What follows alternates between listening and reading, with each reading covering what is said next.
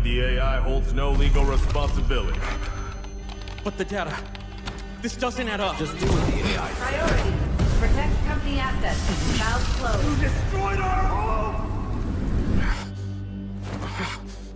That dream again. Gabriel Mercier, codename N2, role, engineer.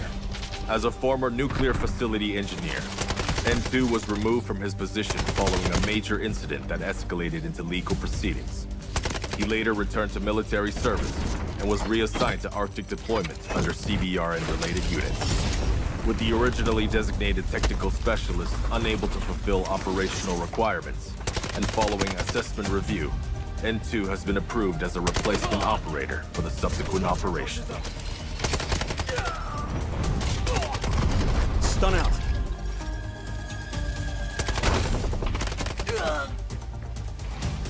Throwing stun. Stun hit.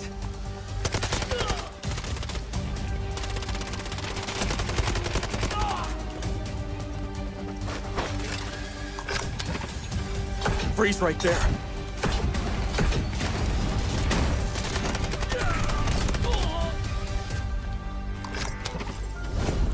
It's getting cold. N2 is equipped with a modified grenade launcher, capable of firing up to 6 LN2 grenades. Upon impact, each round detonates and releases a burst of cryogenic gas, dealing area damage and significantly impairing enemy mobility. Sustained hits can fully immobilize targets through extreme low-temperature exposure. Stun hit! Cold. I can go colder.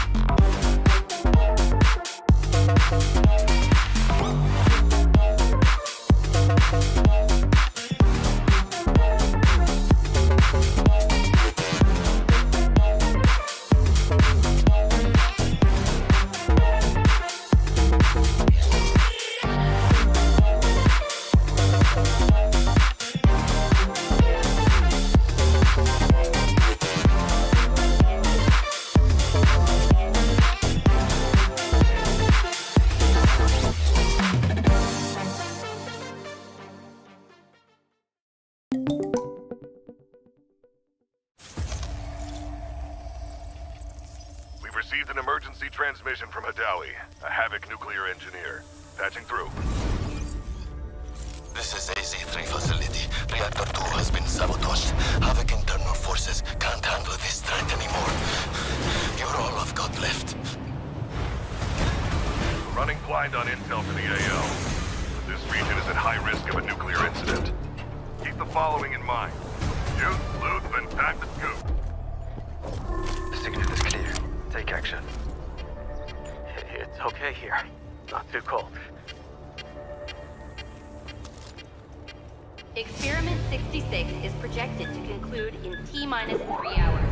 All units submit safety risk assessments on schedule. I've got a reading. No hazmat suits? Raise them! Let's make it quick. Enjoy the bomb!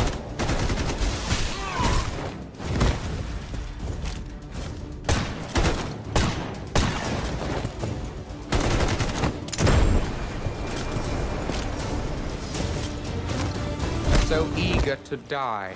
Excellent. I don't know what's happening, but reactor output is still climbing. And security thinks I'm behind this. They're coming for me.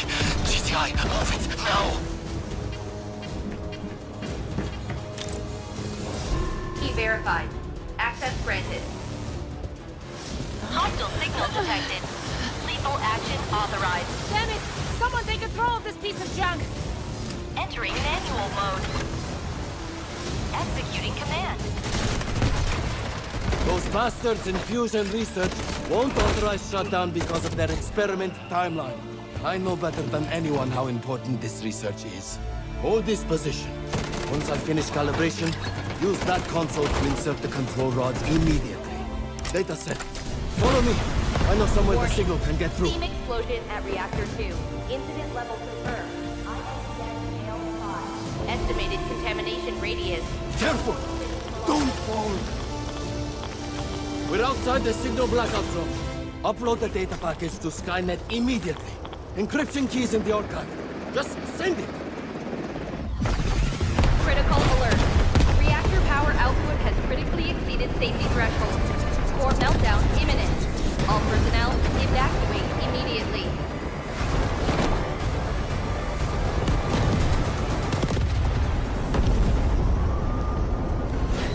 Priority alert. Hydrogen explosion at reactor 2. Incident level confirmed. INDS scale 7. Major accident. All personnel evacuate beyond contamination zone immediately. Estimated spread radius 3.7 kilometers. Correction, 9.2 kilometers. Correction, 24.9 kilometers. Correction, 45.3 kilometers. Correction, 79.8 kilometers.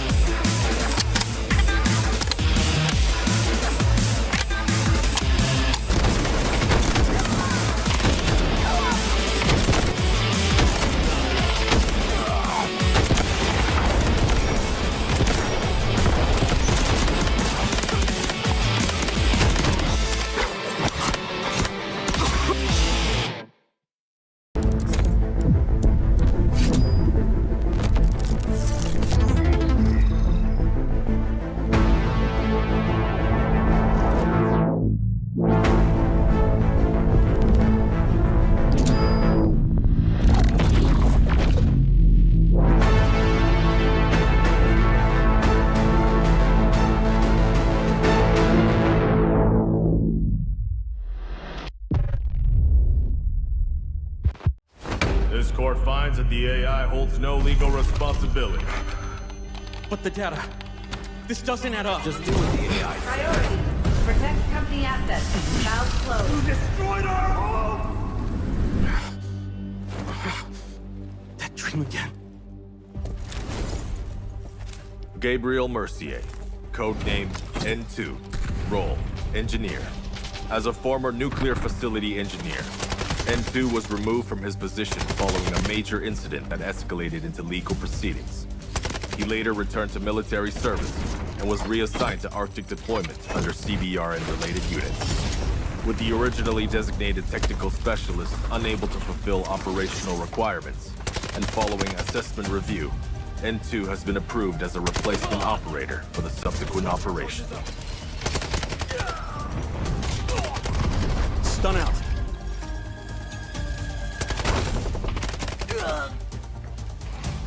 Throwing stun. Stun hit.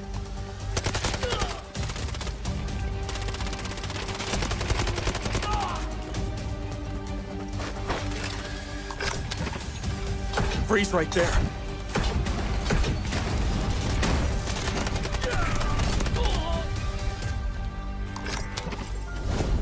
It's getting cold. N2 is equipped with a modified grenade launcher, capable of firing up to 6 LN2 grenades. Upon impact, each round detonates and releases a burst of cryogenic gas, dealing area damage and significantly impairing enemy mobility. Sustained hits can fully immobilize targets through extreme low temperature exposure.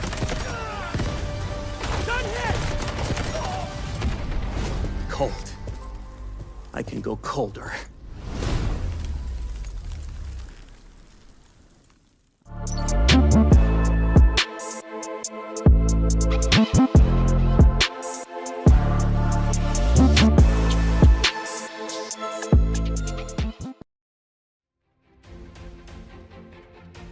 Ladies and gentlemen, good afternoon and welcome to Delta Force National Championship Southeast Asia Season 3. Man of Bang Liga, and I've got my man Olu with me. Olu, how you feeling, bro? Yes. Today is the day. It is very good, actually. I'm feeling very excited for today's operation match, especially it's because it's mobile, even though I don't play mobile, but I'm really sure the players here are very talented, especially some of them just came out of Warfare Championships just a few weeks ago, and they are starting off fresh for the operations for today, and I think it's going to be a blast of a day. Yeah, I'm curious about the performance today because some players is from Warfare, from Warfare. They migration to Operation, so I think it's going to be really interesting to see. But today we were going to week 2, but maybe some of you may be kind of confused about week 2. Where the week 1?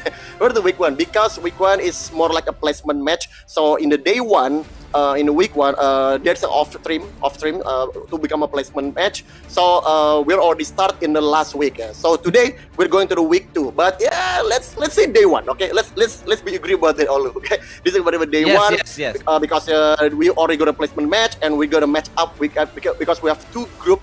Today we're gonna be live streaming all. Yes, that is correct. This is going to be the week 2 of the match day, actually.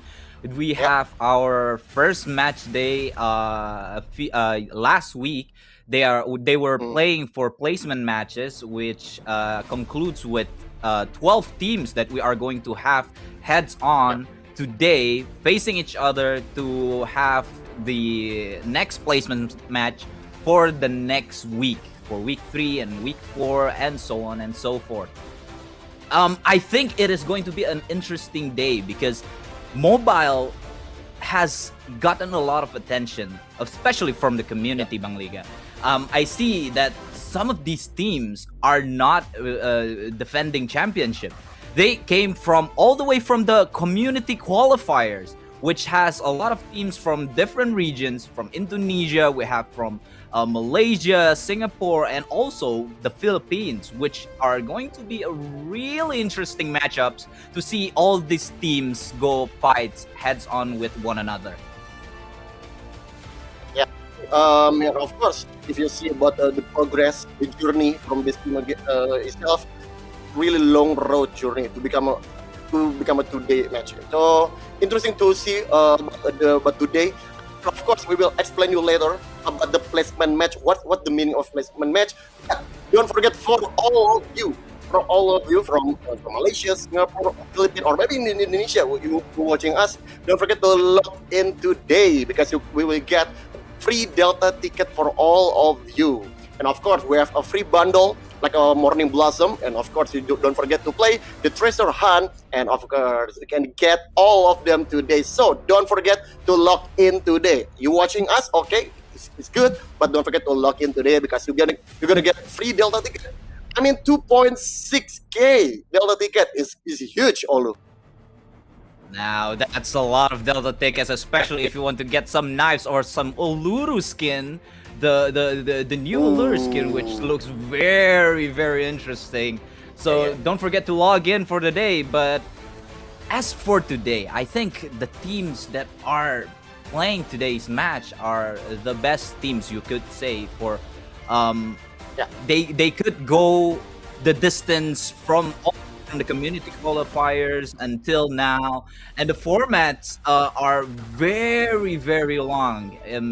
We're going to see the format in a bit, but there are a lot of teams that have participated before on the qualifiers. Until now, we are left with the last 12 reigning team, which are going to be the best of the best. Yes. Okay. But first of all, we're gonna explain to all of you about the roadmap allocation itself. So in the DFNC Season 3 Southeast Asia Operation EC, we have long journey starting with the Southeast Asia Partnership plus Southeast Asia Open Qualifier. So from Indonesia, Singapore, Malaysia, and Philippines. Total is 12 slots will be played for the Southeast Asia Season 3, and 3 slots will be straight to the Pan Pacific Operation Cup Season 2, and the other slot is from the Last Chance Qualifier. So yeah, you know, 3 teams already made it through to the POC Season 2, and then the next 9 slot and the other from the Open Qualifier will be played again in the Last Chance Qualifier. And this is prize pool distribution for the tournament. The first place is gonna be $1,000. Wow, it's really good. It's a good money, you know. I mean, $1,000. It's really good money. In this moment, it's good money. It's really, really prestige to compete against. It's good to upgrade some of your PCs and your phones, especially when you see these types of money. You know, it's a lot for the players. You know, to share on 3 to 5 players, $1,000 for the first place is really, really spicy for a lot of these teams, actually. And as we see today, for the mobile scenes, we are going to have Underdog FPS, MNA EWG, EWG, DK, Onyx, Original Gangsters, FOC Osiris, Phantom Legion 1, 5-Man Hopeless, Team Plenger, Navi Nation by G2C, 3 Angry Men, and FOC Amunra. And for me, I would really watch out for some of these teams' names because they are very, very scary, especially with Onyx, Team Plenger, and of course 5-Man Hopeless. And these are going to be our Group A and Group B for today.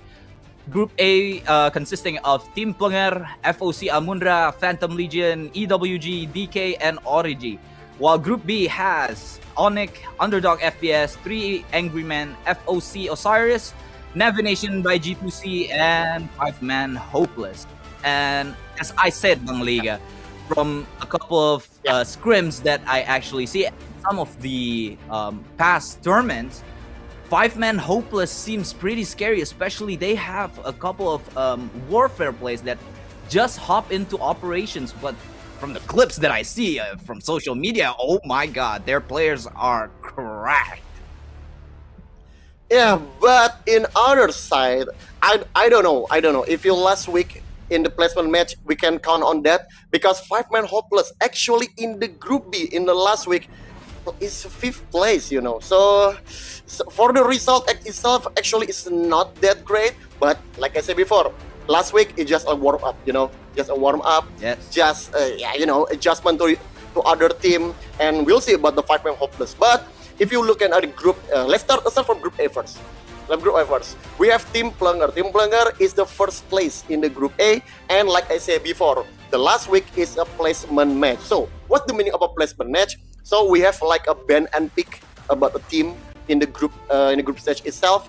So Team Plunger, because they become the first place in the Group A, they have a privilege to pick their team, their opponent, and ban their opponent. So they don't want to against who. We will see about that. So I will explain now, because Team Plunger in the first place, they decide to pick Phantom Legion. Phantom Legion is a 5th place in the Group A. So they pick them. So they make sure that, okay, I think we can comfort against Phantom Legion. So let's bring him back again in our group.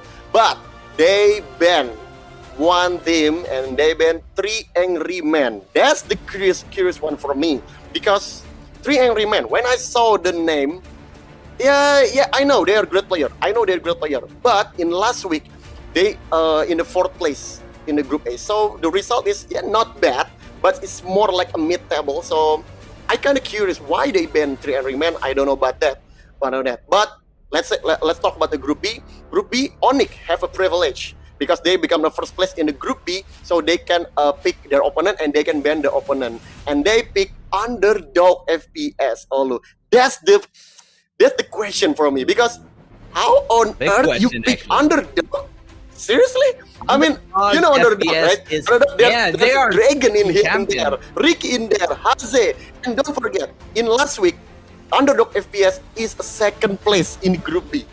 And Onyx decided to pick them again. So I kind of confused, I mean, like, okay, Onyx won some challenge, I think, Yeah, I think they want some challenges going on their group, especially picking Underdog FPS as the previous champions. By the way, we are talking about Dragon, which is one of the top players on the last tournament. They picked them, not EWG, not Original Gangsters. They ban FOC Anmura. They must be really scared upon FOC Anmura, because they banned them, but they aren't scared for Underdog FPS. They picked them, which means they really want to challenge. They really want to set the tone of the group and show who's really the boss. Or maybe they want to send them home early. Maybe they're going to lock them in the game. And whenever they see maybe a Dragon in the scoreboard, or they see them in the while they're playing, they say, hey, this is Dragon. Let's just kill them. Let's wipe them off the map. Maybe that's the strat. We never know about these teams. They have their own strats. They have prepared a lot of possibilities going on into the match. They want Team A to play with them. They want Team B to not play with them. They want they are going to say that maybe FOC Osiris and FOC Anmura are 2 separately different, have different players that they don't want to play against or want to play against. Maybe it fits their own strategy while playing in these groups. So it's going to be very interesting to see whether or not Onyx could even survive in this particular group. But again, we have some other strong teams. We are talking about Destin Kings, Original Gangsters. These players have went through all of the community qualifiers. Everybody has the same chance, has their own strategy. Maybe they will go in very late into the Mando break rounds in order to actually prevail on seizing that Mando break as the last team alive. Or maybe they just could, nobody even in the lobby would even contest the Mando break itself. So every team has their own taste, Every team has their own play style. So this is going to be the last 12 teams who are going to compete in this national championship, which are going to be the pinnacle of their gameplay. Yeah, interesting to watch, I mean, I have my own theory, actually, Olu. Why Onyx pick Underdog? I think they need some team to make like a destroyer, like a predator, looking for a kill, looking for more elimination point. So I think Onyx want to play. Yes, we play chill. We just being chill, looking for Mando brick round, take a 2 Mando brick, and that's it. Just let Underdog kill everybody else. would just focus for the manner break. So I think that's my own theory. I don't know if I'm right or not. That's my theory only. But we'll see about that because now we're going to game number 1 in Zero Dam. Of course, this is more like an eco round for Group A, and we will see. Is there a team maybe want many kills, or maybe there's some team they're just just for extract, because we found so many teams. Don't forget, many teams decided to okay, at least we don't drop our weapon. This our gear is still in touch with us. Just extract and move on to the next round. But how about you, Olu? Yeah, I think a lot of teams are going to be very, especially in the eco round, they are going to play it a little bit more safe, as we see Team OG here and also FOC are going to be on the tier 1 spawns. But most of the time we'll see these tier 1 spawns actually play it pretty much very safe. It's an eco round. You want to get the loot as much as you can. You want to go and find all the loots for the next round to ensure more assets will be claimed and more points. And don't forget the 2 million alloy points. Every team that could actually take on 2 million, as we see Team DK here already have 2.5 million on their bank account. They are going to have 1+ point to their total squad points, which is a really good asset to go on to the next game, especially on the Brakkesh side and Space City. Yeah. And I think from the operator standpoint, we see a lot of Noxes being thrown away on the game 1. We have seen a lot of the meta shifted. People are actually going to spend their Nox here on the first map on Zero Dam, because I think the Nox utility just works so well, and also the Raptors. Raptors are very often to see in Zero Dam because it gives a lot of utility, a lot of recon utilities for finding whether or not somebody actually stepped into the admin area, or some people actually play safe over in the cement or over in the major area. So we're going to see a lot more passive gameplay for these eco rounds, I think. Yeah. I think you see, I think about, if you're talking about the round 1, like I said before, it's more like an eco round, because many teams, like they just want to looting. They just want to upgrade their value, looking for asset. They try. I don't necessarily say they avoid team fight, but I'm saying that they just want to play safe. At least if they didn't get any single kill, at least they can extract. I think that's the point. So I think that's why many teams in round 1 is not move any round. So I think they just stay in their position. But look at the drops itself. I think team like Original Gangster, I think they're in the tier 1 spawn. Same goes like FOC and Mura, so they have like a privilege. They can loot at the administrative area. But look at the outside. There's Team Plunger. So I think Team Plunger is gonna be aggressive. I believe they're gonna be aggressive, because look at the profits. They're so low. So I think I can guarantee you, Olu, Team Plunger is gonna be looking for a kill, looking for elimination, because if you get a kill, you get point. So yeah, that's why you need to make sure if you didn't get any looting, you just go for kill, and there you go. Team Plunger start to making some attack, and another side we will see, because in other side we have team from Eastern Wolf Gang, ABC. Just stay behind against Team Phantom Legion. Looking for a momentum. Nomi try to pick against Moon. Moon itself is just play safe. Both of them don't want to move forward. They just want to stay in their position. Just looking for some one knock maybe. If one player is knocked down, and I think the other will be going and takes the kill. So I think that's why both of them just stay for this moment. And look at that, Nomi still be patient. Just try to jiggle pick the Moon, but Spray's not up there. Still survive. And of course, if you look at the position, I think from the EWG or Eastern Wolf Gang, I think they have advantage because they have a higher ground. But in other side, I think team like a Phantom Legion, they just say, okay, we have disadvantage from the territorial, but they just stay behind there and okay, let's see which one will be more patient between these two teams because in 10 seconds and first airdrop is incoming and I think it's gonna be interesting because I don't see any team ready for airdrop, Lu.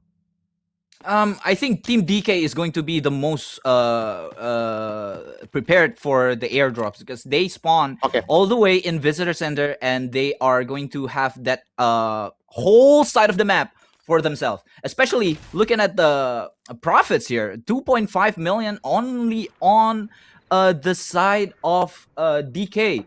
After they get another gold bar from FOC, they get another gold bar here. But Team DK, 3.2 million in profits. They have a lot of assets they are going to have for the next round because they are going to go and actually loot up the whole map because we see Team Phantom Legion and also Team OG going underground on the basement area. And nobody is going to contest them.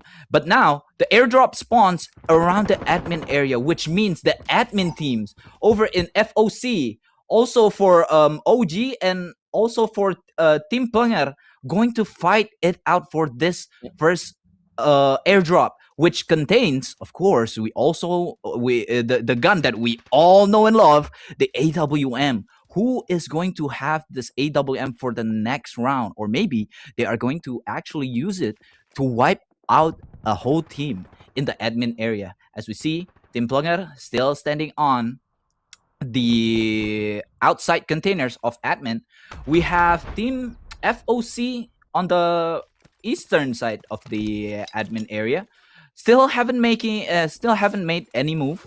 They are going to assess the situations. They had a little bit of a gunfight with Team Plunger just about a couple of minutes ago, but they are going to play it safe as the second airdrop is going to actually drop all the way to the southern side of the map because the first airdrop is going to spawn in admin. Maybe the second airdrop is going to spawn all the way on the southern map, which Team DK has already gathered 5.7 million for their next on their bank asset, which is really, really good for the next maps that they're going to do. I think Team DK is going to send out at least a player with all the loots going out of the map early so they can ensure that they are going to have more assets going on to Brakkesh and also Thai Prison in the next two rounds, which is going to be a really good investment, especially, when you play in Zero Dam. It's the first match,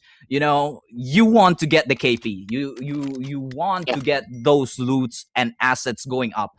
And as we see FOC still currently doing and not practically going to be very aggressive towards the other team on the admin area. Team Plunger is also going to still not really wanting to go aggressive towards the team inside of admin because they know if they go aggressive, they are going to be in the disadvantage because the airdrop is actually in front of them outside of the admin area. FOC, OG are inside. They have to go out. As we see here, Team Plunger has a little bit of gunfights. Still just a tiny bit of exchanges, not really a big exchange, as we see EWG and also Phantom Legion are still in the basement, while DK, as I said just earlier, they are going to have that second airdrop to their hands, Bang Lega. Yeah, I think Team Plunger is not in good position. They pinch from every other side, especially like a team like OG. OG in decent position for me. They just pick. They just stay in their position. They know Team Plunger in there. They know Team Plunger want to take the airdrop. So I think that's why Team OG, like I said, we have 1 million profits. Yeah, it's not that great, but it's fine. It's better than nothing. And Team Plunger other side, they take a risk. They play in the cargo and they want to play aggressive, moving to the admin. But the problem is airdrop landing in that position, and that position Team Plenger now becoming really worse position because now they be picked from the two teams. Don't forget, two teams already looking for the airdrop, and DK, like you say, already activate the second airdrop, and now DK become more rich. 6.3 million profits. Wow, I think they just need to extract, you know. They just need to extract, or at least doing some gatekeeping, doing protect the extract. So if there's some team going to extract, they just eliminate them, they just pinch them, they just backstabbing them. So I think DK now is a really favorable position in this round, in this game. So yeah, we'll say about that. But look at the OG itself. OG still stay in the admin. Still stay in the west admin. In other side, we'll see that Team DK. Wow, look at that. There's so much resource they get it. Wow, 3.4, and they get a car. Don't forget, they have a false storage, 2.1 million asset they get. So yeah, of course, DK, like I said before, they have many options right now. They can go for another kill. They can go for elimination. So their point is gonna be huge in the game one, or they just want to play safe. Okay, just go for extract, because I think this profit is more than enough for them. At least they're saving much money for the next round. So yeah, we'll see about DK. So what decision will they make? We will see about that. But look at that. I think Team Plenger finally get the airdrop. So I think that's a really good point. I don't understand OG. I think OG is kind of, you know, didn't be patient, because they think like, wow, Team Plenger, they didn't come out at all. So, okay, how about we go looking for another looting, and at the worst timing, Team Plenger gets the item. So I think it's good. It's good they activate it. They get some 50 caliber. So I think it's good. But still, Team Plenger is not in a good position. They just stuck in the cargo. They just pick at in the second floor in the admin, just looking for the kill, looking for a momentum. But yeah, like I said before, game one, all of them doesn't want to make an extra move. They just want to play safe. They just want to make sure they can bring their weapon home for the next game. So yeah, let's see. In another minute, nothing has happened. But look at that. Now we'll see from the Phantom Legion. They play with it underground, try to sneak around, and in the admin, using a silver wing for the recon. And I think they're gonna not meet anyone, because like I said before, every team in this game is playing really passive. They just want to play safe, just make sure they don't get killed. So I think that's why Phantom Legend still doesn't get any information, and Team OG still stay in the same position. Like, I don't understand. I think it's already like 5-10 minutes they're there, because don't forget, OG gets a tier 1 spawn. And of course, their spawn just close to the admin.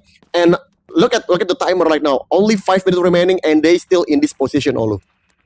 Yes, I mean, OG is going to be really, really looking for that admin area supremacy. They think that other teams are going to fight inside of the admin. But as we see right now, EW has found the first gunfight. Here, ABC NYZ have found FOC Azra on the top of the parking lot. He is trying to go and try to get the kill. And here we go.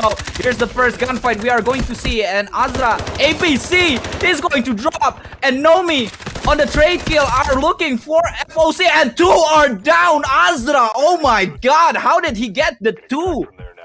From the EWG. EWG gets wiped off the lobby. All of a sudden, with 93k on their bank. They haven't done a single thing, but now they are out of the lobby. And FOC reigns supreme on the parking lot. Oh my god, what happened?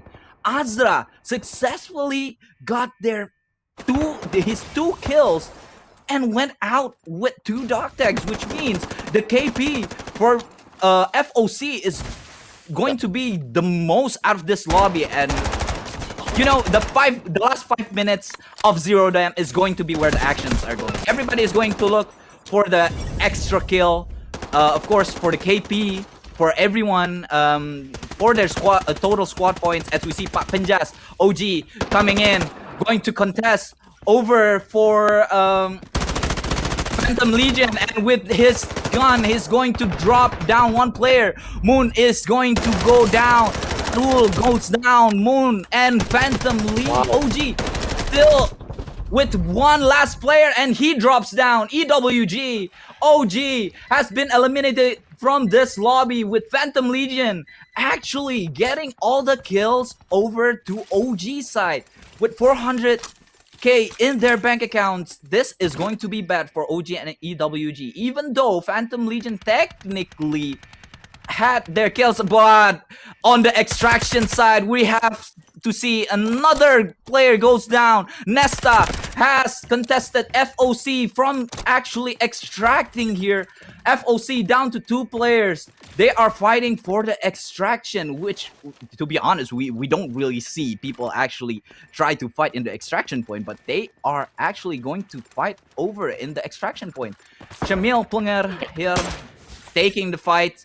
As we see, the M82 actually drops down from the airdrops being used actually. Now, I think personally, if you use the red sniper rifles, especially for the ammo that they have for the first round, I think it's quite a bit of a waste. As we see, FOC have 1 minute and 30 seconds to extract, and they are just going to defend. Even though they have one player down, I don't think it is less likely for them to actually be able to pick him back up. As we see, Phantom Legion actually tried to contest over to Team Plunger on the backside, but they get caught. One player down from Phantom Legion. Nesta Plunger holding a really good position to actually defend their own spot, and now Phantom Legion trying to go in as well to the extraction point. But what is this fight? It is really rare to actually see people fighting for the extraction point. Usually they just want to get the KPs, but they are fighting for extract, Bang Liga. Yeah, of course, because this is their last chance to get extract. You know, look at the timer. Only 1 minute remaining with the 40 seconds from the elevator extract. So we will see which team gonna be extract in this moment. 3 teams fighting for the extract, and we will see Arrow from the behind from that team Phantom Legion looking for the backstabbing against Team Plunger. But now the FOC trying to kill the keys. 1 player down, 3 kill streak for FOC. Just want to protect this extract in the 15 seconds remaining. Plunger want to forward moving extract, but FOC gets down. Pras is down. Sharing into the fight, but Pras takes a kill. But Azra, what another kill! My God, the FOC is gonna be extract, but DK extract too. And now Phantom Legion, Arul become the last man standing with a 36 seconds. He only can get saving their item to the safe box. But overall, what a play is that from FOC. I mean, okay, DK, yeah, they play like their own. They extract in their own. But look at the 3 teams from FOC, Team Plunger, and Phantom Legion. They fight really well. But FOC, you got to put some respect on this team. They defend their extract really well. Of course, I know, yes, 2 players down, but at least 1 player still survive, and they get some, you can save some weapon, and of course, timer is done, and it's done for the game number 1. What an ending in game number 1. 3 teams looking for extract, and that's what we want, because all of them play really defensive. They play really passive in the game 1, so when the time is come, yeah, that's what happened. All of them, both of them meet each other in the extract, and they play in there.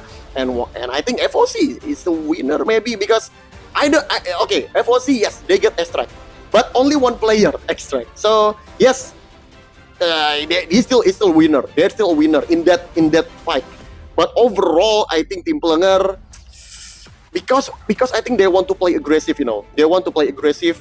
So that's why they take a risk. They didn't loot anything. They just waiting in the airdrop, waiting in the cargo, looking for the gatekeeping, just guard the extract, but it's not work at all in game number 1. So I think that's kind of shame for Team Plunger. But FOC, yeah, you got to respect, bro.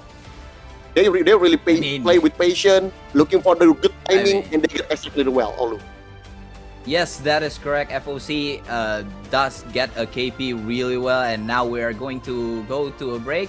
Just in a little bit, we'll get into the next game in just a bit. So see you guys in the next game. I see FOC is really crazy, bro.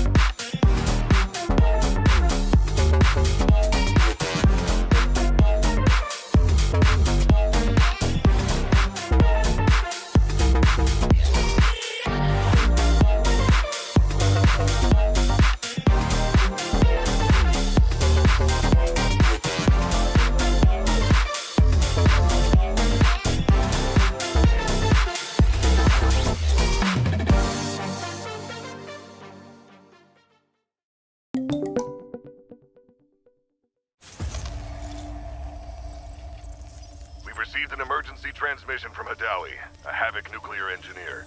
Patching through. This is AC-3 facility. Reactor 2 has been sabotaged.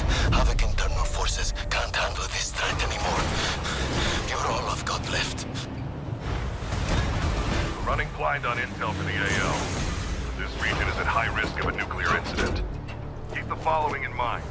Shoot, loot, then pack the scoop. The signal is clear. Take action. It's okay here. Not too cold. Experiment 66 is projected to conclude in T-minus 3 hours. All units submit safety risk assessments on schedule. I've got a reading. No hazmat suits? Raise them! Let's make it quick. Enjoy the bomb!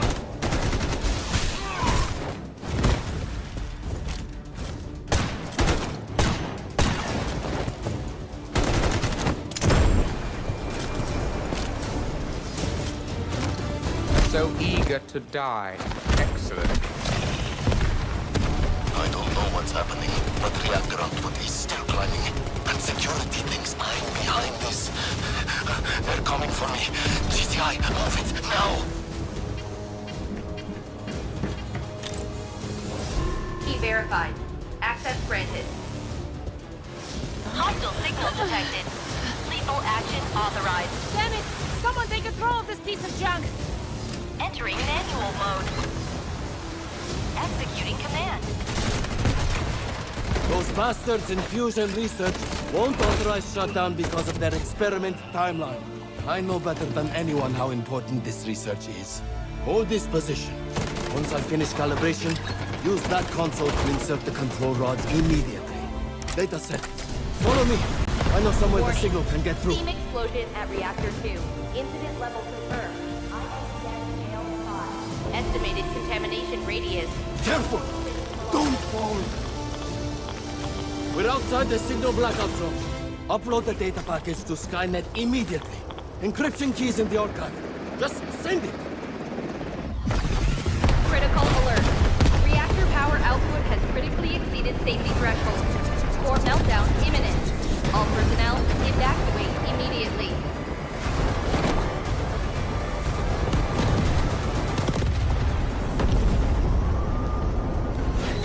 Priority alert. Hydrogen explosion at reactor 2. Incident level confirmed. INTS scale 7. Major accident. All personnel evacuate beyond contamination zone immediately. Estimated spread radius 3.7 kilometers. Correction, 9.2 kilometers. Correction, 24.9 kilometers. Correction, 45.3 kilometers. Correction, 79.8 kilometers.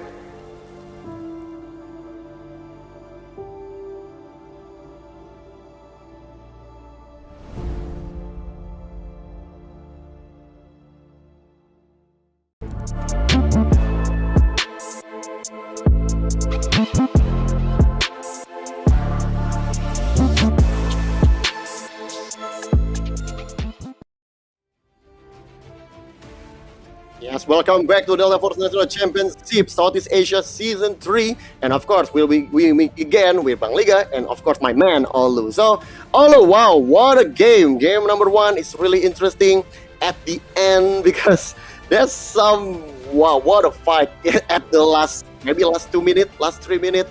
I think, wow, that's really, really interesting to watch. But we will see about the game number 2 itself at the Brakkesh, Olu. Yep, that is correct. The last fight of the Zero Dam map is going to be the hottest one in the group.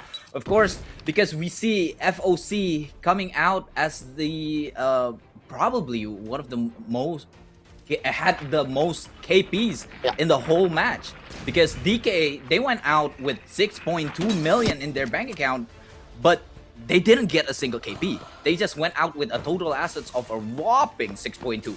But they didn't get a single KP. Again, the KPs that being actually gained by the players are coming out of FOC, if I could be honest. Because FOC and Azra, oh my god, look at this fight right here. On the first fight that he knocked 2 while having 1/4 of his HP. I mean, what a player and a showing coming out of Azra.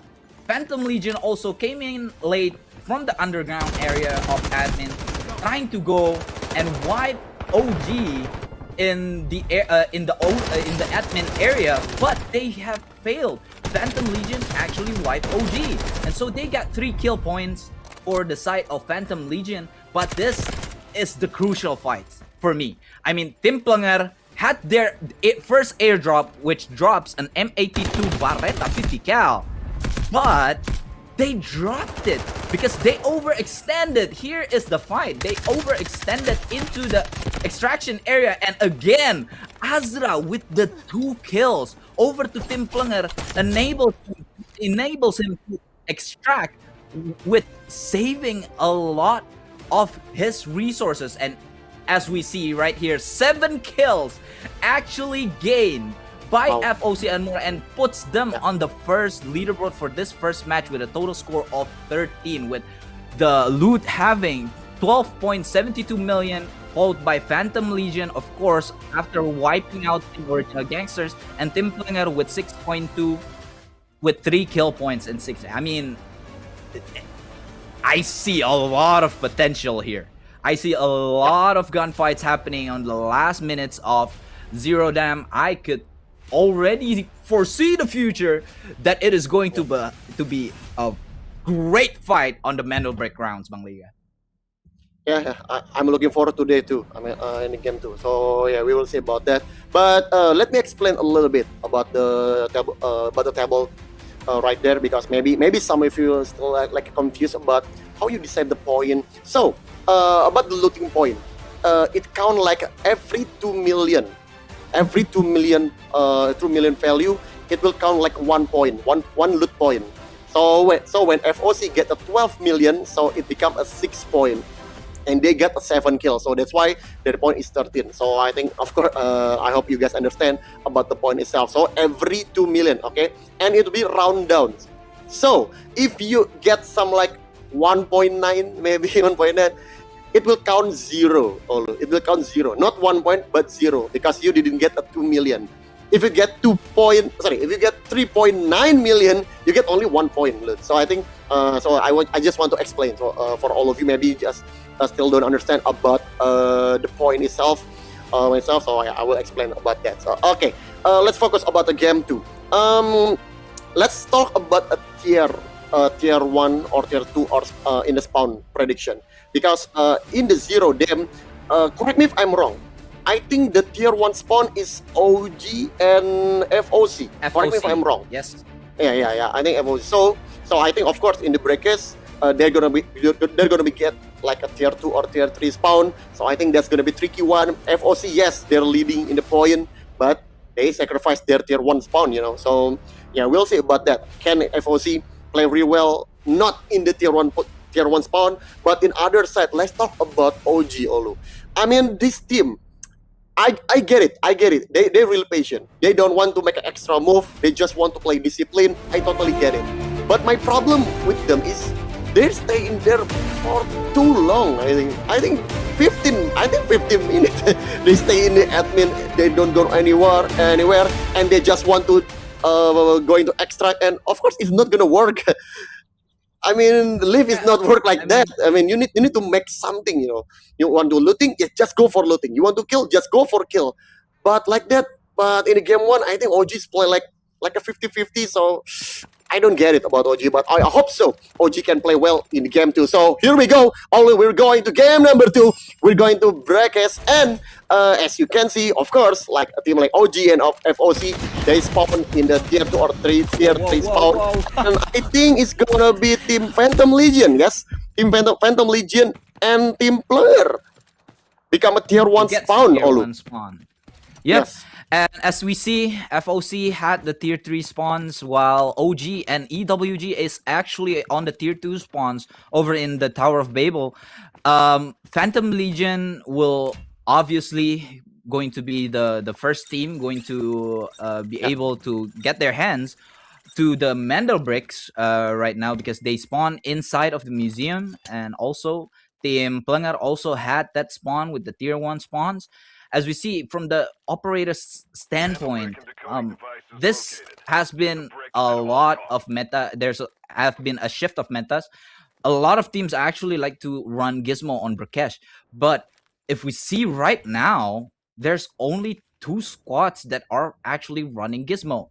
So I think it's going to be very interesting to see this 2 Gizmo, whether or not from the side of Team Phantom Legion and also Team EWG going to be able to contest the Mandel bricks using this too. But as we see right now, Team EWG and Team OG has a little bit of a standoff. It's not quite major. Both of them have their Morses inside of Tower of Babel. They are trying to find each other, trying to assess the situations. Nobody is making any sound. So I think they both know they are going to fight.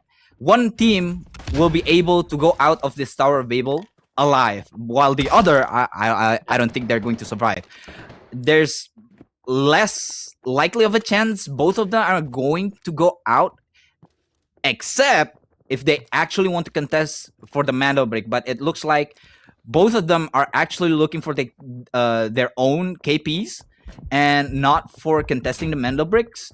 As we see right now, both of them are still holding their positions. One's in the middle side of Tower of Babel. I don't think they're going to go anywhere out of the Tower of Babel until they wipe one of the squads inside the tower. But Team Plenger and FOC, while the other teams are going to try to contest the Mandel brick spawn on the side of the museum, of course. As we see, Asphyxia still holding on to his knife, trying to walk down the tower, finding any signs of life from Team EWG, as they are going to try and actually control the upper side. And as we see, Phantom Legion, nobody has taken the Mandel brick yet. Interesting. FOC, Team Plenger, and also Phantom Legion are still in the middle of the map, not actually trying to decode the Mandel brick yet. Airdrop is going down in 1 minute and 30 seconds. Phantom Legion has their advantage inside of the museum already.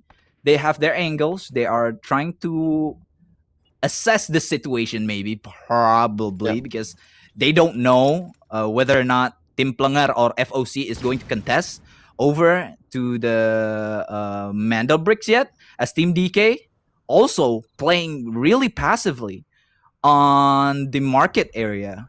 And we see Team Plenger has their own side of the museum, but they don't know whether or not anyone is actually going to take the Mandel bricks. They're playing really passively right now in both teams. I know. I think I think that's because the previous game, because in the previous game, so many teams down. I think only DK gets a full squad return safely, and of course FOC with just one player. So if you're talking about like from the economical perspective, I think the other 5 is not that great in the game number 1. So I think that's why in game 2 they just want to play safe. They want to make sure they don't make an extra move again. They don't want to make a mistake, because if they get eliminated again in this game, I don't think so, bro. I think if you're talking about the tight prison in the game 3, oh, it's gonna be really poor, and I think we're gonna see like a baseball hat maybe in the next game. So of course they don't want to do that, okay? Of course they don't want that happen, So I think that's why many teams play really passive.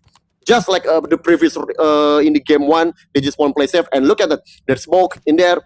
And the opportunity for FOC to take the airdrop. So FOC now in the really, really good position. They get the airdrop, and I think that's really good enough for them. They get a total of 15 score right now. So yeah, for the first 2 games, I think FOC play really well, but it's still way too early to judge them. We will see about that in the later. But let's see about the other team. FOC, like I said before, FOC not in the tier 1 spawn, but somehow they get in here. So I think it's really good, good position for FOC, because they don't get a tier 1 spawn, but somehow they can play safe. They're in a good position, and they're just play patient, looking for other team. Just game same strategy like a game number 1. They just stay in the parking and waiting for some team just move around, and they just getting killed quick. And I think that's why FOC's play really good in this game, in this match actually. But let's talk about the mental break. I think, like I said before, many teams play really passively in the mental break, and they don't want to make an extra move. And look at that, some crawler nests, because of course, if you play Gizmo, I think that's a really advantage for you to stay in the museum. Just put some ability, put some crawler nest, put your spider, maybe put your team in the spray. Good, what a spray from Kiss! Nesta is down, but look at that. Our team Phantom Legion gonna be straightforward against them, and look at that. He say that, let's go guys, we get one player. Don't give it one to spray from Kiss, and gets another kill. Sammy's backstab is real. Chase down, and Team Banger become the first team getting eliminated in game 2. What's happened with this team? Last week, they are the first place, Olo. They in the first place in the last week, but this week, in first 2 games, wow, they getting out so easy. Wow, what a play for Phantom Legion, and what a spray from Phantom Legion. And wow, and for of course, Kiss is a player of the match for me in that moment, because he get the headshot and he got the shot call he called to the teammate, like said, okay, guys, let's go, just kill them. We need a kill point. If we didn't get mental break, at least we get kill point, and they got it right now. Now look at that, Phantom Legion get a 12 score. 3 fresh point for them, so I think that's going to be good. But in the mental break itself, I think there's Team DK who like sneaking around inside the mental break, looking for the chance to decode the mental break, to take the mental break. But like I said before, Phantom Legion play with patience, play with a discipline. Just don't move around, just move unnecessary. Just stay in their position, just looking for a peek, but it's really close. Moon, try to proning, try to take a slower step. Just looking for the other kill. And of course, they know, oh, there's a laser sight. Of course, that's the information. They know Team DK in there. And we will see Moon try to get another kill. But don't forget, don't get too greedy, guys. Because if they're taken down in this situation, DK is gonna be free to decoding the mental break, Olu. Yep, that is correct. DK make their way onto the balcony on the side of the museum. While Phantom Legion was actually, and whoa, we see QWERTY actually takes down Moon V7 on the other side of museum, and they get the full kill. And now Team Phantom Legion actually goes down into 2 players only. With that, I think honestly, one of the members of Phantom Legion, Moon here, actually overextended a little bit, because if they played safely, that kind of peaks wouldn't happen. And as we see, OG actually drops 2 out of the EWG players on the side of the Tower of Babel. Now they are trying to fight each other on the 2 side of the map, 2 different side of the map, while EWG still trying to fight in the Tower of Babel, but Phantom Legion trying to stand their way. But honestly, what is happening right now? Phantom Legion came out on top. Destin Kings have been wiped out of the lobby all of a sudden with 2 players down, 2v3. They won it.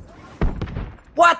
Destin Kings? I think they overextended a little bit too far out. They tried to push inside of one of these rooms without a correct information of the positions of player from Phantom Legion, and now OG also will be able to wipe down EWG on the side of Tower of Babel. So 2 fights going on in the 2 different side of the maps, while FOC, after getting that their own airdrop, actually making their way inside of inside of the museum right now. FOC is going to fight against the Phantom Legion. Now remember, Moon has actually dropped 1, so he won't have that full HP advantage against FOC. And FOC right now has their hands on the M82 sniper rifle, which is going to be a high value gun going on to the next map, and also for this Mendel break round. As we see, Moon trying to find the angle to pick off one of the FOC members in front of him. Frey Ren actually didn't get spotted yet. They're trying to play it passively. They're trying to gather some information using the Silverbird to actually find out whether or not they can push this team. But Phantom Legion has found Free Reign on that side of the museum. Gets thrown by a frag grenade. Gets down to 1 quarter of HP, but now Free Reign actually gets a trade-off, making one of the players from Phantom Legion drop down to half HP, but he already get his HP back all the way to full. So still, the Mendel break hasn't been decoded, by the way. What is happening here? They don't want to decode the Mendel break, but they want to get the kill points. Maybe this is their strat.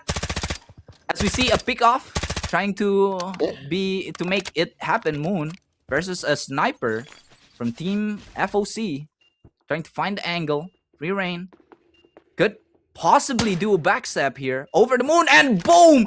Azra with his M82 actually drops down Keeves actually here, and he drops down. 2 players remaining from team Phantom Legion and FOC trying to push their way inside of these rooms, inside of the museum, to actually wipe off Phantom Legion, who already get their hands on 6 kills this map, Bang Liga.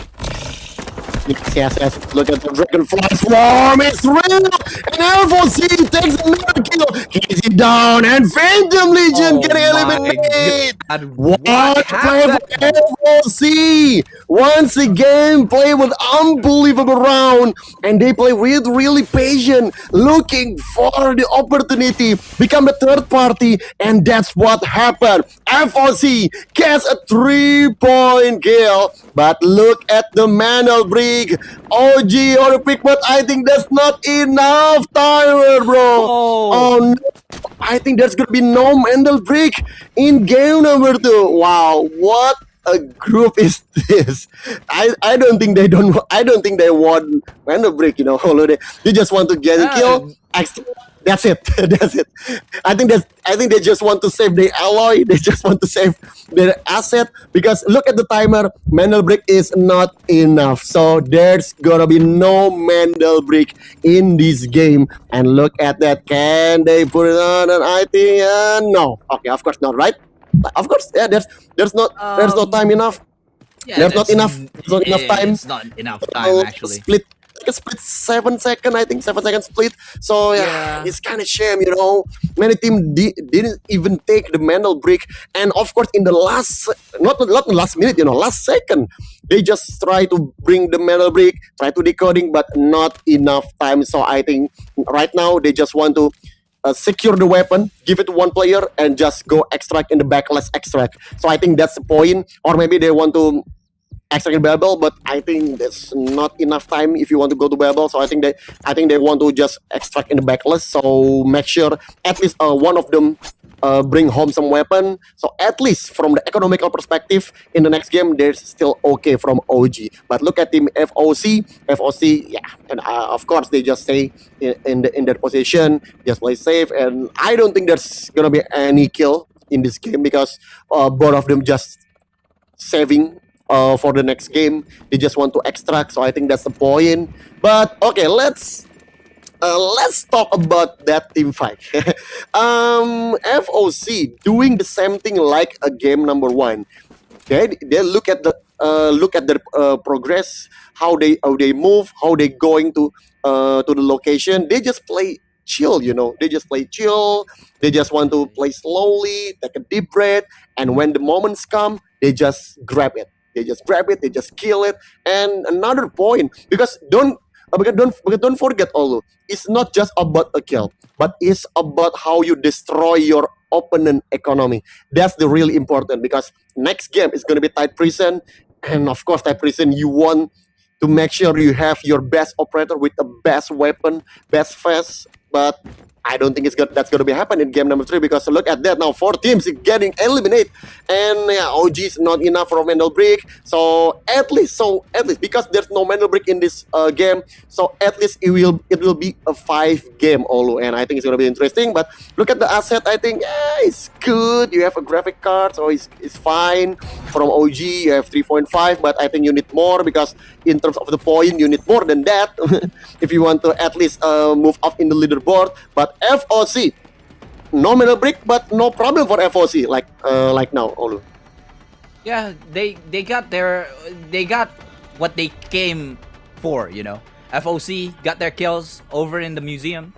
They want to send out at least a couple of teammates to go extract here from free reign, having their own weapons for the next round. Actually, nobody did really decoded the mental break. They tried to get, nobody even tried to go in and take the mental break from the station itself. So maybe this is that kind of lobby that they want to get KPs, but not the mental breaks. They want to play it safe. They want to ensure that they didn't get wiped. But as we see, Team Plunger actually got their tier 1 spawns, but gets wiped first. Yeah. I don't know what happened with Team Plunger. They had the advantage. They got the M82 on the last round, but they got wiped instantly after they got their own positions. So OG, after wiping EWG inside the Tower of Babel, they were looking. They don't know the position of FOC, but they do know that the mental brick itself hasn't been decoded. But I think they just play it too passively. You know, they play it too passive, and so they were complicated in their minds. They don't know this mental break is going to be decoded or not. So they came in really late. But as they went in really late, they missed the timings, so they didn't get the. It was a free mental break. If they just came in a little bit faster than they did in that game, if they came a little bit faster all the way from Tower of Babel, take the mental break, decode it, I think FOC isn't going to contest it, because they were happy enough with their KPs. They do want to get the mental break, but I don't think they would personally contest OG if they decoded it. And FOC also, after wiping out the squad of Team Plunger,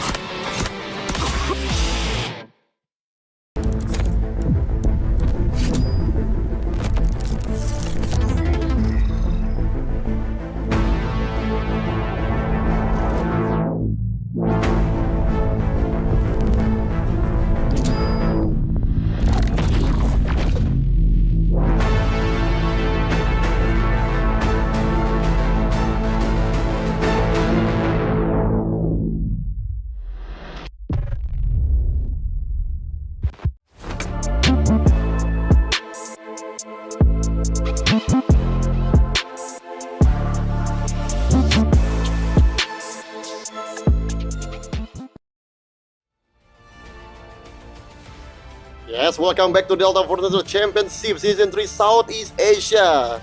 Still with us, Bang Liga and Olu will accompany you in the next game and of course today match, okay? Let's focus on the next game. We're going to Tide Freeze and Olu, but let's explain a little bit about the game number 2, previous game, because look at the team. I don't understand about this group, you know. to be honest with you, I really don't understand because I have so many times casting in the operation and I never saw in the game 2 no manual break. No manual break. No, there's no team get a manual break, and that's why it's gonna be really interesting because it's more like this 6 team is like a similar one, you know, like all of them play really passive. They all just want to be being patient, just waiting for some team just come and then just backstabbing them or maybe just strike them. But my point is, this group is really weird, you know.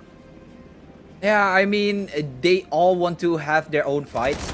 We see Team Plunger having that tier 1 spawns actually drop down to Phantom Legion, and then Phantom Legion actually continue to wipe out another team inside of the museum until FOC that went in from the western side of the map actually came inside of the museum to wipe Phantom Legion inside.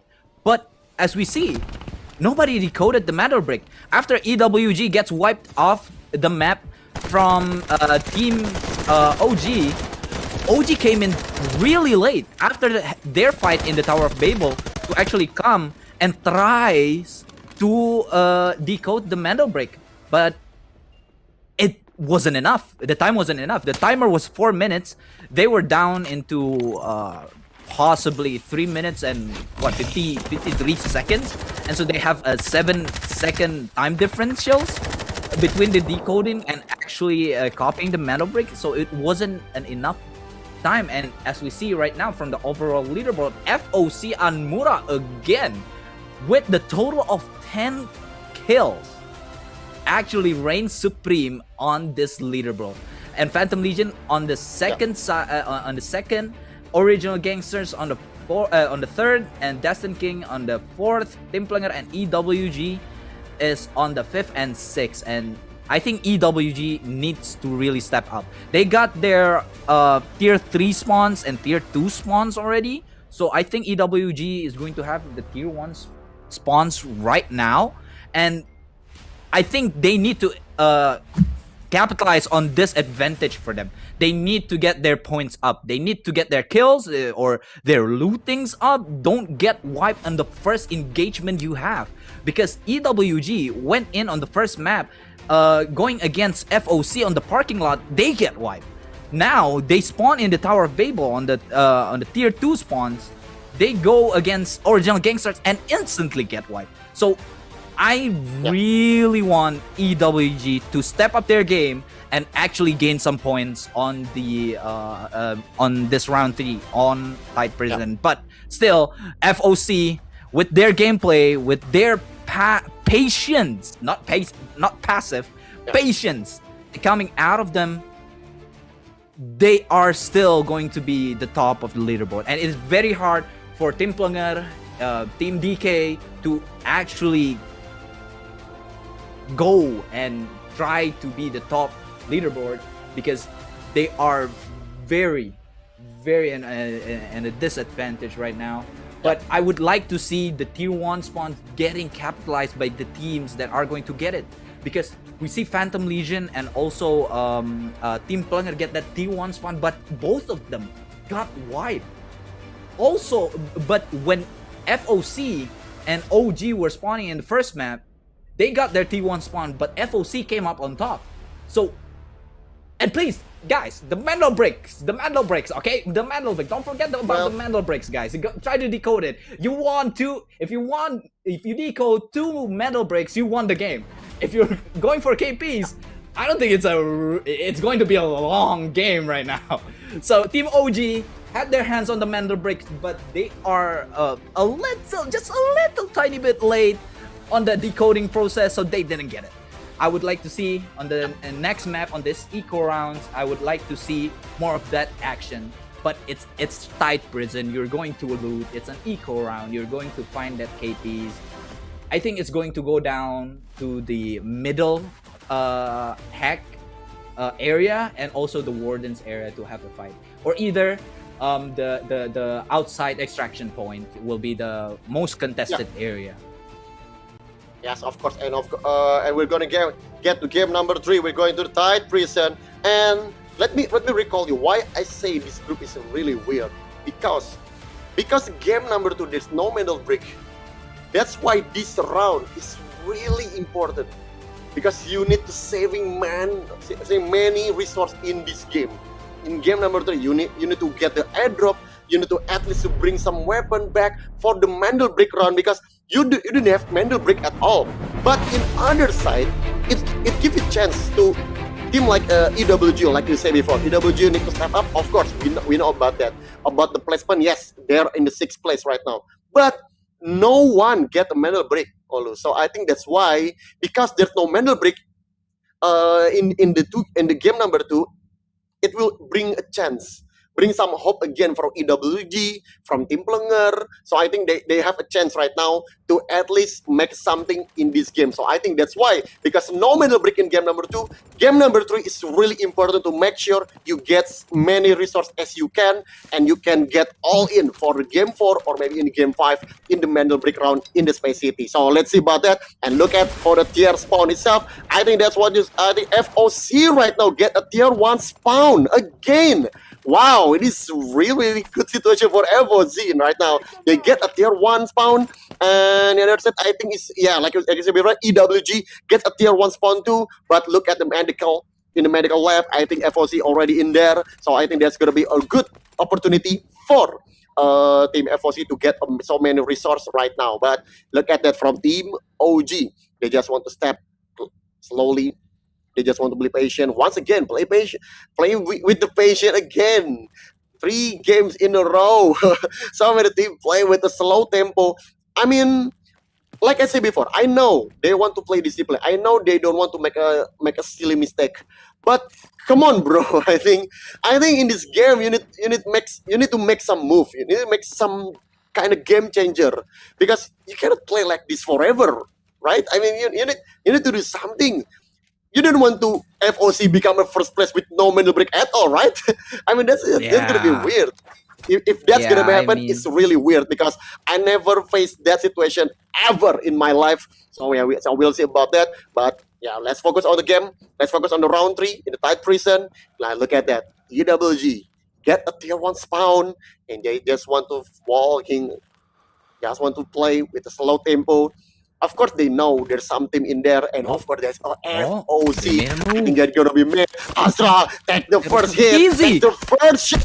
But they must go fall behind, because there's some attack from EWG. And of course, the Team FOC need to start to back up his teammate, because now Team EWG starting to play with tempo. But look at the sonar scanning, coming in the right time, in the right place. So that's why EWG cannot move at all. They're just waiting in their position. But FOC already tried to pre-aim, they try to pre-shot to the EWG to make some threat against them. And Pras already proning under the stair.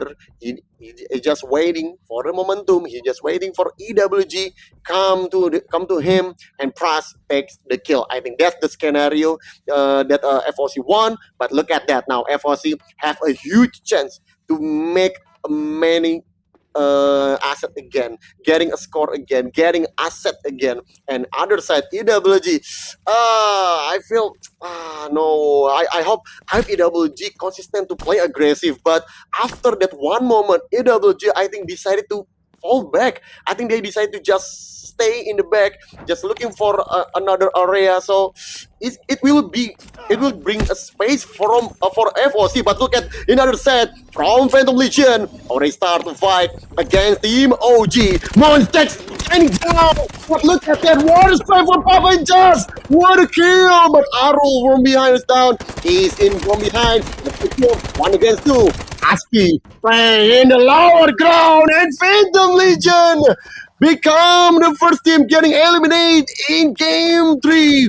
What a play from Team OG. Papa and just Aspi back up really well, but Sol is down. Oh, they get to move around because EWG become a third party, and they want this moment. They want this kill. This is a momentum to getting a kill, and EWG straight forward to the Team OG. OG must fall behind. Must go back.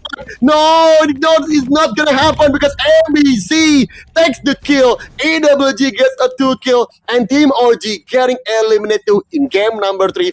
What a moment, and I think this is what I want, Olu. I want some fight, and they give it really, really well.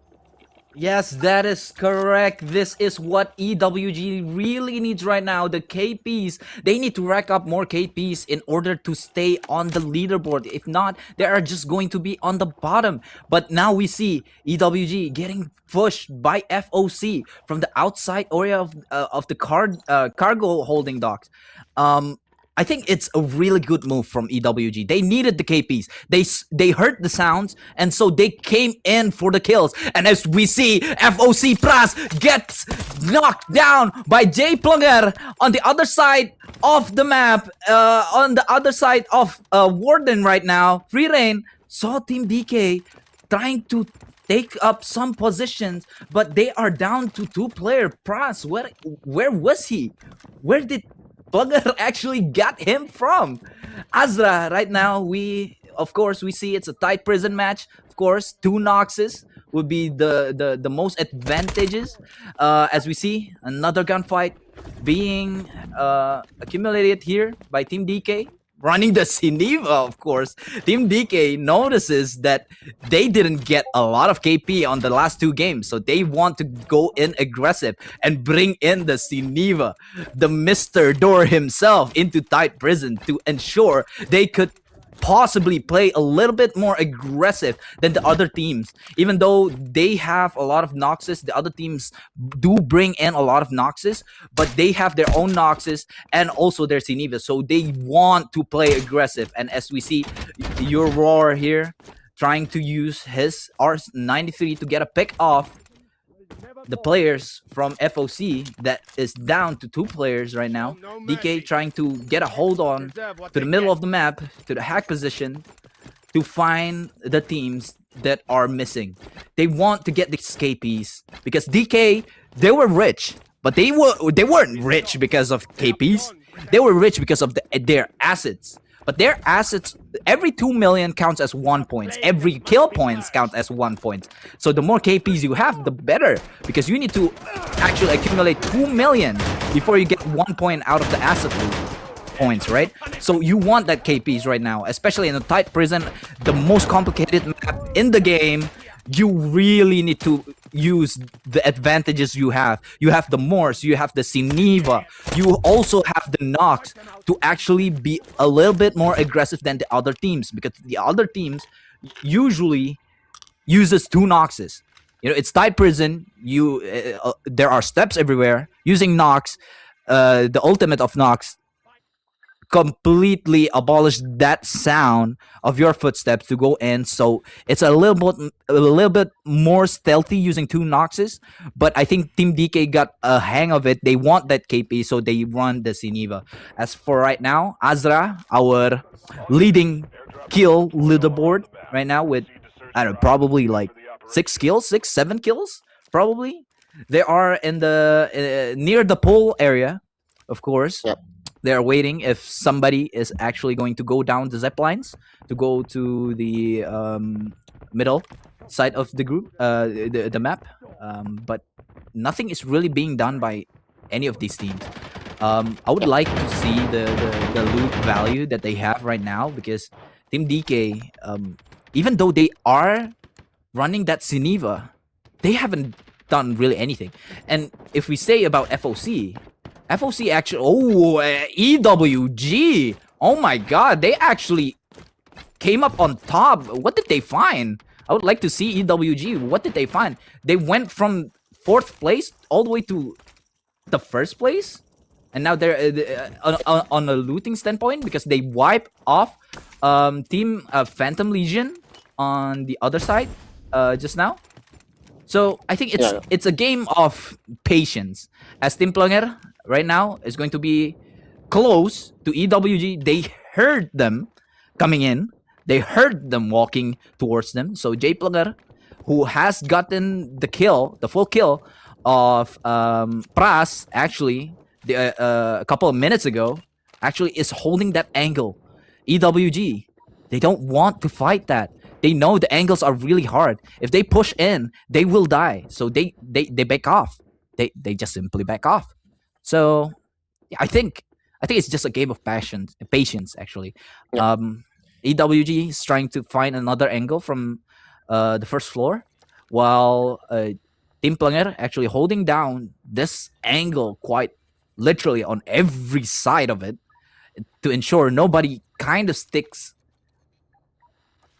against this, perfectly square alleyway, you would say. Yeah, I think I understand why Team Plunger playing like this. Yeah, I think I understand because if you talking about the first two games, they want to play aggressive. I get it. I totally get it. Obviously in game one they want to play aggressive. They move from the cargo to the admin. They want to looking for elimination. But in this game, in this match, actually, in the two games, the previous two games, I think Team Plunger, their scenario is not executed well. So that's why in the placement right now, in the leaderboard right now, they're not in a good position. So I think that's why Team Plunger decided to play, just play in the corner, just looking for a blind spot, looking for someone, just move, and then they get a kill. And of course, in terms of the EWG, of course, there definitely is going to be looting. So that's why their value is rise really up right there, because of course they got a kill, they eliminate the Phantom Legion, and of course don't forget they get some kill from OG, So yeah, probably like 1.5 team you get the looting. So I think that's why their value is up there. But one thing for sure that I don't understand is FOC get a tier 1 spawn, but they decided to let the airdrop down, just give it to DK. I think that's the one that I really kind of curious why they play like that. I mean, I know, of course, if you're talking about the game 1, game 2, FOC definitely want to play like a third party. They just want to waiting for the two team fight each other, and then they just strike to getting eliminated, swipe them out. So I understand about their style. But in terms of the airdrop, I thought they want to contest, I really hope FOC want to contest, because they get a tier 1 spawn. They get the tier 1 spawn and they decide to let it go and give it to DK. I don't understand at all about the decision from FOC. But we'll see. Maybe I'm wrong. Maybe they want to play like a gatekeeping, waiting for someone, waiting for some team want to extract, and then they just slide them, just destroy them. I don't know. Maybe that's the case, but we'll see about that. But okay, let's back to the game, because for me, I respect what EWG doing.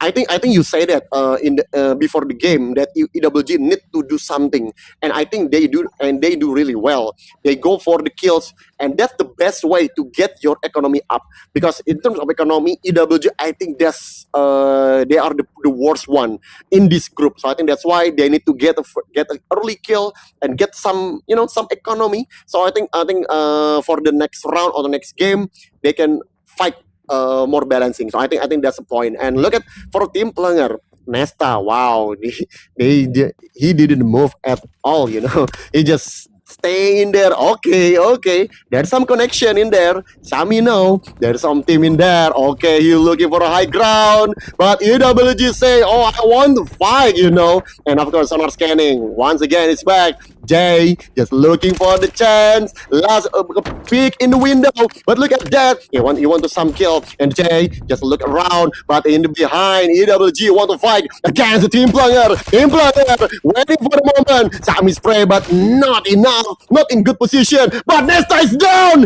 It's really bad situation for Team Plunger. It's getting deja vu for them.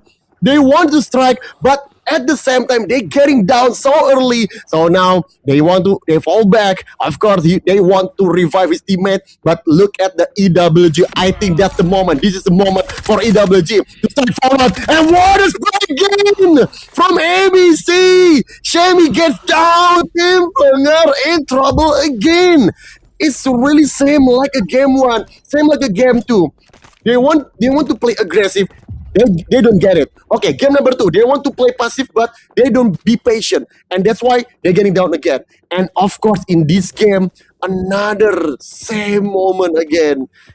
Same old like a team player. They want to play with passion, but at the same time, like I'm so itchy. I want to get some kill. But look at Naomi. What a jump shot, and Jay gets the kill. What a fight back. Oh, EWG not going good way, but this thing become third party. Oh, this is bad situation for EWG. He getting backstabbed by DK from behind. DK become third party, and Solomon is down. EWG getting eliminated from 0 to 0, I think. EWG now doesn't get any profit in this game, and that's a really bad. Team Planger somehow they being saved by DK. Now they can team. Correct me if I'm wrong. Squirty gets a kill, and look at that. Canlim gets a kill against Azra. FOC one player down, and FOC become the last man standing. Team DK rise in this game, Olu.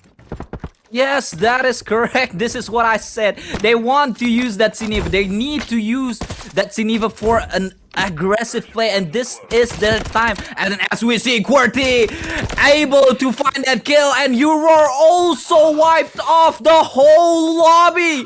DK coming in with the third-party strategy, using that Sineva. As we see, the Sineva is stuck on the climbing situation in the climbing animation, but they got their wipe. Oh my god, what a perfect scenario for DK, actually. The 2 games they were in, on the first game, on the second game, they didn't get much kill points. They only went out with the loot points for themselves. But now, with the third party, with the Sineva, they are very confident on going into fights. They want that door, man, in front. So, nobody can shoot the door.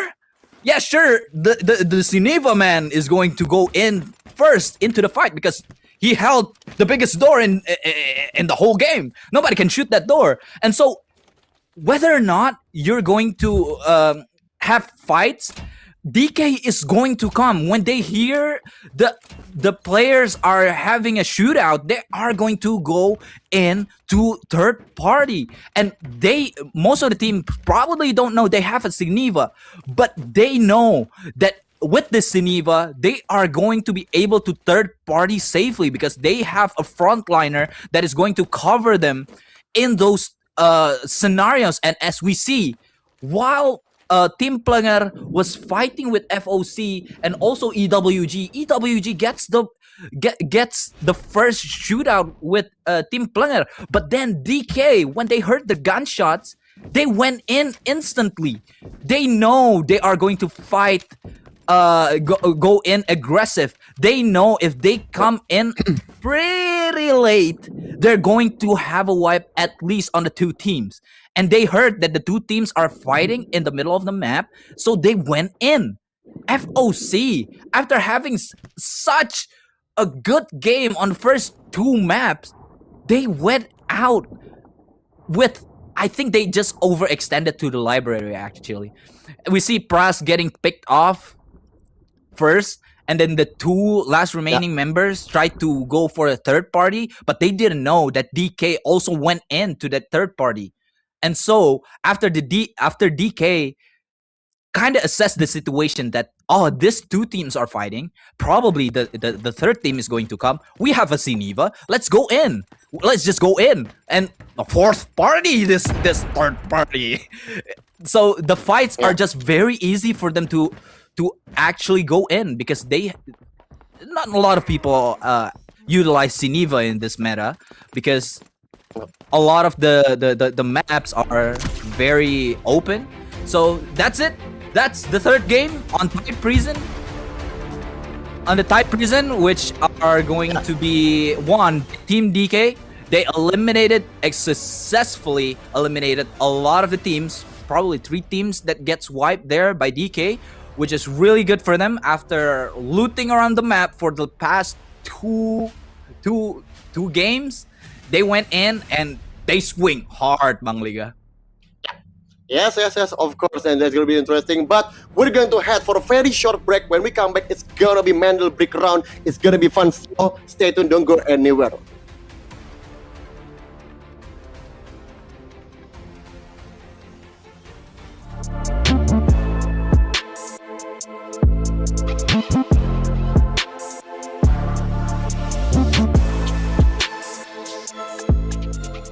This court finds that the AI holds no legal responsibility. But the data. This doesn't add up. Just deal with the AI. Priority. Protect company assets. Valve closed. Destroyed our home! That dream again. Gabriel Mercier, codename N2, role engineer. As a former nuclear facility engineer, N2 was removed from his position following a major incident that escalated into legal proceedings. He later returned to military service and was reassigned to Arctic deployment under CBR and related units. With the originally designated technical specialist unable to fulfill operational requirements, and following assessment review, N2 has been approved as a replacement operator for the subsequent operation. Stun out.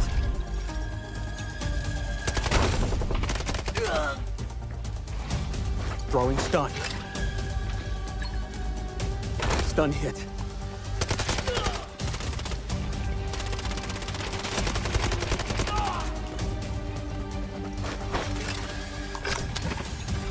Freeze right there.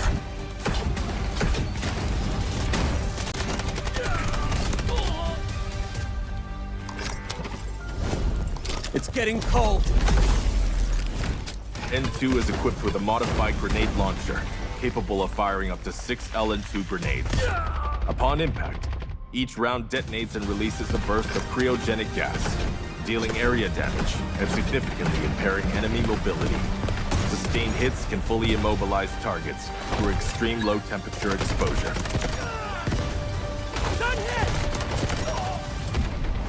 Cold. I can go colder.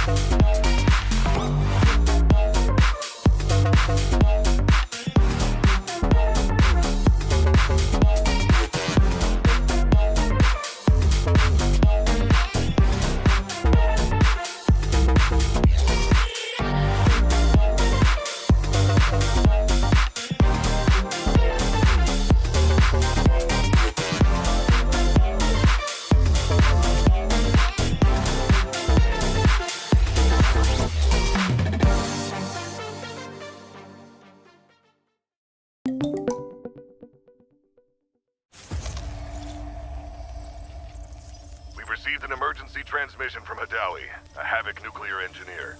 Patching through. This is AZ-3 facility. Reactor 2 has been sabotaged. Havoc internal forces can't handle this threat anymore. You're all I've got left. Running blind on intel for the AO. This region is at high risk of a nuclear incident. Keep the following in mind. Shoot, loot, then pack the scoop. The signal is clear. Take action. It's okay here. Not too cold. Experiment 66 is projected to conclude in T-minus 3 hours. All units submit safety risk assessments on schedule. I've got a reading. No hazmat suits? Raise them! Let's make it quick. Enjoy the bomb!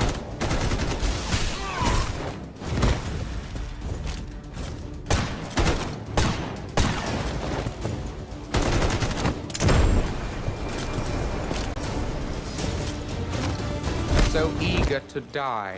Excellent. I don't know what's happening, but reactor output is still climbing. And security thinks I'm behind this. They're coming for me.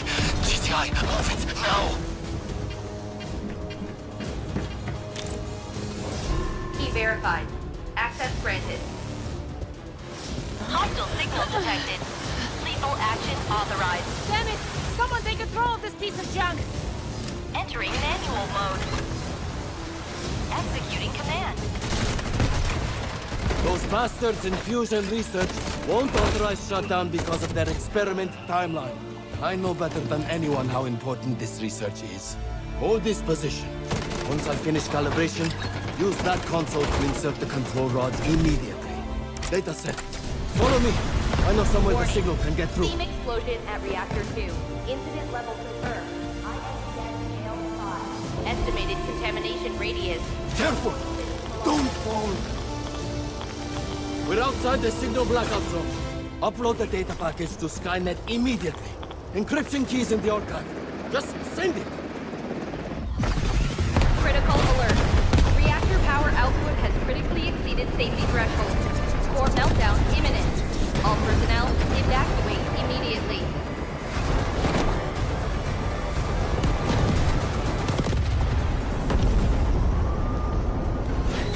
Priority alert. Hydrogen explosion at reactor 2.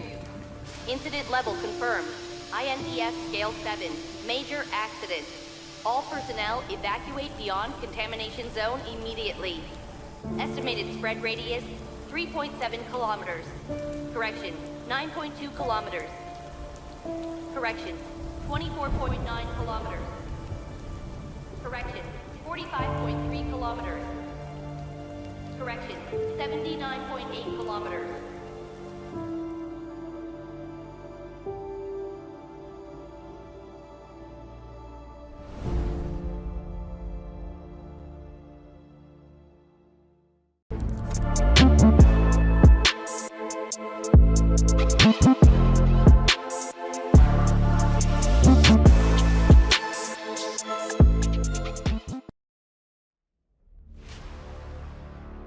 Yes, welcome back to Delta Force National Championship Southeast Asia Season 3. And of course, we're going to round 4. We're going to Mendelbrick in Space City. Now, wow, it's a tricky one. Because if the normal situation, round 4, many teams gonna be all in. Especially with the team get a Mendelbrick in round 2. When they get Mendelbrick in round 2, they're gonna be all in round 4. But now it's a really tricky one because no one get Mendelbrick, so they cannot all in round 4. So they need to make sure they get the economy really well. They need to adjust it with that. And so interesting to see what decision that they will make, Olu. Yes, that is correct. And if we look back to the game 3, DK actually has the most advantage to play really aggressive in this 4th map. Because why? Because they got their hands on the M82 sniper rifle, which is the strongest gun in the game right now. So if they are going to Space City holding the most, I don't know, sophisticated gun in the game, then they have that advantage. Especially we know Space City is a sniper map. Using the M82 could easily just be the most advantage you can have. Of course, the positions also is taking into the greatest matter, but still, the gun advantage is getting held by DK, especially after they got all the kills. They wiped off the whole lobby, and we see right now DK, Destin King, is actually on the 2nd place of the leaderboard, just under FOC Anmura with 7 kills.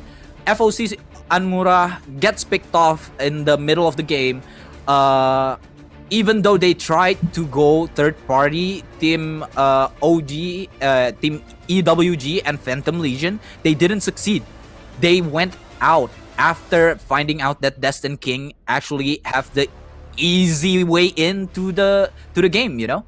So we're going to go ahead and enter Space City, the map that we all know and love. My favorite map, of course, because there are a lot of places that you can have those great gunfights. There are open spaces, there are closed spaces, especially near the Mendelbricks, which are going to be a lot of fun to watch, Bang Liga. Yeah, I cannot agree more about the gunfight, you know, because Mendelbrick round is always fun to watch, was fun to cast, because it's gonna be a huge gunfight in the decoding situation. But the problem is the game number 2 is gonna be happening in number 4. nobody want to touch Mandel Brick. Maybe like in the last minute they want to bring Mandel Brick. I don't wish that to happen. You know, I don't want that to happen. I really want some team really commit for the Mandel Brick at the first minute. You know, I mean, of course, I know there's some like 1 minute before the Mandel Brick is spawned, and I hope many teams going to get it as soon as possible, because you cannot make like a game 2, right? You don't want to round 2 is gonna be happen again, right? You late to decoding the Mandel Brick, you didn't have Mandel Brick, and so if you didn't have a Mandel Brick in this round, I can guarantee you, if there's no Mandel Brick in this round, it's gonna be round 7. It's gonna be 7 round, definitely. Yes. So I don't hope that I really hope that some team really want to just commit for the Mandel Brick, and of course making yourself have an advantage for the next round. Because if you get the Mandel Brick in this match, that's gonna be huge advantage for the round 5.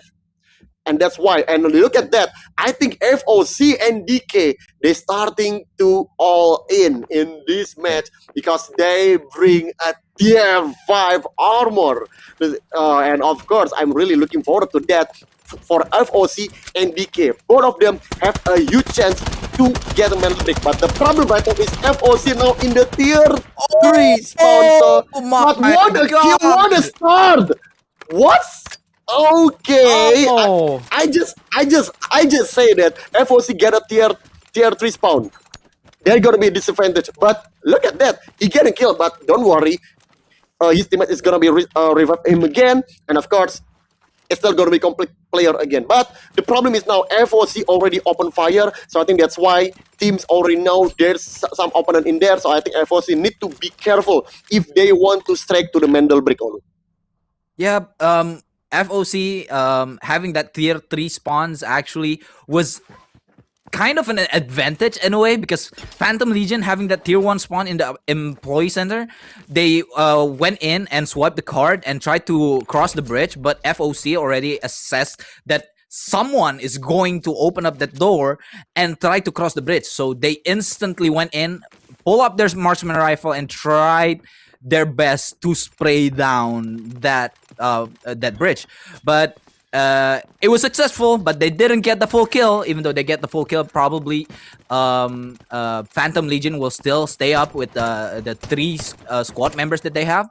But right now, Phantom Team Plugger, they are going to rotate to the eastern side of them, to the rocket area, into the decoding Mandel Brick on the southern side of the map. They don't want to decode it in the ramp area. Actually, this is really good for them, because they know that they are the only team that spawn away from the Mandel Brick. Nobody spawns in this area.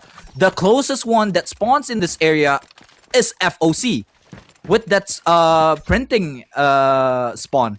So J Plunger having to bring his Mandel Brick around, trying to find the best angle, the safest way to go in and try to decode the Mandel Brick. Is trying to find out whether or not some teams have gotten their way into the rocket area. So now I think he's going to be safe to decode the Mandel Brick, especially J Plunger. Be careful. That's a machine gunner right there. You don't want to be, your armor doesn't want to get destroyed instantly. But now, as we see the Mandel Bricks are moving, all the teams are going to head down to the southern side of the map to try and contest Team Plunger from decoding the first Mandel Brick. And I thought Team DK would be a little bit more aggressive and try to actually decode it first. But I think Team DK would spawn in dormitory, so they are very far from the decoding station and also the spawn point of the Mandel Bricks itself. So they want to play a little bit more safer. And as we see, OG on the side of the printing area, and Phantom Legion actually already making their way close to Team Plunger. As we see right now, two players from Moon V7 and also a member of Team Plunger is on each other. And now Moon open fire ready to take down the first member of Team Plunger, and he is down. Nesta is actually down. He was away. He was long way from his teammates.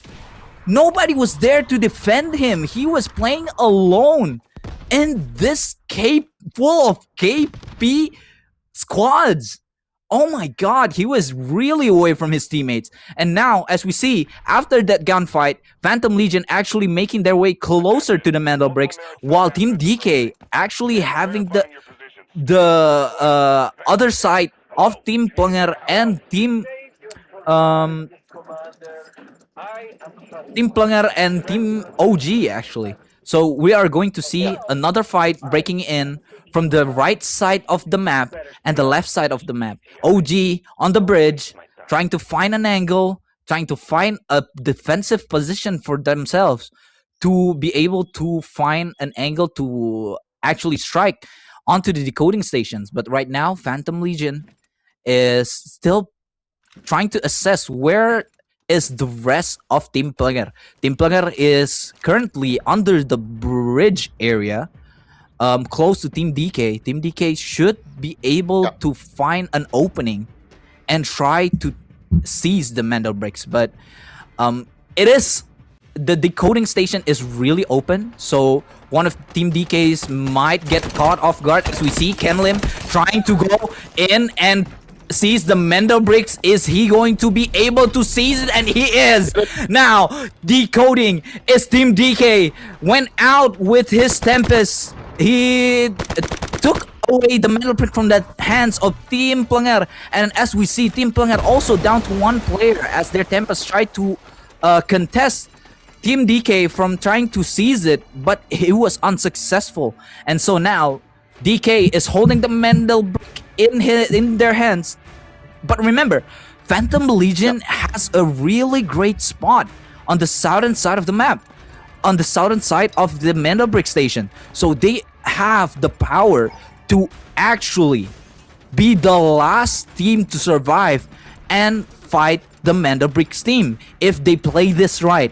If Team OG tried to take some position on the right side of the Mandel Brick, they might be able to contest it. But again, Phantom Legion now making their way onto seizing the Mandel Brick. Are they going to be successful? Nobody is looking for a contest. Moon successfully taken the opportunity of no sound being available to anyone. Nobody's making a sound, so he just went in with this Tempest and started seizing the Mandel Brick for themselves. Phantom Legion now decoding the Mandel Brick, Bang Liga.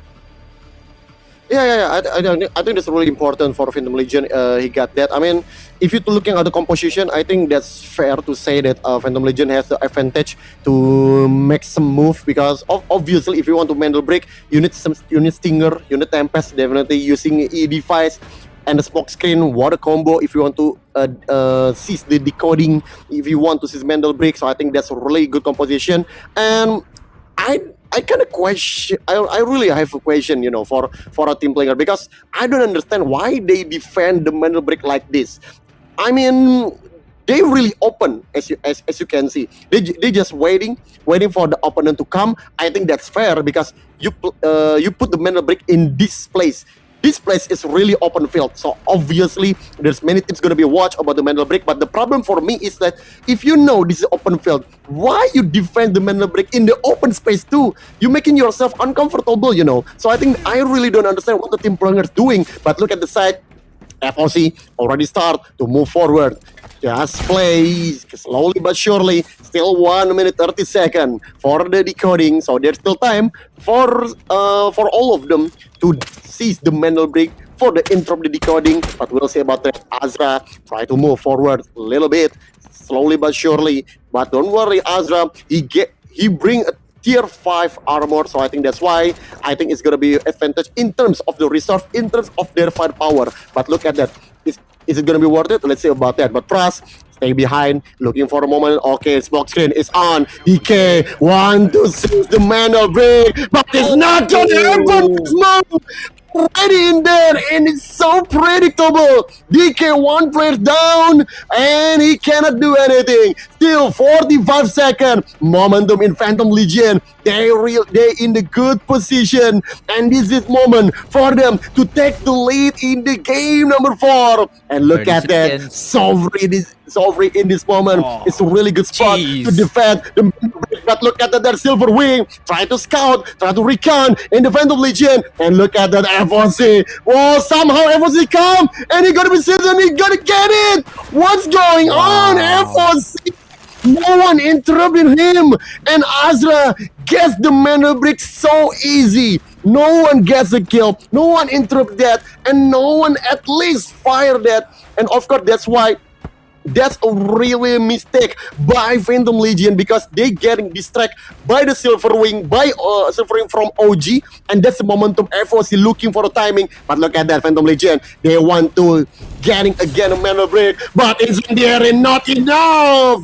Decoding again for Phantom Legion. That's what I want. That's really what I want to see. All of them try to interrupt each other about the spindle break, and look at that, EWG. Incendiary is on. 1 kill scare from DK, and it's not looking good for EWG. But look at that, and team already try to move, looking for the timing for come to Mental Break. FOC in other side still waiting in the broken bridge, looking for a snipe, looking for someone to getting a kill. And FOC say like, okay, we still have 1 minute more. So I think that's why FOC just stay in this moment. But look at that, there's OG in there. So it's gonna be FOC against OG. But obviously, if both of them fight, it will bring advantage for Phantom Legion, because the mana break, no one gonna be contested. And look at that, another kills happen, and EWG now is in trouble. That is not gonna happen. Onward takes the kill, someone gets down. EWG getting eliminated, and under 1 minute, mana break will be decoding, and no one contests about that. The closest one is OG, but he is alone, by himself. But look at that, Team Planger want to strike back. Not gonna happen. It's missed. Chase down, getting headshot by Kiss. Another good defense by Phantom Legion. 30 seconds remaining, and it's running out of time. Then it moves right now to seize the mana break. 24 seconds, and look at the Team DK. FOC try to strike in the mana break. 3 of them of Team DK try to move forward, but Azra looking for the momentum, looking for the third party, and what a spray from Azra! Gets the kill in there, but decoding. No one intervened there in 5 seconds. No one sees the mana break. Phantom Legion, he can get it, and he get it. Phantom Legion, X-Strike. He get it, the mana break, and it will bring a huge advantage in the game 5, Olo.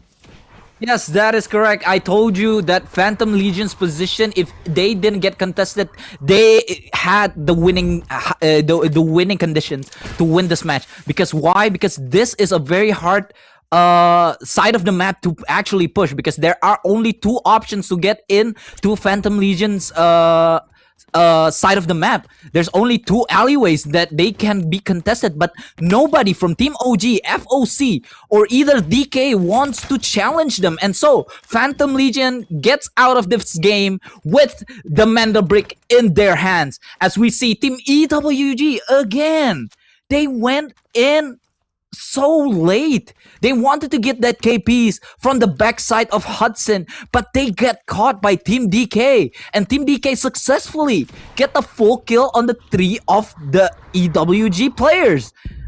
Unfortunate enough, Team Plugger, they were the one who actually brought the mental bricks to this side of the map, but they didn't get it. They didn't decode it.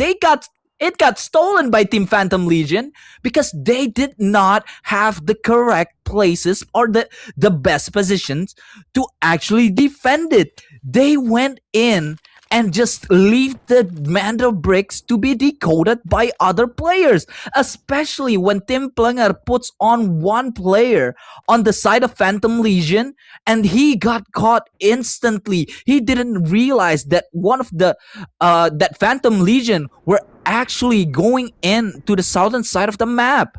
And now, as we see, even though Team Phantom Legion already decoded. Of course, some little bit of KPs would be nice for them, as we see one of their team players actually went down on the sign of FOC. Pras looking for an angle to be able to get that KPs. No more Mando bricks for anyone in this game, but only for the KPs. Pras going to try to actually push out Phantom Legion out of their hiding place, and now Azra with the tier 5 gets taken down. All of a sudden, Azra, even though he had that advantage of the EED device, he got thrown down to the ground by Team FOC. By Team Phantom Legion, sorry. Keeves actually got free reign on the right side, and now Arul trying to find that angle on the last player of Team FOC. Right now, Keeves trying to find that angle. Still trying to find it. Jay Planger trying to push for that KP, but he went back. He pulled out. He didn't want any of that trouble. He don't want to be unable to actually goes down while his EED device is on. Right now, a standoff is being thrown away by Team Phantom Legion and Team FOC. One player is down. One player is left from Team FOC. One player is still resable, but it is very hard for him to res. As we know, Pras still standing strong, going against 3 of the Phantom Legion players. Right now, Arul trying to find a way to get this pick off on the last man standing from Team FOC. He saw him, he gets him, and he is out of this game. FOC tried to push for that KP, but they went out of this game. Unfortunate for Team FOC. Phantom Legion, what a nice play. Playing it very patiently. Even though they lost a player in the middle of that fight, but they were able to get that footing. EED device getting put down by Team DK. Right now trying to push for that KP onto the winning team of Phantom Legion. Ken Lim roll down, trying to get the 1 kill, and Keeves is down. Right now Ken Lim gets the 2, and Ken Lim finished another one. The last man standing, and now Phantom Legion is out of the game, but it's okay because they won the Menda brick. Right now, they are searching for the KPs, and Team DK get the full wipe on Phantom Legion, Bang Liga. Yeah, you know what about Team DK? I'm starting to question them, because Team DK, okay, they play discipline. Yes, I get it, but Team DK, they play like their own. I mean, they play on their own because they always move aside, different like other five team fight. They just stay behind, and finally when the melee break is done, all of them is already done. DK somehow gets a kill, gets a wipe out, get many teams getting eliminated by DK. But for what?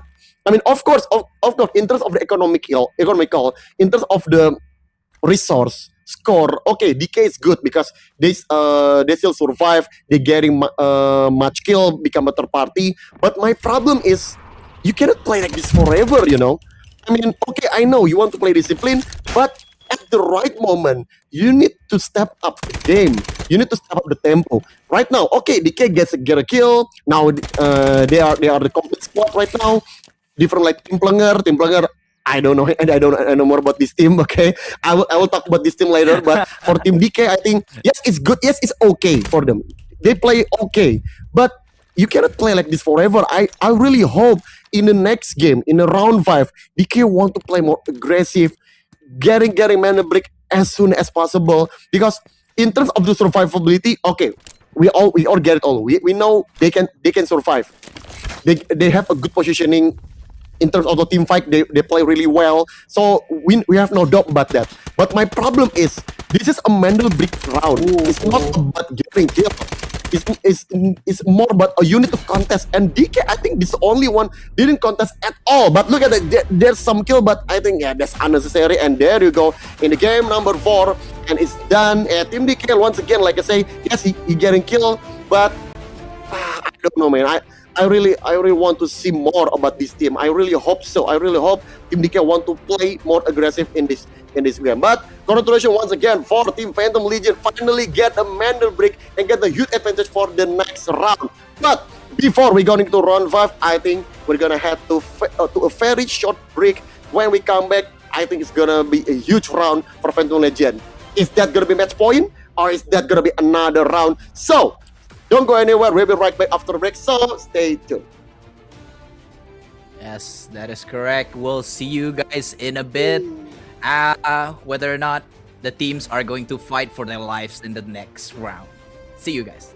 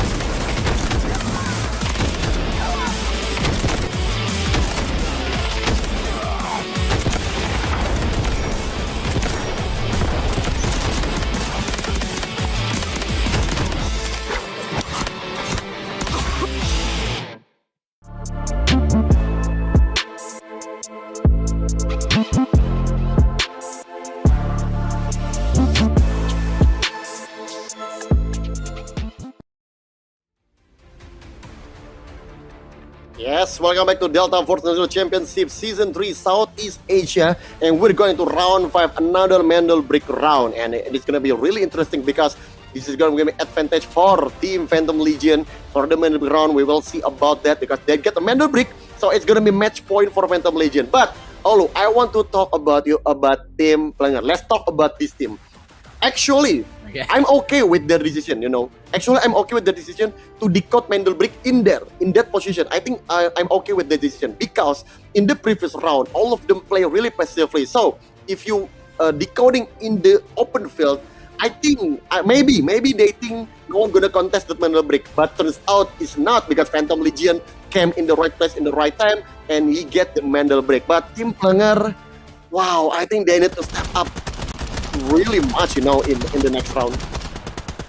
They just didn't have the correct position to hold on to that decoding station. I think they went in to decode to this particular station. I thought that might have a little bit of a better position to hold on to that particular site, but they did not. They split their teams onto two completely different positions.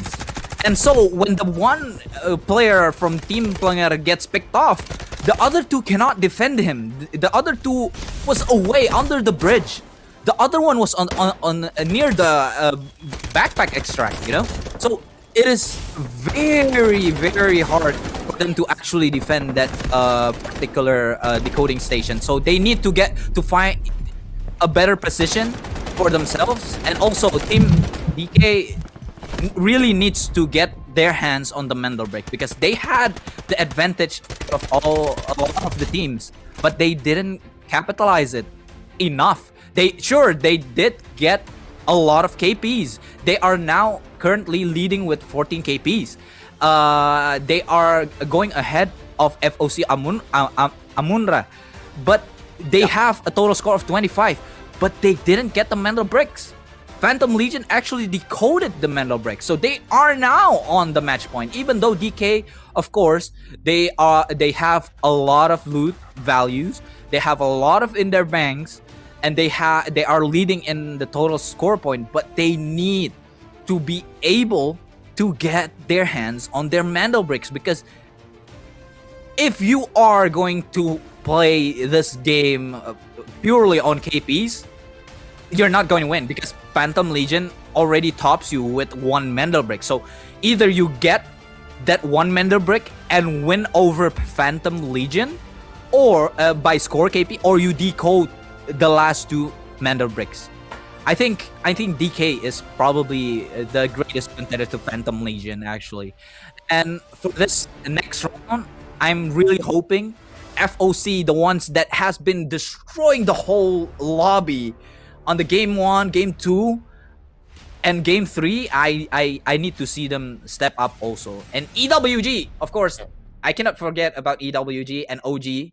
They didn't get the greatest position on that last map. Hopefully, they could find a better position, especially if they spawn in tier 1 spawns. I want to see them actually defend a great position, because we see EWG going all the way from the Hudsons, but then they got caught while they're trying to cross the bridge, so they didn't get a good position to third party because DK, they didn't contest it. They were holding the bridge all of the time, so EWG didn't get the chance to even go cross the bridge. Yeah. I think it's gonna be interesting to see EWG or maybe the OG. But fun fact, there's like some irony. Team Planger last week become a number one in Group A, and he get the pick his team. You know what team is it? Phantom Legion. Wow. Okay. So that's some fun fact. That's some irony. Ouch. They picked Phantom Legion, and now Phantom Legion in the first place, and Team Planger in last place, Olu. So that's rough, man. That is rough. Really rough, man. Team Planger, that's rough. I hope they don't regret about the decision, okay? About pick Phantom Legion, because now Phantom Legion in the match point. But oh god, I'm telling you all, if Phantom Legion get the Mandel break, Team Plunger, I think that's gonna be like, why we pick them? why we pick Phantom Legion? Okay, but let's see about that. Is it gonna be true or not? Because we're going to round number 5, and it's gonna be Phantom Legion match point. Can they get it, or it's gonna be extend to round number 6? Let's see about that. And look at the FOC. Team Plunger. Both of them, they all in with 2 players with a tier 5 armor. Wow, what a moment in here. And of course, Phantom Legion have Arul with a tier 5. So let's see. This round is gonna be huge and it's gonna be fun, Olu. Okay, as we see, a lot of the teams have contested Tempest, the operator Tempest from last match. So this is going to be the last game that we are going to see Tempest. I think all of the team from the last match actually run Tempest. So this is going to be the last Tempest match that we see from all of these teams.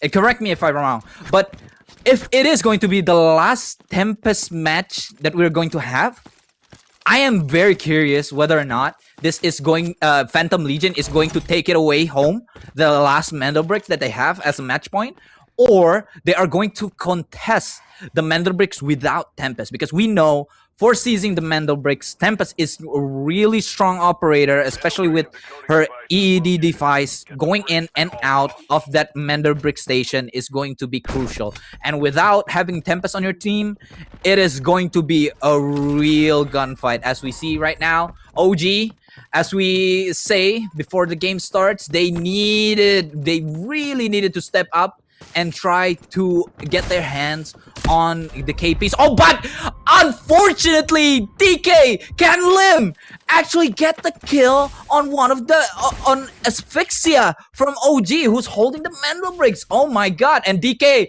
trying to push in to Team OG, who's holding the Mandel brick. DK trying to go in. Can Lim already started rolling down this this outside of the buoyancy lab and trying to actually get the pick, but they couldn't get the full kill on an Asphyxia.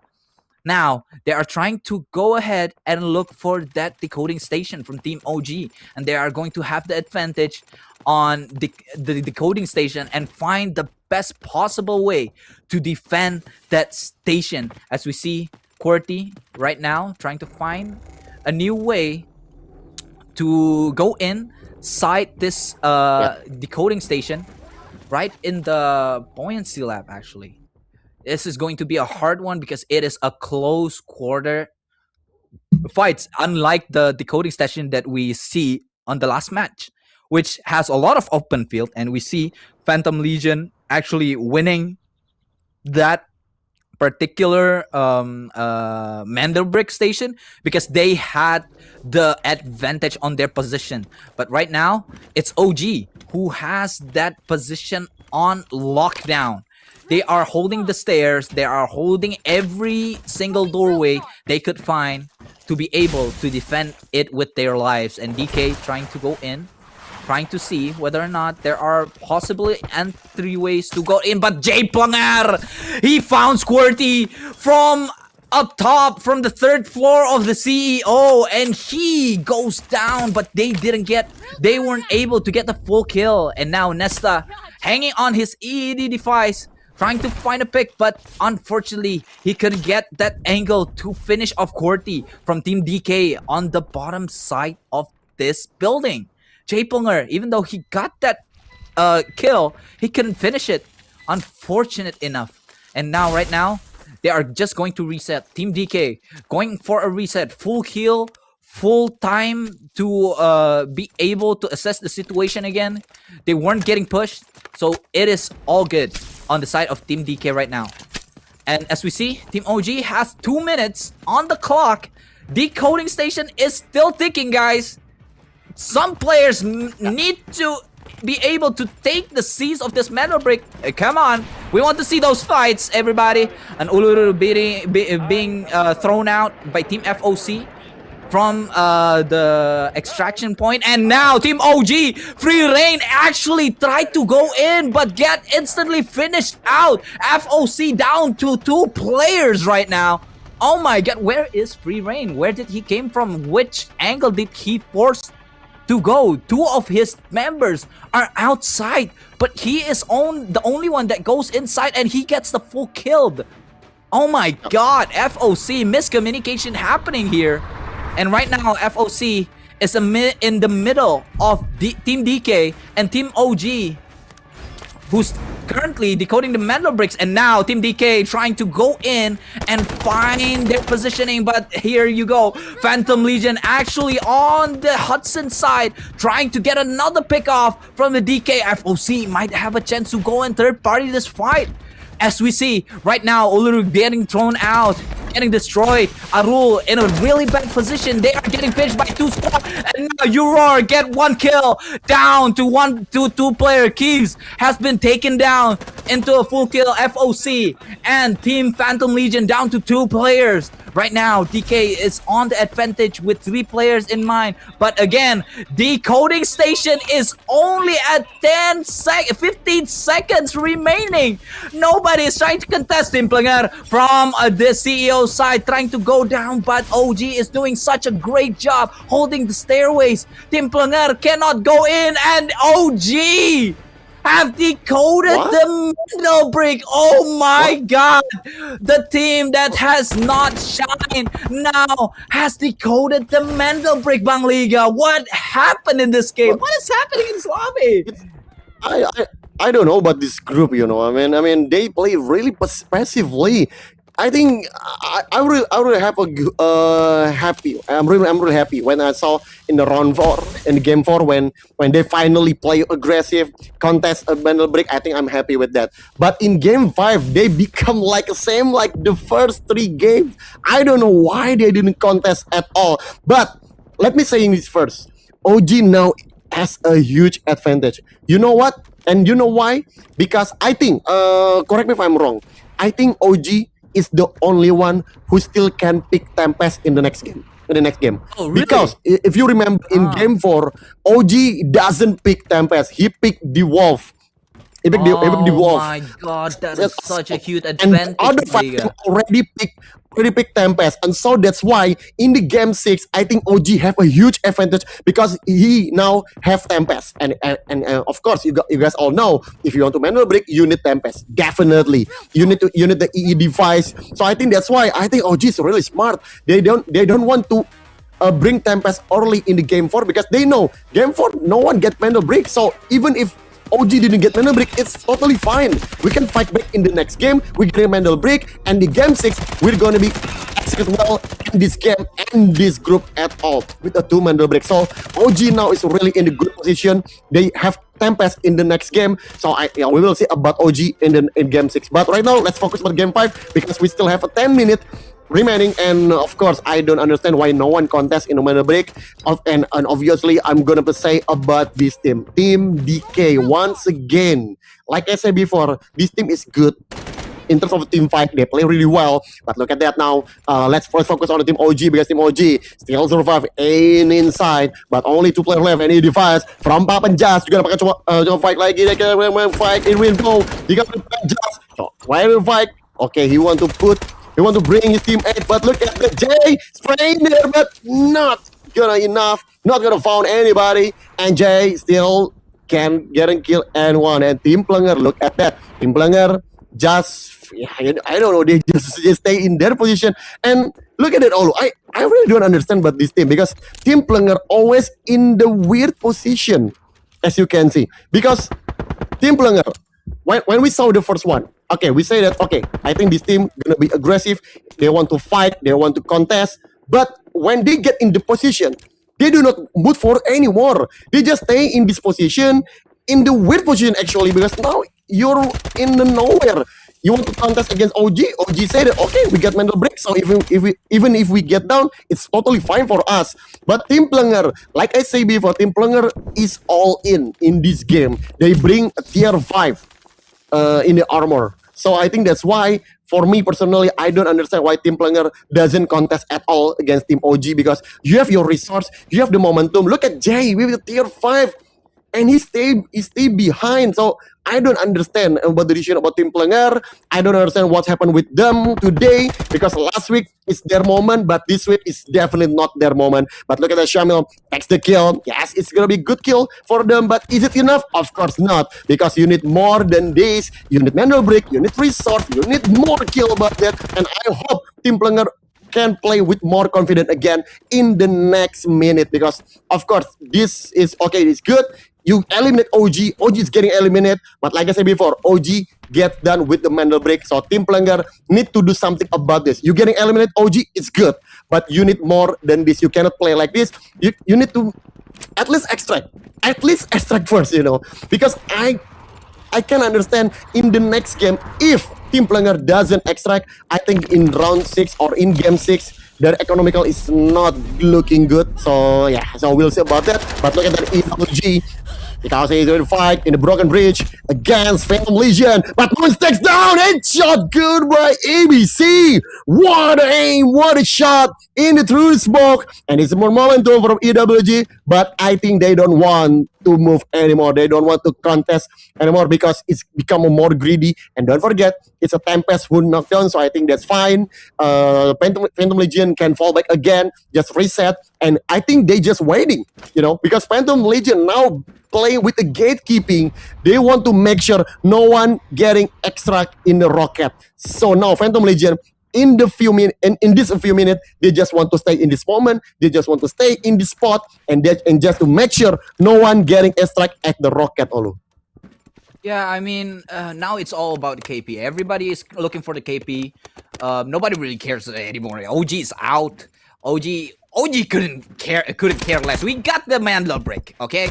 You guys can go all the way and do everything you want. You go and wipe out the lobby. We got the Mandela Break. Nobody tried to contest us. The only team that actually tries to contest us is Team Planger with 2 tier 5 armors, and they did not went into the fight. They pulled back, and right now FOC and Team DK once again is going to go head on the left side of the ramp. But come on, I mean, FOC, I told you before this game that they need to step up. You guys were wiping the lobby on game 1 and game 2. Game 3, it's unfortunate. One of their teammates got picked off, and then they got wiped by Team EWG. But right now, you should have had the curiosity to even see the Mandel Break, but they didn't make their way onto the Mandel Break itself.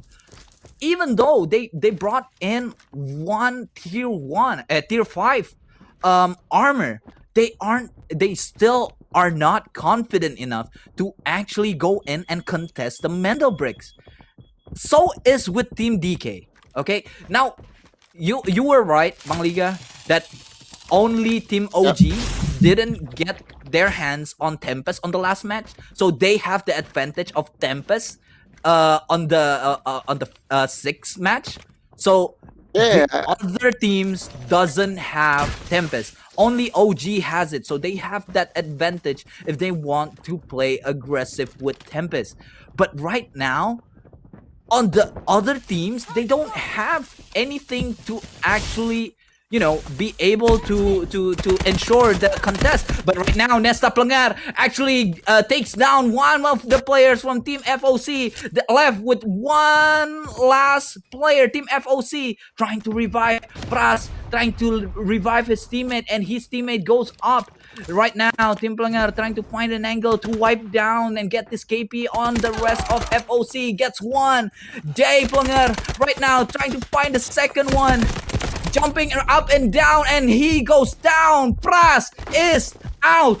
Right now, FOC is on a really bad disadvantage because they didn't get anything from the top leaderboard. Now they are down to the 4th of the 5th squad, because OG from the 5th standings on the leaderboard actually went up to the 2nd right now, because they got the Mandel Break. Even though they only have 14 points, they still got their Mandel Break. And right now, FOC Even though they wiped out the lobby on the game 1 and game 2, they are out once again. Same story as the third and fourth match.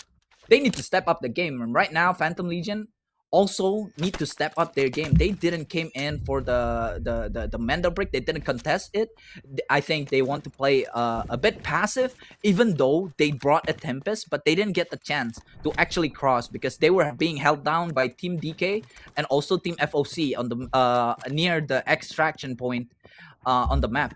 And right now, Shammy trying to find a pick, and what a shot from Shammy with the M700 sniper rifle. Gets the pick onto Moon. Wrong place, wrong time, wrong jump by Moon. Oh my god, what a shot from Shammy actually. And now Jay Plunger trying to find the rest of Team DK, and he is going to almost take down one player of Team DK. And right now, Nesta Plunger finds the roll, and he gets another one. Roar needs to be taken down. Shammy trying to find another pick right now on the last standing player from Team DK. Is he going to get it with that tier 5 armor? He's going to go on and challenge Ken Lim. Actually gets a pick on Nesta player, but Ken Lim turns his back onto Shammy, and Shammy gets the trade for Team Plunger. Another KP for Team Plunger. Really, really good from Team Plunger, Bang Liga. Yes. I think there's some glimmer of hope, I mean, from what we saw right now, finally they show why they are in the first place last week, and hopefully they can make a miracle comeback in the next round. Because, like I said before, they in the first place in the last week, not for the reason, and for the reason, of course, because of this. When they get the moment away, they get on grip, they finally perform really well. So I hope they can consistent, they can maintain this composure, they can maintain this performance. Next round is gonna be huge for them, and we'll see about that. I'm really happy when we saw that Team Plunger getting so many kills in the last moment. I know, yes, they don't have a Mendel break, but at least it's better late than nothing, right? So I think that's why, it's okay. It's really good performance by Team Plunger. He gets so many kills. Now his strike move to the 4th place with the 23 score, but I don't think they can extract maybe. So maybe it's gonna be lower again. But on another side, I think Team Plunger finally wake up in this nightmare, in this dream, because in the last 4th game, I think they play really poor, So I think I'm really happy for Team Plunger. They finally step up the game. But look at the EWG, they're now really struggling, and they in the weird position, They in the middle of nowhere. They cannot extract. I think they just want to start to thinking about the backlash maybe, but I don't think the time is enough. But look at it from behind. Team Plunger try to move, try to extract. And look at they extract in this moment. They want to push forward to EWG. ABC already in there. But look at in 30 seconds. Team Plunger, if they can get extract, it's gonna be a really huge advantage for them in round 6 because they have a really good economical. So I will see, can they extract in this moment, because EWG still in this bridge, and I think if I am EWG, I will contest the moment. And look at that, Nesta is getting down, and Team Plunger, one player down. Oh, he's survived, but 5 seconds remaining for extract. Xiaomi still survived, but only one player, not Team Plunger. Somehow, EWG, 2 players down, and Salamanca become the last man standing, and it's not gonna happen because the time is run out. And the game is done. What an ending.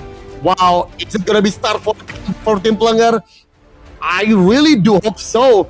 I think that's gonna be a miracle comeback in the next round from Team Plunger, because this is a really good result for them. Okay, they don't get a medal break, but it's fine. At least now they start to wake up. They play really well. They play with aggressive, and they extract as a full squad. That's a really important point for Team Plunger. But of course, we must say that what a performance by Team OG, the last team that still have Tempest in the next round. So I think it's gonna be huge. Round 6 is gonna be fun.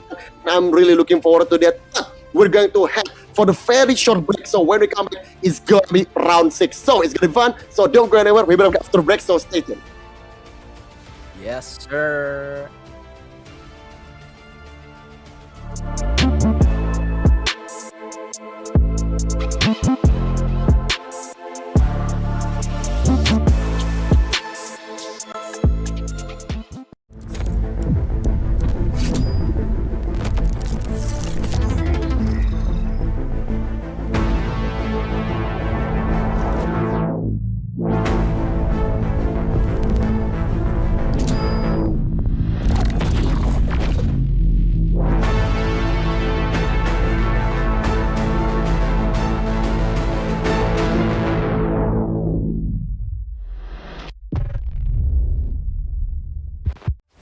This court finds that the AI holds no legal responsibility.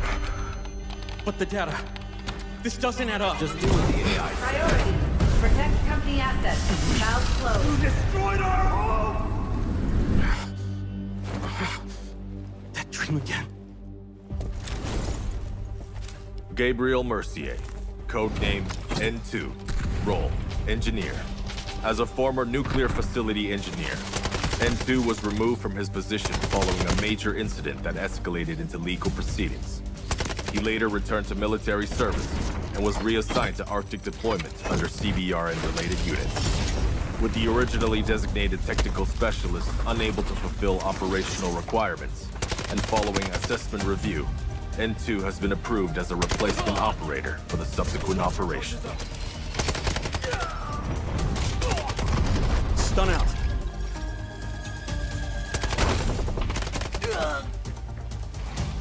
Throwing stun. Stun hit.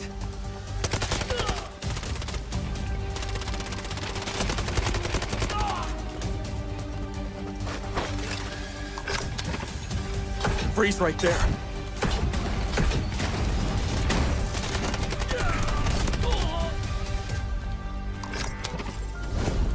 It's getting cold.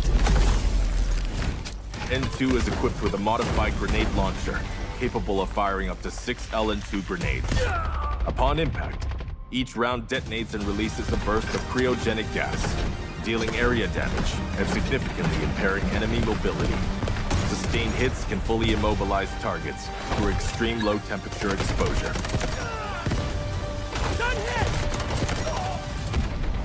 Cold. I can go colder.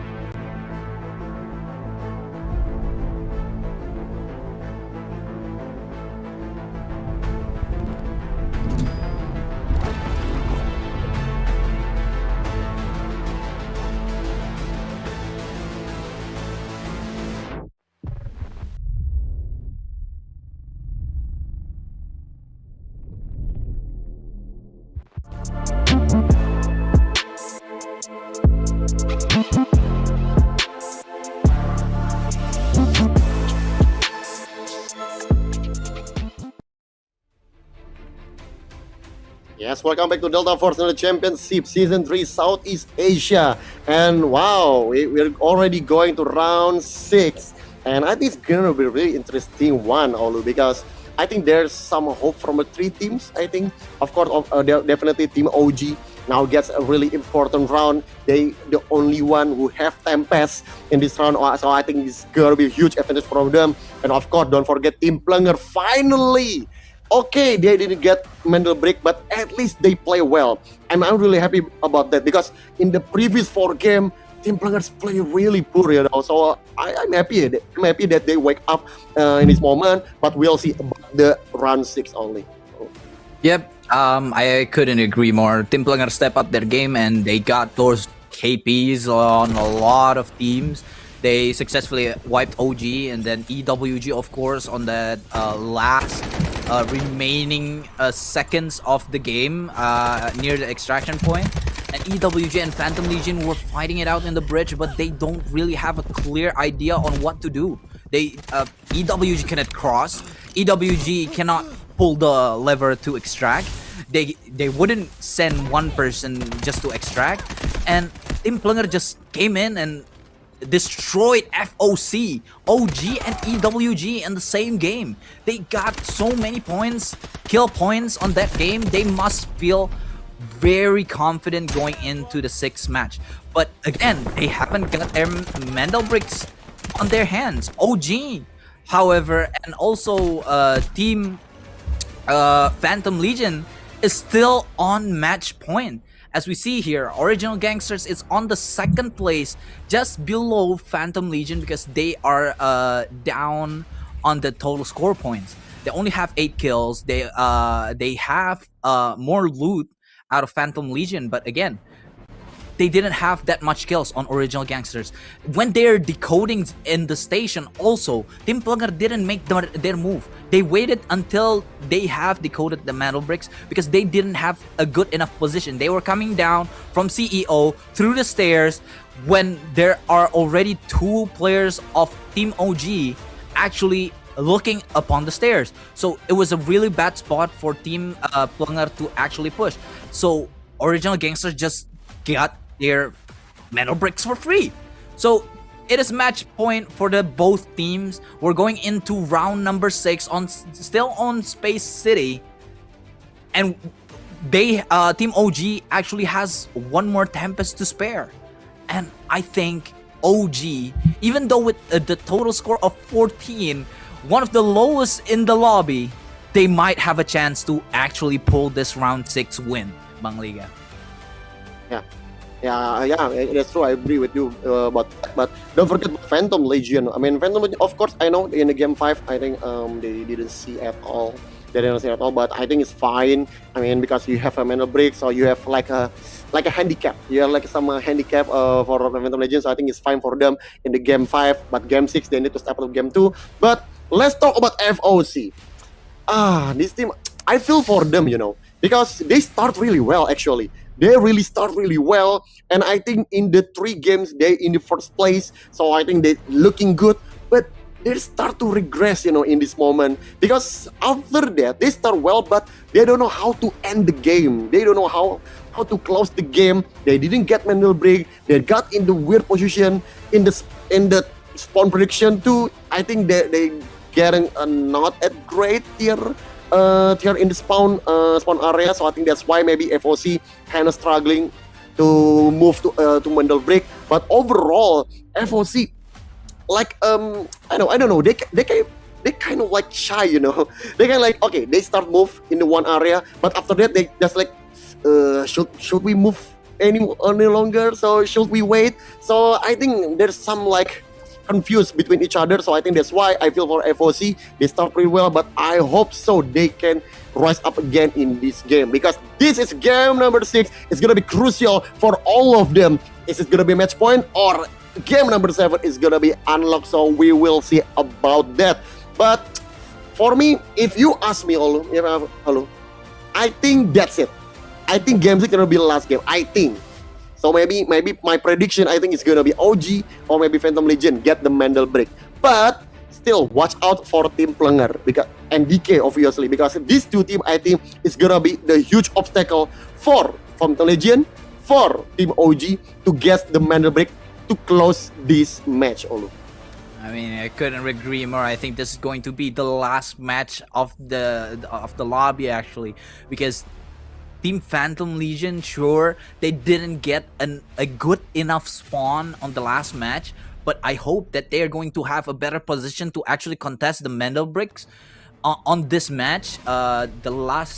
Potentially the last Space City maps, of course, and I hope that OG could utilize their own Tempest usage to a good use, you know, because they all have this almost the same composition on the other side. And as we see, OG Pak Penjas is actually going to be running the Tempest with a tier 5 armor. This is what we are saying from the last game, that they are the only team who still have Tempest available to pick. They didn't waste it on the 4th map. They didn't spend they wanted, maybe this is their strategy, they didn't want to actually spend their Tempest on the 4th map because they know round 2 nobody gets a Mendel brick, so it is not going to be an all-out battle on the round 4. So they didn't spend their Tempest on round 4, which is a really good advantage for them. And now,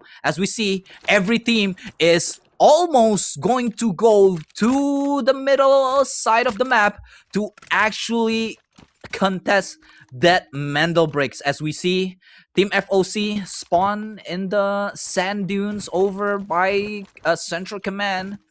They're trying to find, but Nestaplanger actually drops EWG Salamanca on the west gate. What happened? Where did they? Oh my god, they spawned in dormitory. They didn't take into account that maybe another team spawned there. EWG goes straight into the west gate, open it up, tried to cross, but they're so Team Plunger already there, waiting for them to cross the west gate. No smokes, no nothing, and Salamanca goes down, and a full kill is in the hand of Team Plunger, as DK right now is the team that we want to see take action, and this is going to be their Mendel brick. They are going to get the Mendel brick as the first one to put into the decoding station in the in this area of the decoding station. And we are seeing Neva on Space City for the decoding station, trying to find an angle, a sneaky angle from Uror. Actually, oh my god, this might be the play, boys. Decode your Mendel with your Sineva, because this particular decoding station is a really close one. It's on a really close environment, and as we see, Free Reign actually got a pick on one of the members of Phantom Legion, so they are going to go down with one player short. FOC from Central Command actually gets a full kill on one of the players from Phantom Legion, and they are down into 2 players. Oh my god, this is really bad from Phantom Legion, especially looking at their current situation, as they are actually one of the teams that are in the match point. Losing one player is a disadvantage as of FOC trying to go in towards the decoding station, finding Team Plunger on the other side of the decoding station. Team Plunger trying to assess the situation. The decoding by Team DK is still going on. 2.5 minutes on the clock. Somebody needs to make their move. Nestaplanger on the Toxic with a tier 5. As we see, DK is getting closed in by Team OG from the outside of the bridge. And Team Phantom Legion already back up into 3 players. But again, they lost the opportunity to have full health on that one player from Team Phantom Legion. Shami from Team Plunger right now are going on top of the CEO area to cross their way into the decoding station. From top, this is the position that they actually have on the last game. But now, right now, OG, they didn't know. Team Phantom Legion actually didn't know that Team OG is right here. They saw them. They didn't shoot. What a trigger discipline shown by Team OG. They want to let everybody in They want to be that last third party because again, they have that advantage on the Tempest. They can go in and go out. They want to bait people to fight first. 1 minute on the clock right now for Team DK, trying to hold their position, trying to delay, using their Luna, using their Sineva on the inside of this decoding station. Phantom Legion needs to find their way in. Smokes are being thrown out. Arul opening up the Dragonfly UAV, but FOC Azra has successfully taken down Catlim. 2 players down from the side of DK. Right now, it's left alone to the Sineva. Could he possibly be able to defend this brick? But no, Moon able to seize that Menlo brick. He's now having a fight as to Team Pras. Actually, FOC trying to find a footing. They are in a really bad spot on the left side of decoding station. Phantom Legion right now are decoding. 3 minutes on the clock. It has been resetted. 3 minutes to another team could be able to take this Mender Brick, Bang Liga.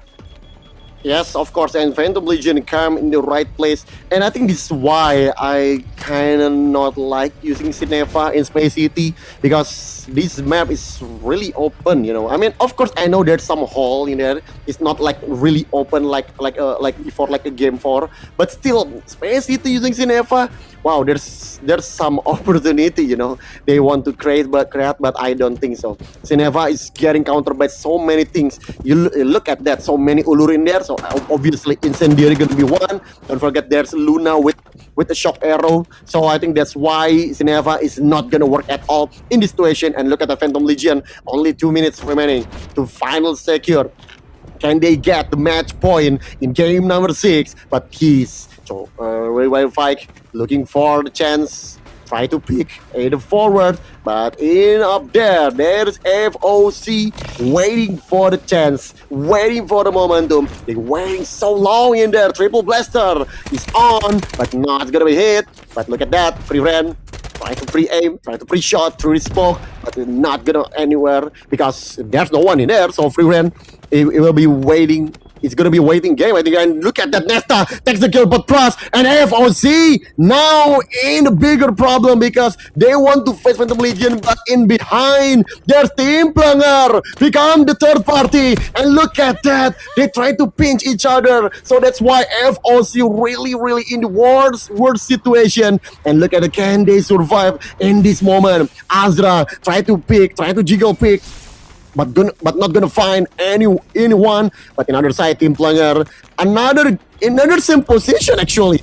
This is a really same position like them in the game 4. But look at that. Is it gonna be work?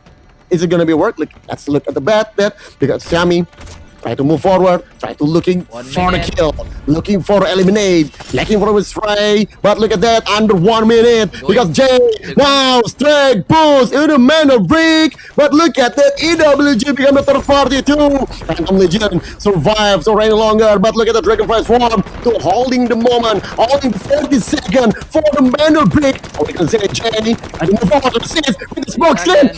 This is gonna be working, and Team Player finally getting in touch with the Mendel Brick, and this is gonna be a huge moment for them.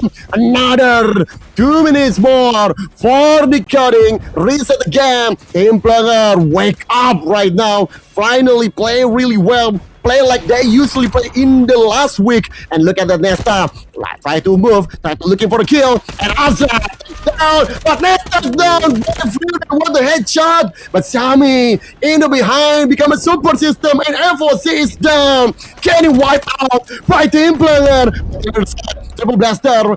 Looking for Jai, but Jai can't avoid the round. Decoding is gonna be interrupted again because now Phantom Legion going to the Mendel Brick. They want to seize them, and look at the Phantom Legion gets the decoding, gets the seize the Mendel Brick, and another 2 minutes 20 seconds for Phantom Legion to get the match point. And it's gonna be a huge fight between the Phantom Legion and Team Planger. It's gonna be one hell of match, and I'm looking forward to that, and I'm really happy this bot team show us this is the match for today. And look at that, Team Phantom Legion and Team Planger refuse to surrender. They want to fight till the end, but don't forget about EWG because they still in this moment. They're still in there, and look at that, kiss is down by EWG. It's gonna be third party with EWG. And like I said before, don't forget about this team. I know this team so far not performed really well, but they can make a change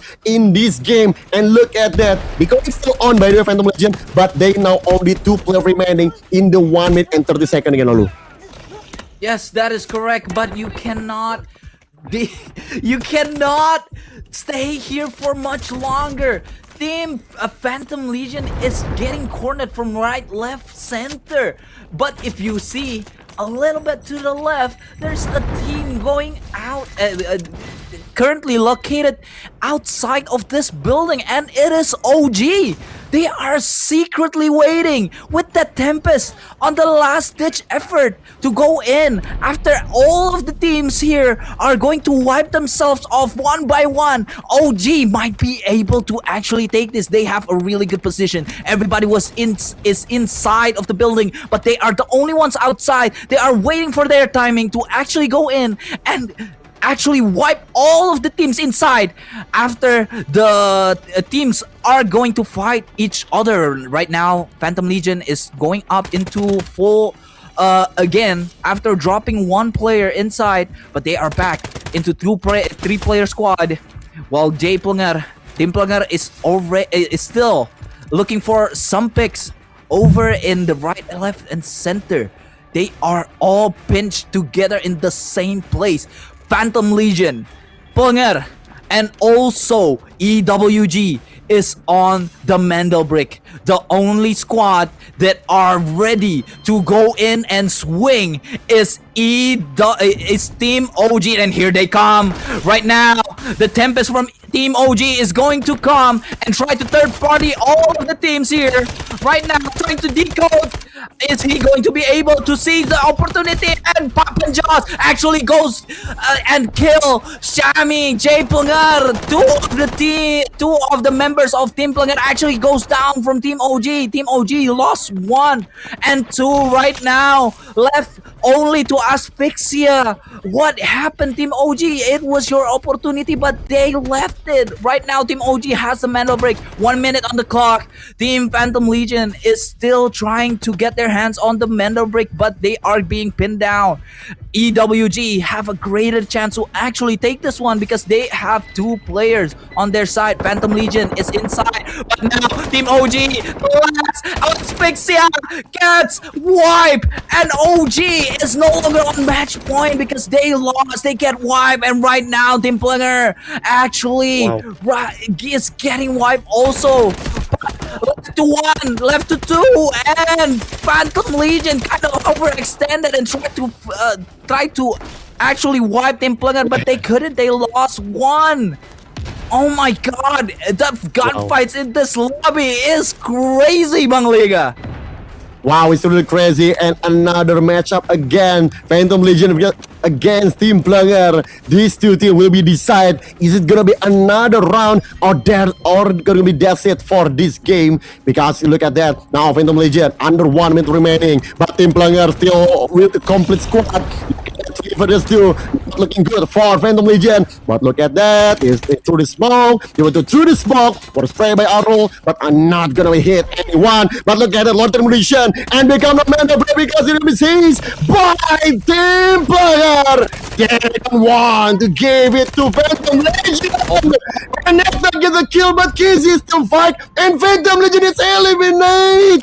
Team Player, like I say before, it's gonna be a miracle comeback from them. Wow. Per game, they play really poor, but in the last 2 games, they wake up. They looking really dangerous, and they show to all of them. That's why they in the first place in the last week, and now he get the mental break. So game 7 is gonna be unlocked with a 3 teams will be chasing for the mental break. And look at that, Team Player ready for the celebrate, but don't go celebrate too much because there's still gonna be game number 7. And I think in terms of the score, I think it will be EWG will be decided about the map itself. Is it gonna be Space City again? Or Brakkesh, or maybe some miracle, maybe what they want to play that prison, I don't know, but overall I think EWG become the last place, so I think they're gonna be decide about the map for the game number 7. But overall, what a play by Team Planger. I really didn't expect that, Paulo. I really didn't expect that they can come back in the last 2 games, and now they're leading. Don't forget, they get a medal break. They have the max score right now with a 39 actually now. So 39. Now Team Planger somehow in game number 6 straight move forward to the first place, and now what a play, because in the game 4, after the game 4, they in the last place, they in the 6th place. And now, just 2 games, they just move forward to the first place. So what a play by Team Planger. But the game is not done yet. Okay, game 6 done, but there's still 1 more game in this group, and that is a group. It's a game 7. It will be decided which team is gonna win and take the advantage for the next week itself. But overall, what a play by Team Planger. And I think Phantom Legion give it some match, give me some contest against Team Planger, and I really respect how Phantom Legion doing. They're really doing everything they can, but still Team Planger is wake up right now and they play really well. And I think one team that I really think like why you do that, I think it's obviously Team OG, because you have a Tempest, but in other side you didn't get a manual break. I think only one time you get a system manual break, and that just for a short while. After that, they get wiped out. So I don't understand about Team Team OG, because they have really huge advantage, but they don't execute really well. FOC, like they usually. Team DK, same like FOC, play like a weird style. I mean, they play sometimes passive, sometimes aggressive. Nah, I don't know about the gameplay. EWG definitely still struggling at this moment, and look at that. Look at the doctor, Mr. Look at the doctor. He just being a dictator. Talking to his bodyguards. Talking to bodyguards. Set up for the game. Find them. Go. Find them. Take Planger. Execute them. But what a play, what a gameplay by Team Planger, Olo. Yes, that is absolutely correct. I couldn't agree more. Team Planger step up their game real bad right now. They are the boss of this lobby. 38 total score. Oh my god. They really wiped the lobby. I mean, it's not about being the last team alive. No, it's not. Team Planger actually went in and destroyed the whole lobby, guys. Okay? They got a 3 squad wipes on the last game, and right now they got another 3 squad wipes. Like the kill points, sure, Team Planger didn't step up their game on the first, second, and third game. They were last place. They didn't have any kill points. They didn't loot that much. They got wiped instantly. Even though they got the tier 1 and tier 2 spawns, they didn't capitalize it. But I think when it comes to Space City, this is their map, Team DK brought in the Cineva. I thought they could do something with it, but again, I think the utilities are just over the top right now. They couldn't withstand all the Ulurus, incendiary grenades. They couldn't withstand the Luna shock arrow. And Team DK, even though they got a Mandel brick in the first few moments of the game, they just couldn't capitalize it. They didn't have enough resources or good enough operators combo to actually defend their spot. They're kind of very separated in gameplay, actually. One is holding down the left door, one is holding down the right door. They're very split in gameplay, and I think it's just a problem of communication at that point. And we are actually getting confirmation that we are actually going to move over to Brakkesh as the last match of the day for this lobby. And we are going to see you after this break. Will their Team Planet going to capitalize their lead right now with 36 points and their Mando bricks, or maybe Phantom Legion and OG could possibly take their place as the winner of this lobby. We'll see you guys in a bit. See you guys.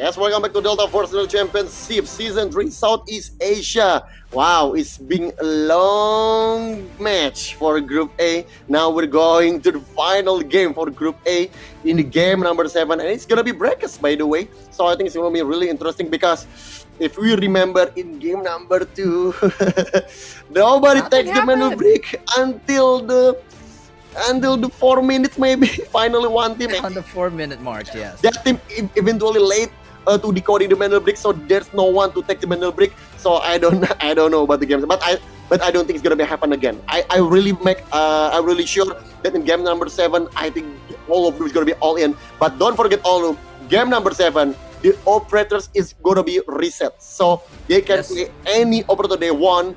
Of course, obviously, 2 is the limit. Okay, so 2 is the limit. But overall, it's gonna be really interesting in game number 7 only. Yep, that is correct. We are going to see the highlights again. We see that Team Plenger is actually the one that stepped up their game the most. Coming out of the bottom 5 of the leaderboard, they are now on the top with 1 Mendel Bricks and 39 total squad points. Oh my god, that's a lot of squad points, by the way, guys.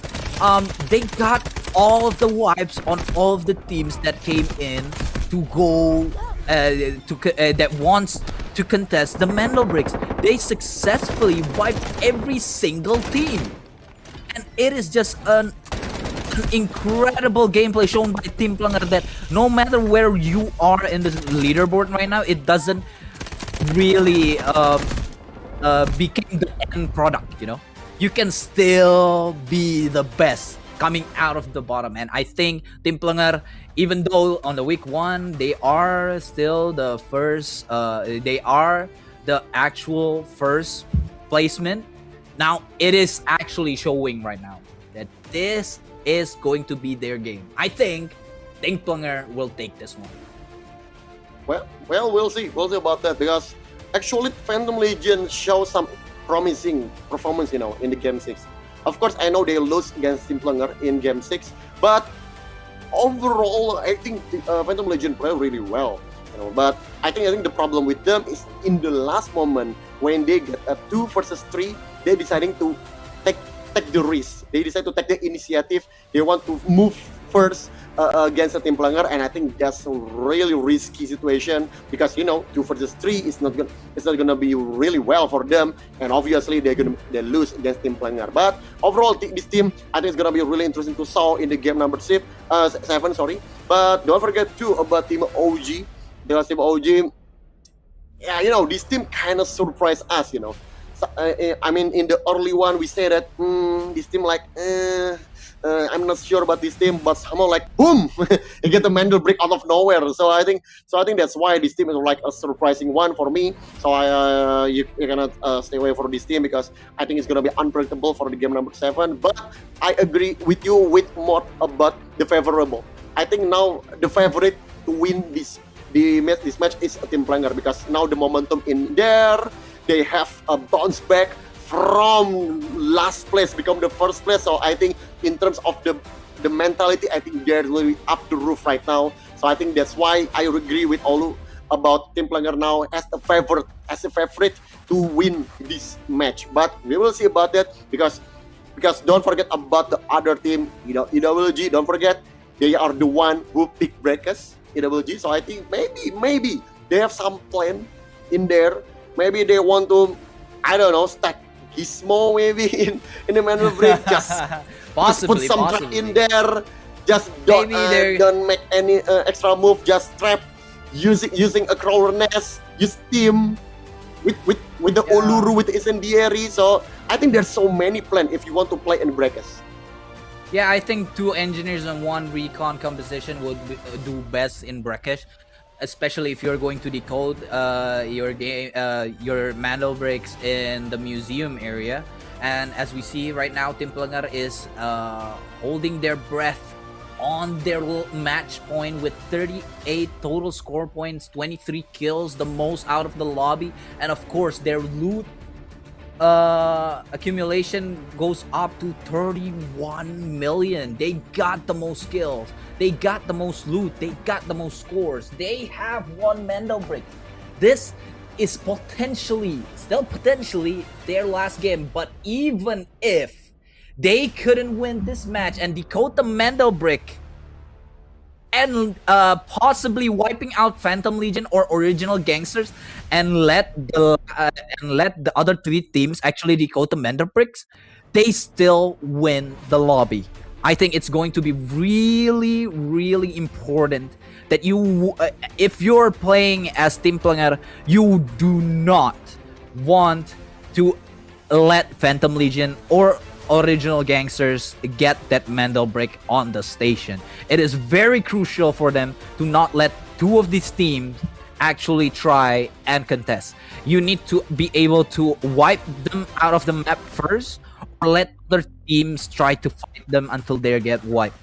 I think it's still really a good chance for Team Planger to actually win, but you know, this is Delta Force, this is operations. It's Mendel brick fights. You would never know what the outcome is. You can see on the 4th game when Phantom Legion decoded the station. They were not the first team to decode, but they got the stronger position. While in the 5th game, we see OG didn't get contested at all only by 1 team, by Team Planger, but they got the position right and they didn't got contested. And for the last game, it was an all-out war. I swear to you, the gunfights were crazy in that match. Everybody comes from right, left, middle, goes down the staircase, goes down of the climbing ladder, and they all got wiped just because Planger had. I think they got that fighting spirit. I think I agree with you that Team Planger mental boost is up. You know, it's up there. They got all the kills, they got the Mendel bricks, and this is going to be the last little game. I think this Planger is going to take this game away. I agree with you about that. But I think now it's gonna be a huge test for Team Planger, because Team Planger, I think they play really well if they want to play aggressive. But in this situation, I think, this is my personal opinion, okay, about Team Planger. I think Team Planger should play holding the position. I don't think they need to play aggressive, because if they play aggressive and they getting eliminated, so I think that's gonna be a bad result for them, because the momentum in there and they're leading right now in the score. So I think in this moment, I think the other 5 teams that's really need the Mendel break instead of Team Planger. Team Planger can just hold them up. Even if there's no one gets the Mendel break, it's still gonna be advantage for Team Planger, right? So I think that's why for me this is gonna be a huge test for Team Planger, because I say to you about Team Planger need to play aggressive. But right now, I want to track back my word, because in this moment, I think Team Planger should play defense, should play with a discipline, play careful, not getting any risk move. So I hope so. I hope they can do it. But OG now, well, only 2 players. That is not looking good. In the last situation, in the crucial round, they play with the 2 players. Okay, that's really bad. I mean, that's really bad, and I think it's gonna be huge disadvantage for the OG, because look at that. I want to say one moment only, because before I give it to you, there's so many tests, you know. My god! I know operator is reset in game 7. But using 2 Tempests. Wow. Okay. They don't want to fight, you know. They just want to using a device, seize the Mendel break, decode the Mendel break, and just fall back with a device, and that's it. Look at that. FOC, DK, Team Planger using 2 Tempests. Wow, what a moment is this? And look at that, because now Mendel break is gonna pick up by FOC, by the way, out of nowhere. No one expected that, but FOC now taking the Mendel break, and now this is looking good, because they get their tier 1 spawn, Olu. I mean, this is going to be a really interesting match. Of course, it's a game 7. Everything can happen all of a sudden, and we see the operator selection from all of these teams, leaving only 2 squads with 1 Tempest. OG, if they actually have 3 players, I think they are still going to run 2 Tempests actually. So this is going to be an all-out war stall, but as we see right now, oh my god, Jay Plunger again to Salamanca. What happened, Salamanca? 2 games in a row, he got sniped off right off the bat by Jay Plunger. Oh, the first fight is going to be happening right here on the middle side of the map, where EWG drops into 2 players, and now Jay Plunger going in, gets the headshot and drops to the player of EWG, down to 1. Asphyxia, ABC now left alone. Jay Plunger trying to reload his gun, getting a drill charge to the left, but it's okay. Shammy now trying to find the angle on the last player from Team EWG, and Team EWG right now is on a really bad spot, left to 1 player. Right now, Team Plunger, of course, having that 2 player, even though 1 is down. We say Jay got picked off by ABC, but it is going to be the advantage to Team Plunger because they could get a full squad again, because unfortunately Jay got revived by his teammates, so it's a 3v1 situation. EWG down to 1 player.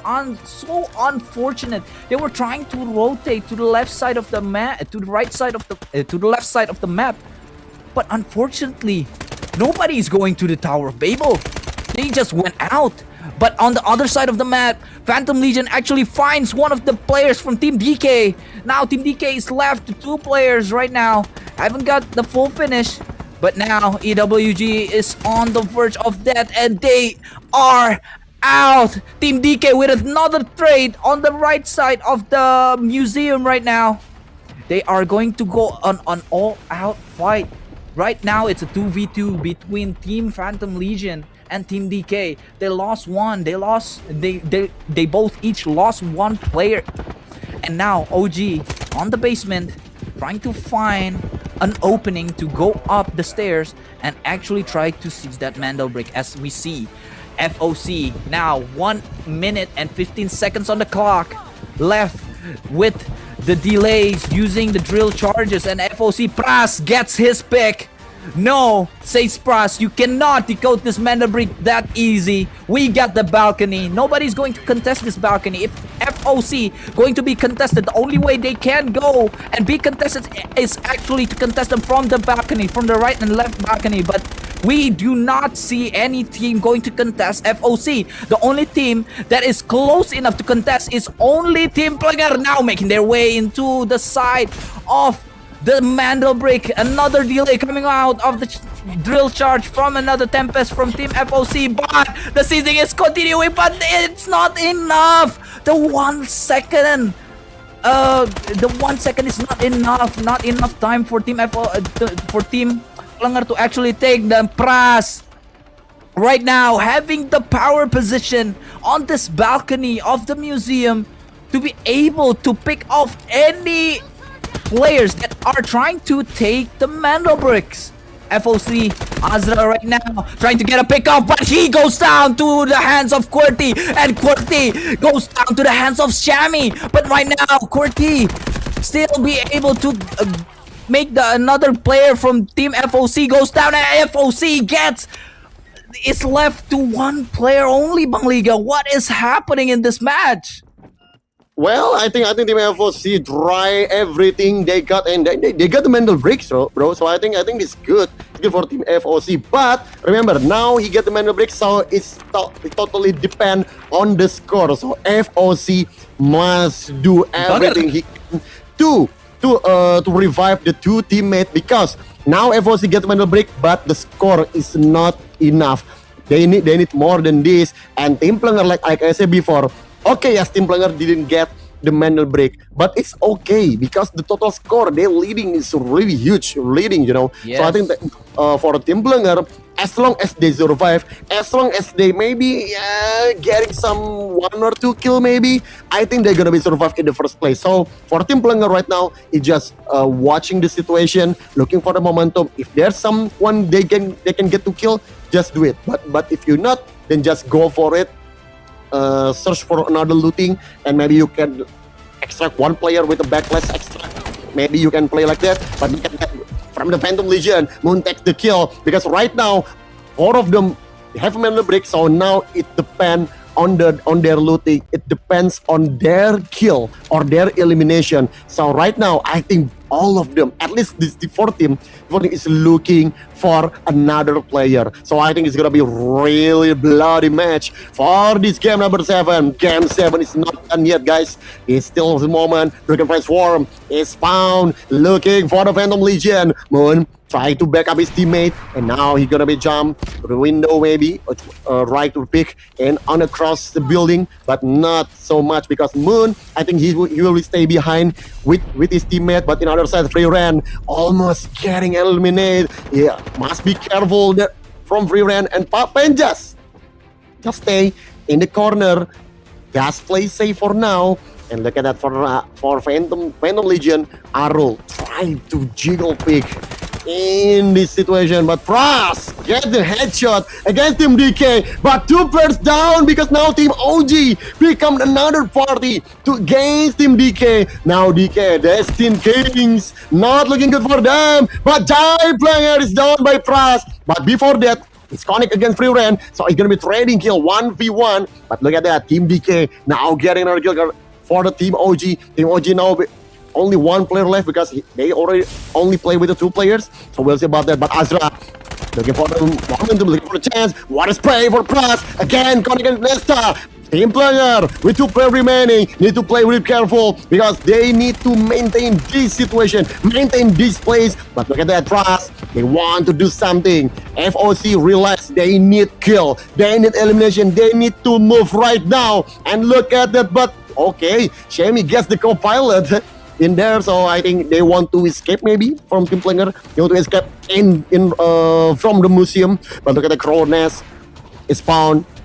Vikes looking for the other opponent, and look at the FOC still across the building. Team Planger decide to avoid this fight because this is not looking good for them if they continue fight in Royal Museum, but not so much for Phantom Legion, not so much for FOC because both of them need more point if they want to maintain the 2nd place maybe, or maybe they want to going for the 1st place, but it's gonna be huge. They need so much kill if you want to replace Team Planger in the 1st place, Olu.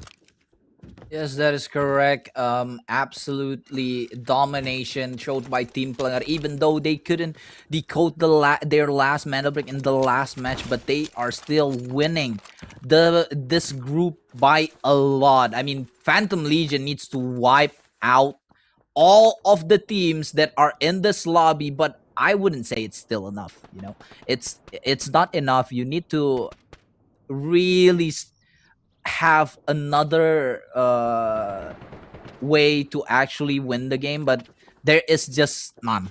There's just none. It's all left to the KPs and all the other points, but I don't think they are going to be able to challenge Team Planger on the top of the leaderboard right now, because Team Planger has 43 points.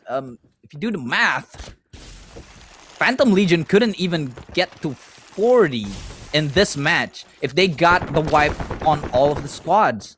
So it is going to be really hard for them to actually gain their footing as the 1st place in the group. So right now, as we see, Jay Planger, another kill, another, what a play! 3 people down with Jay Planger with his M250. Oh my god! Out of nowhere, FOC got wiped by 1 player from Team Planger, and it's Jay again and again and again.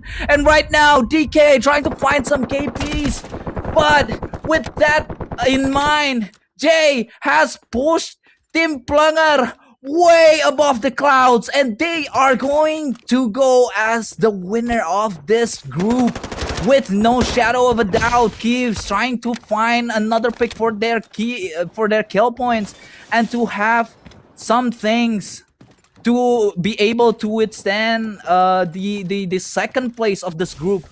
But again, Team Plunger down to 2 players, but they don't care. They don't care. They got the 1 Mendel bricks and 46 total squad points. Nobody can contest them on the even though Phantom Legion, come on, let's be real. 1, 2, 3, 4. Okay, that's arguably they could try to wipe out Team Plunger. That is left to a couple of units. They only have 29 score points, and it's not enough to actually try and beat Team Plunger on the first spot. So yeah, I mean, Team Plunger, what a showing, what a game from them. Ken Lim still trying to get some pick off on Team OG, but Team OG playing with 2 squads, left with 1. They are still going to fight it out. Oh my god. Ken Lim getting 2. And right now trying to get the knife kill onto QWERTY, but onto Euro. Sorry, but it's not enough. He's trying to knife him on the desperate measures, but it didn't connect. He went to the left and he went to the right.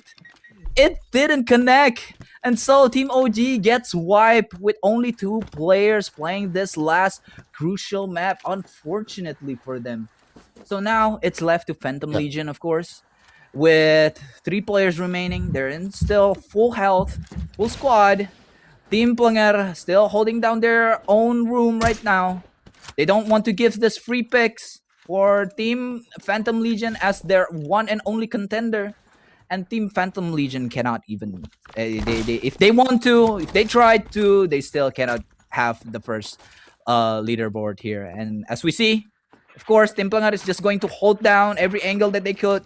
So they didn't get wiped and give free KPs towards Team Phantom Legion. And Team DK, the team that we wanted to step up their game, unfortunately didn't have their chances. They got picked off by 1, and yeah, they didn't have that opportunity to actually try and seize the Mando bricks. FOC tried their first time to actually decode the Mando brick, and they did happen to decode the Mando bricks, but with that, they didn't step up on game 4, game 5, game 6. So they are left on the bottom side of the leaderboard. And right now, the switch has been pulled, and some of them are trying to survive, getting some extraction point also. Another airdrop is going to go down, and Team Plunger is going to take it for another potential loot points to stamp their position on the top of the leaderboard for this Group A, Bang Liga.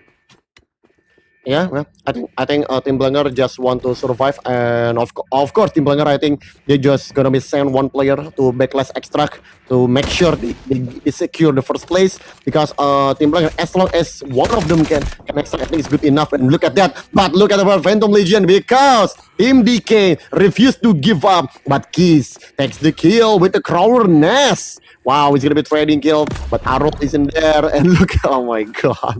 Oh my god, look at that, he's using loitering. It's a delay. DK, they want to move forward, they want to look for kill, and burn! Gang down by DK, your war takes the kill with the headshot, and what a spray by your war! 2 players down from Phantom Legion!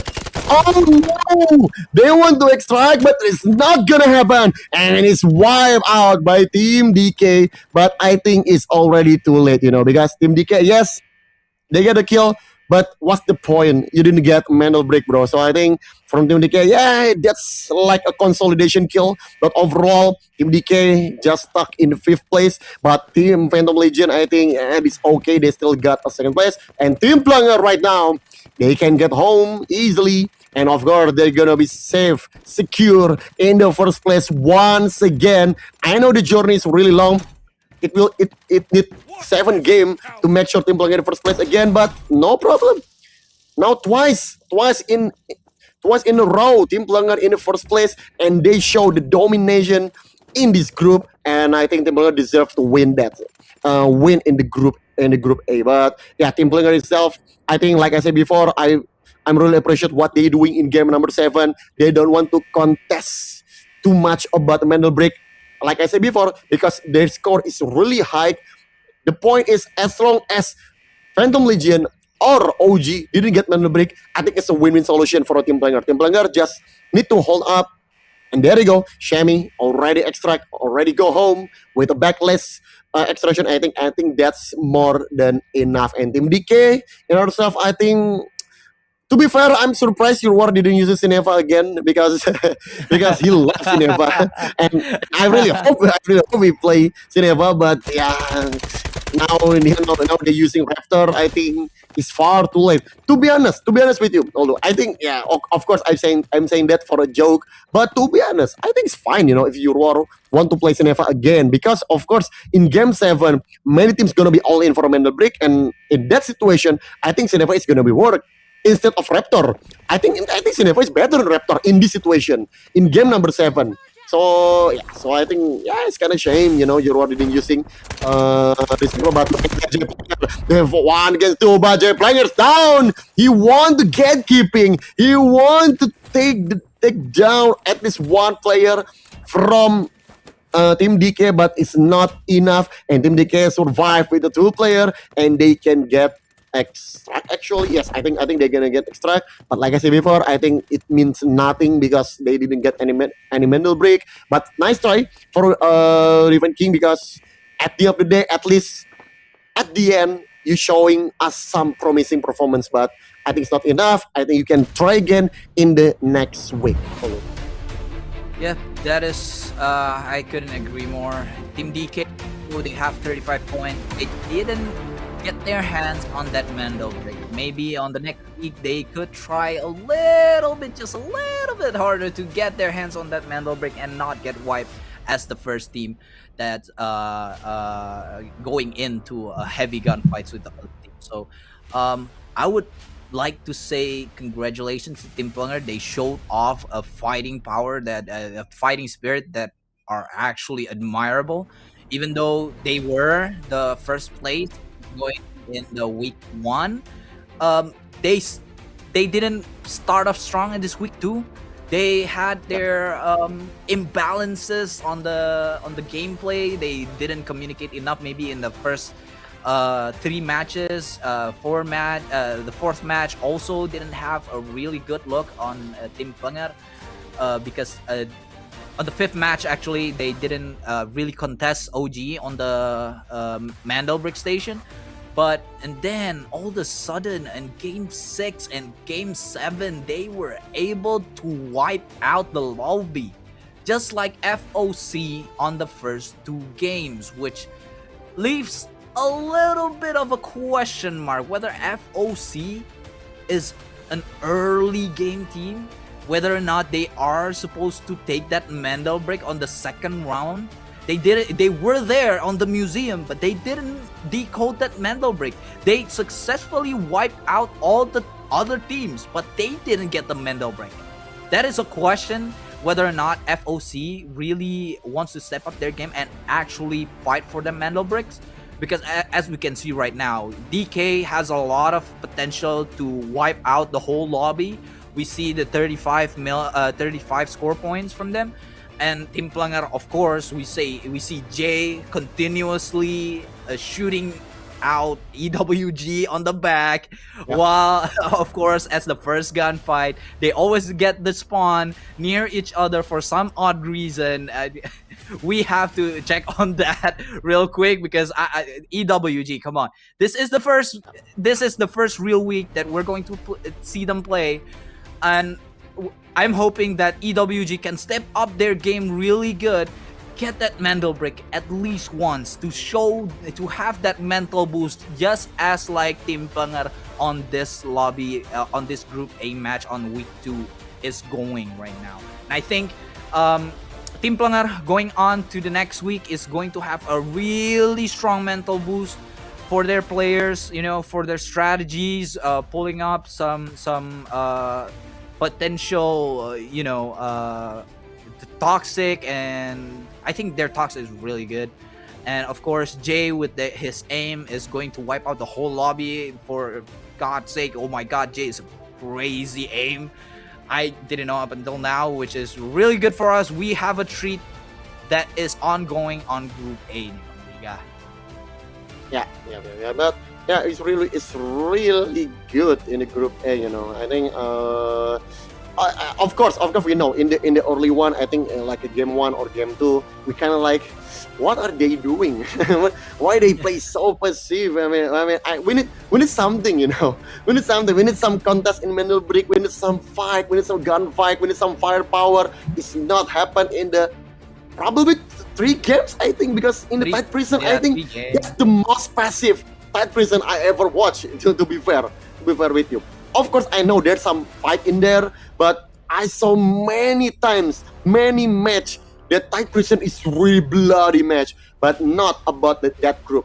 But overall, yeah, of course, if you're talking about the game 4 until the game 7, they start to confidence. Their confidence really rise up, so that's why they now really want to play. They really want to looking for a Mendel Break, and I'm really grateful they play really well in the end. So yeah, so maybe trust the process. Maybe that's the word that I want to say about the Group A, because yes, they all starting not really well, but they ending really well, and obviously that's a Team Planger, that's a Phantom Legion. But I want to say like this. Okay, let's talk about the first one, because Team Planger is a first place in the week 1, and so they decide to pick Phantom Legion. Okay, right now they become a first place again. Okay, because of course we will see about the result, but I think we all know, we already know that Team Planger is gonna be first place again. So my point is, if they want to pick against someone, please don't pick Phantom Legion, okay? Because this team is really good, This game is really good, and they give you a really nerve-wracking match. And obviously, I know you guys won against Phantom Legion, but it's a really close call, It's a really close call in the game 6, because if Keys play with a little bit patient in the last moment in the Mendel Break, maybe the result is gonna be different, So Team Planger, I think they dodged the bullet with somehow come back in this group. But Phantom Legion, the team that they pick by themselves, is become their rival, in this group. They become the most threat in this group. So I think Team Planger, yes, they dodged the bullet. They secure the first place in this group, but Phantom Legion play really well, and of course I'm really looking forward to other team like FOC, because FOC finally get a Mendel Break, but I think it's already far too late, because they start well, but in the game 3, game 4, game 5, and game 6, that game is so poor from FOC. I'm happy they get a Mendel Break at the end, so I think they wake real well, but overall, I think FOC need to have the game again. So, yeah, we will see about the result for overall leaderboard. And like I said before, Team Planger secure first place with 46 score, and Phantom Legion in second place with 28, FOC with 23, and OG with 13. With 4 of them get a Mendel Break, and DK 35 without Mendel Break, and EWG become the last place in the Group A. Nice try to all of them, but Team Planger once again prove it that they deserve in the first place, and they play really well, Olu. Yes, that is true. DK is, of course, going to be a favorite here, but they need to get their hands on those Mendel Bricks. As we see, no Team DK is currently on the screen, but they did get 35 total score point. They have a lot of loot assets. They killed a lot of people. They got 22 kill points. So they were a strong contender, but they just were scared enough to actually go in for that Mendel Breaks. So I want to see in the next week, actually, Team DK actually step up their game. I think personally, Team DK is the one that, will be the actual strong contender going up against Team Planger. Phantom Legion, yeah, sure, okay. They got the first Mendel Break, and they got a lot of kills also. They got 22 kill points also.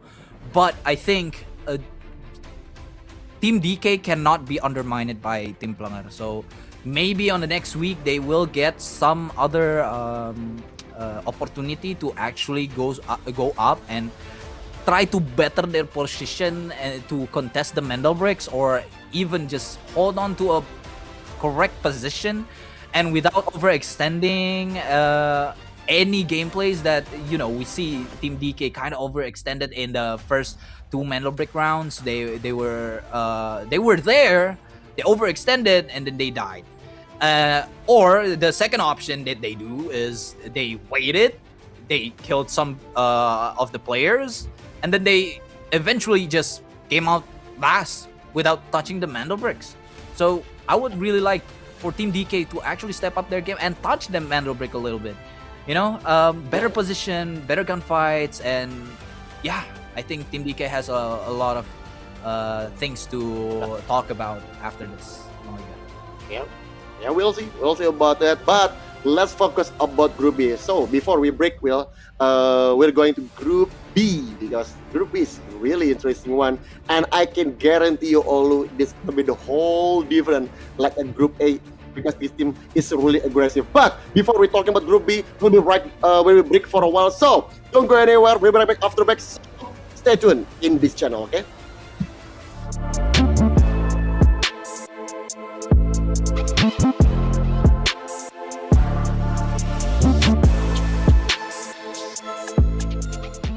This court finds that the AI holds no legal responsibility. But the data... This doesn't add up. Just do with the AI. Priority. Protect company assets. Valve closed. You destroyed our home! That dream again. Gabriel Mercier, codename N2, role engineer. As a former nuclear facility engineer, N2 was removed from his position following a major incident that escalated into legal proceedings. He later returned to military service and was reassigned to Arctic deployment under CBR and related units. With the originally designated technical specialist unable to fulfill operational requirements, and following assessment review, N2 has been approved as a replacement operator for the subsequent operation. Stun out.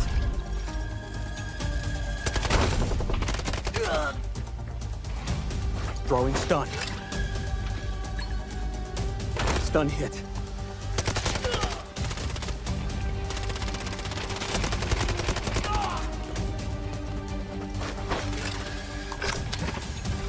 Freeze right there.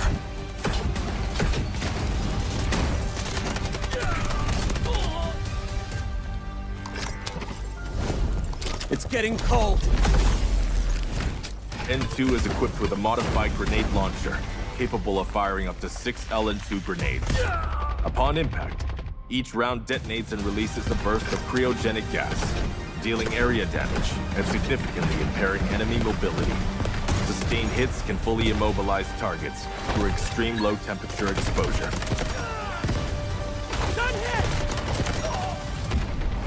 Cold. I can go colder.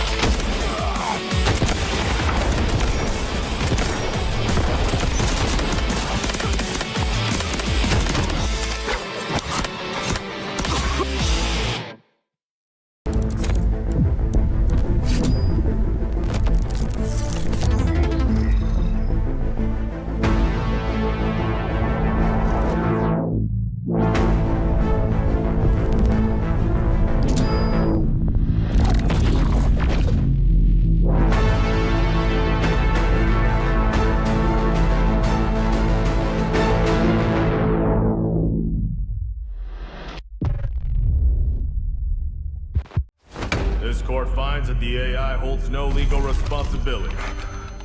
But the data... This doesn't add up. Just deal with the AI. Priority. Protect company assets. Valve closed. You destroyed our home!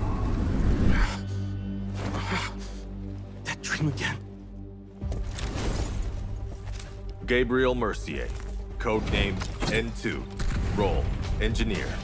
As a former nuclear facility engineer, N2 was removed from his position following a major incident that escalated into legal proceedings. He later returned to military service and was reassigned to Arctic deployment under CBR and related units.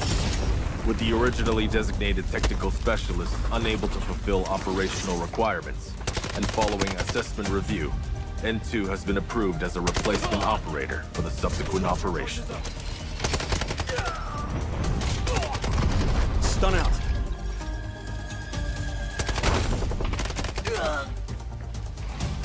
Throwing stun. Stun hit.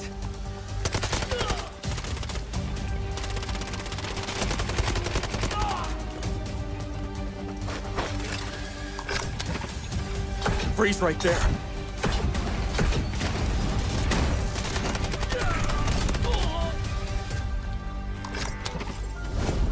It's getting cold. N2 is equipped with a modified grenade launcher, capable of firing up to 6 LN2 grenades. Upon impact, each round detonates and releases a burst of cryogenic gas, dealing area damage and significantly impairing enemy mobility. Sustained hits can fully immobilize targets through extreme low temperature exposure. Stun hit! Cold. I can go colder.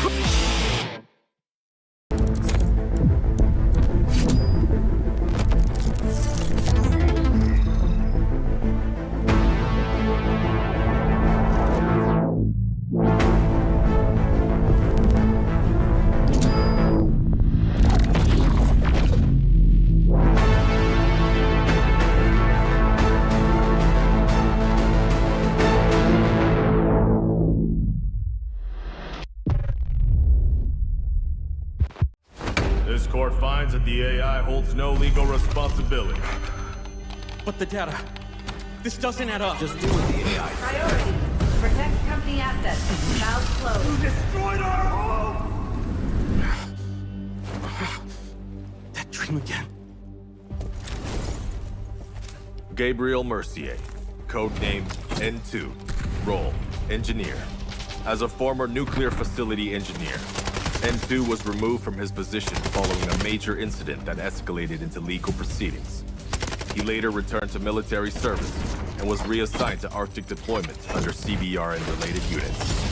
With the originally designated technical specialist unable to fulfill operational requirements, and following assessment review, N2 has been approved as a replacement operator for the subsequent operation. Stun out.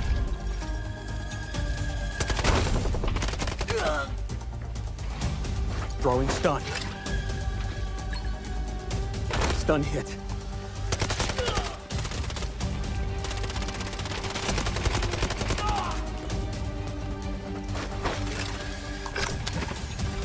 Freeze right there.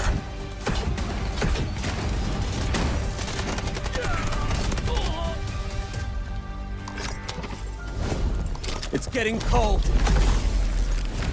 N2 is equipped with a modified grenade launcher, capable of firing up to 6 LN2 grenades.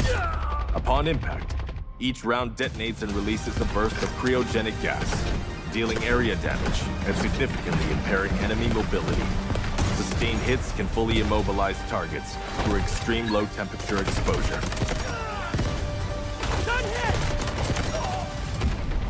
Cold.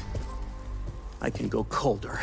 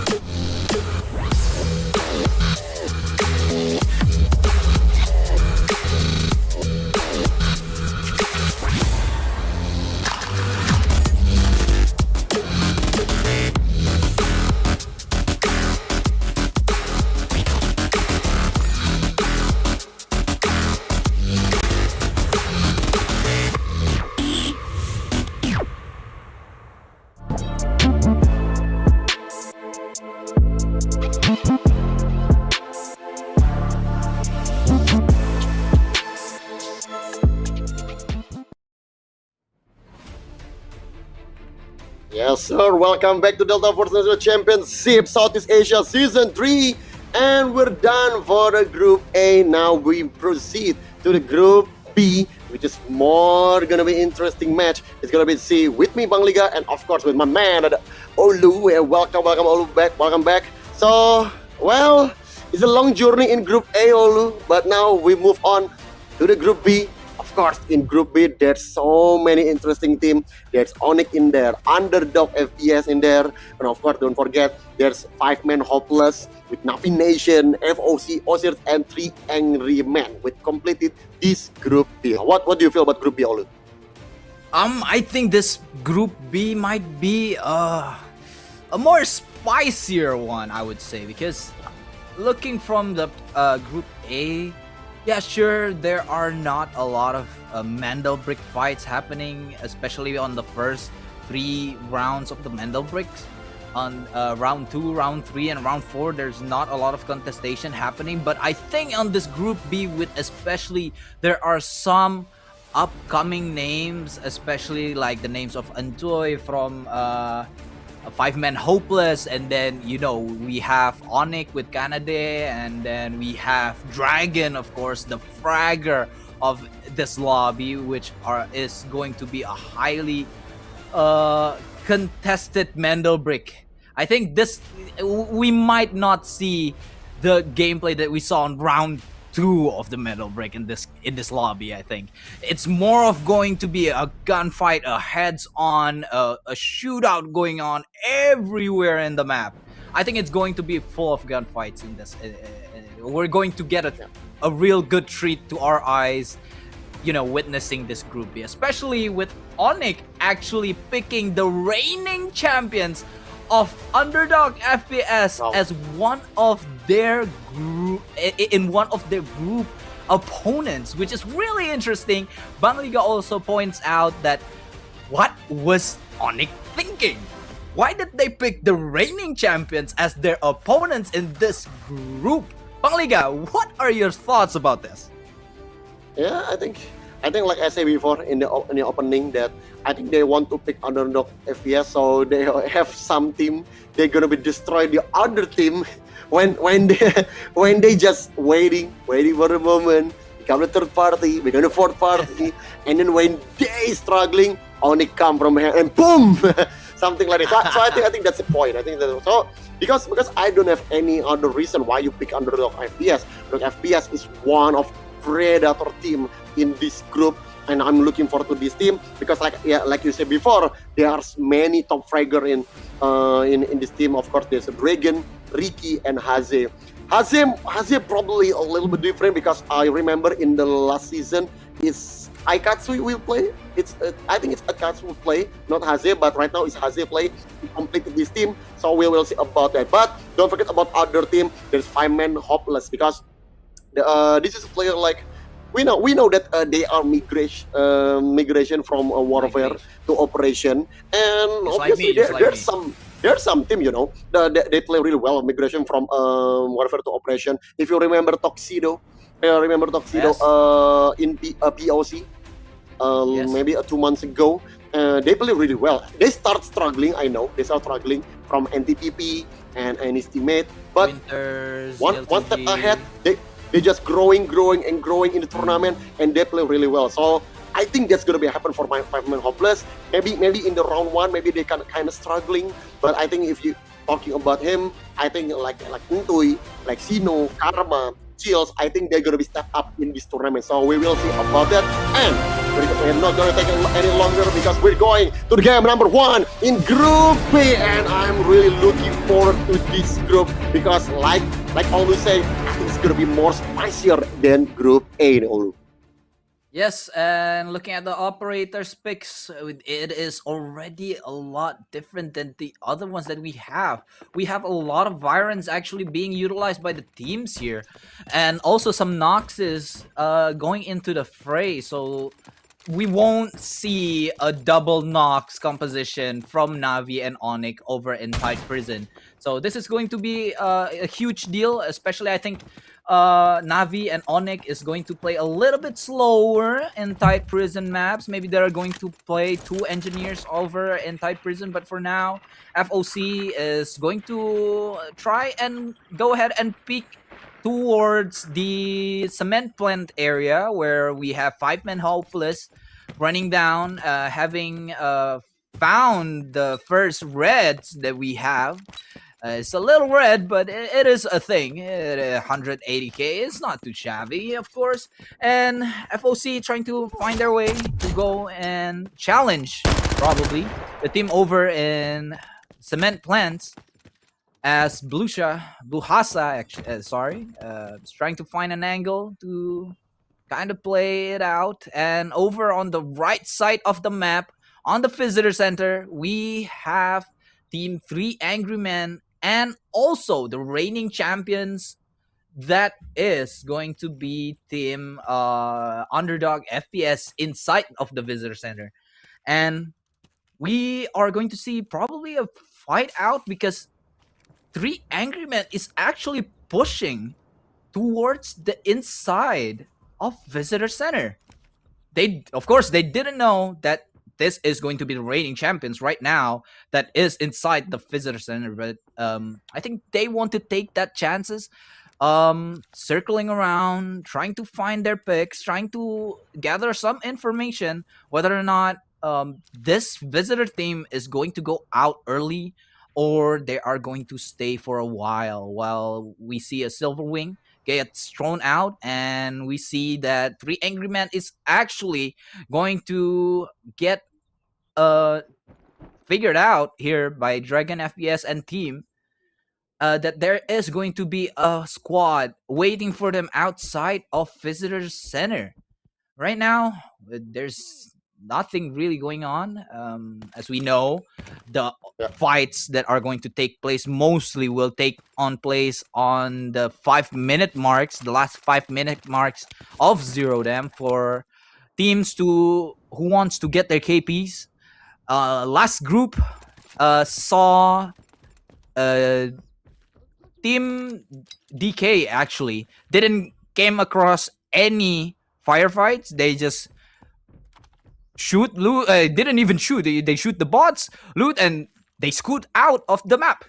So maybe this game, this lobby is going to be a little bit different because, as we know, as we have talked about, there are more KPs on the line if we're talking about the teams that are playing right now. And we see Dragon FPS taking some damage from the outside team of 3-Man Angry right now. I need to full heal up before the fighting begins. Dragon FPS using their Hecklau. He wants to get that Hecklau out, probably only for this map and possibly tight prison if they want to use a Hecklau, because we often see more Raptors getting played by this. Iris, by the way, have a little cheeky spot. He went circling around the visitor and now he's inside of the visitor area, trying to find a pick on one of the players of this team, actually on the top side with Dragon getting into a favorably his gunfight against Iris here, slowly but surely trying to get the pick. Iris now has the backup of Madoka on the right side, on the left side of the screen right now. They are going to fight this out, and 3 Angry Men are going to go ahead and try to contest this team of Underdog FPS on the top ladder on the second floor of Visitor Center, Bang Liga. Yeah. I think they want to play aggressive, and like I said before, I think it's gonna be more spicier than the Group A. And there you go, it's from Automaton back. Automaton taking damage too much. He needs to recover, but look at it. What a spot! Wait, Ricky want to play aggressive, and look at the magnetic bomb. Oh, they want to dodge it, and it's gonna be it. Ricky takes the kill with the magnetic bomb. Madoka gets down. It's gonna be advantage for Underdog FBS as they from behind, looking for a support system. Ricky once again move forward, dash against team from 3 Angry Men, and 3 Angry Men not anymore because Ricky What a play by Ricky! Triple kill, he got it! 3 kill streak! What a performance from Ricky! And like we said before, the reigning champion doesn't disappoint us. They play really well with aggressively well, and they play with a magnetic bomb. Ricky takes the advantage. 3 angry men kinda, they kind of confused, they kind of like not confident to play against underdog FPS, and that's the karma, because now underdog FPS gets a kill and 3 angry men wipe out in game number 1, getting element in this early. And like I say before, go for the kills is the best way to get your economy up pretty early in this competition. So I think it's gonna be a really huge advantage for underdog FPS. They got a looting, they got a possession, they got a kill, and now they just playing safe is fine, because 3 kill is at least good. It's not bad, it's already good. But if you want to more, and obviously I think underdog will be looking for more kill. But for now, I think they're gonna be happy with this situation, happy with this result, and I think they decide to just chill, just loot first at visitor, and then we start moving slowly to the admin maybe to major or any area. But overall, underdog FPS play really well, and now they get to make a decision. Are they gonna be aggressive again, or they want to focusing on extract? So we will see about that. But let's move on to the other team. We have Navi. Now Navi stay in the admin, and don't forget Navi get a tier 1 spawn. So I think this is gonna be a really good opportunity for them to looking for another value, to looking for the kill maybe. They have a good positioning, but look at that now 5 plus. Antoy, we got the front line, but Antoy gets down so easily. But in behind, his teammate is taking damage too much. What's going to happen with 5-man hopeless? They really overextend, and I think that's a really bad way to display in this early match. And this is not looking good for them. But look at that from Navi. They play really well. They're solid. Play as a defensive. They know many teams really offensive in this group, so they decided to play with a different style. They want to play a defense, and they're doing really well. And look at the deals now, using a silent shadow silent to move up, to looking for opportunity, to looking for kill, to make sure that the other team doesn't hear the step. Wow, there's some ambush with the EMP grenade, but I think just you know what, that's chill. It's okay. It's just like a threat to Navi, but Navi is fine, and until now is down.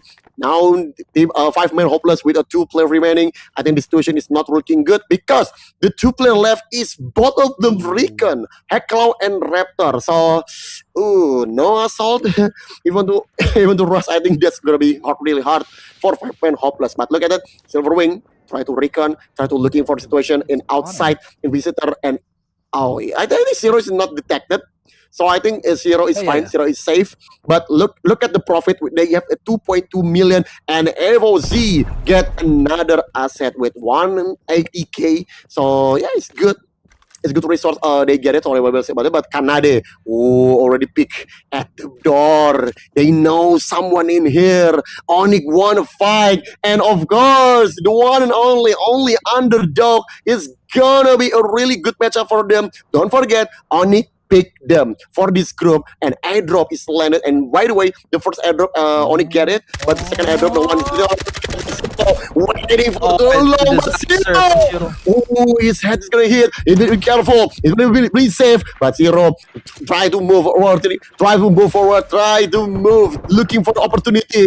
Okay, Silverwing is deployed, getting 2 players, and look at that.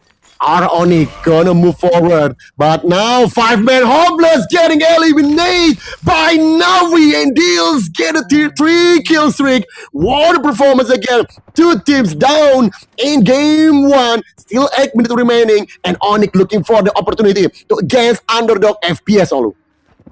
Yes, that is correct. As all the fighting was happening between underdog FPS and also 3 angry men, Onyx actually gained their first airdrop, and it drops an AWM. So if Onyx gets wiped by underdog FPS here, the AWM might fall into the hands of Dragon FPS. Underdog FPS is going to have the AWM. I think this is a really risky play that is being played by Onyx, but let's see whether or not they are going to have a successful run on defeating Underdog FPS on the visitor center side, or are they going to go out of the lobby without having carrying anything on their backpacks? Because if you can see, they didn't loot at all.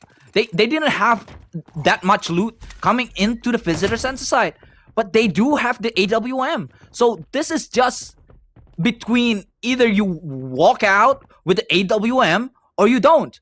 And the second airdrop drops, but no team has contested it because 5-man Hopeless got wiped inside of admin area by Navi, and Navi is still there, while Onyx from the left side of the map has crossed their way to the right side of the map. So this is going to be a really weird rotation and really weird fights as the AWM comes out of Shiro, trying to look for a pick. 5 bullets down to 4. He missed one when he was when when Underdog FPS went out of the door. I think Shiro had a goosebump or something, because oh no, it's Underdog FPS. I think I cannot shoot all 3 of them, and he whiffed. So it is really interesting what could happen in this game.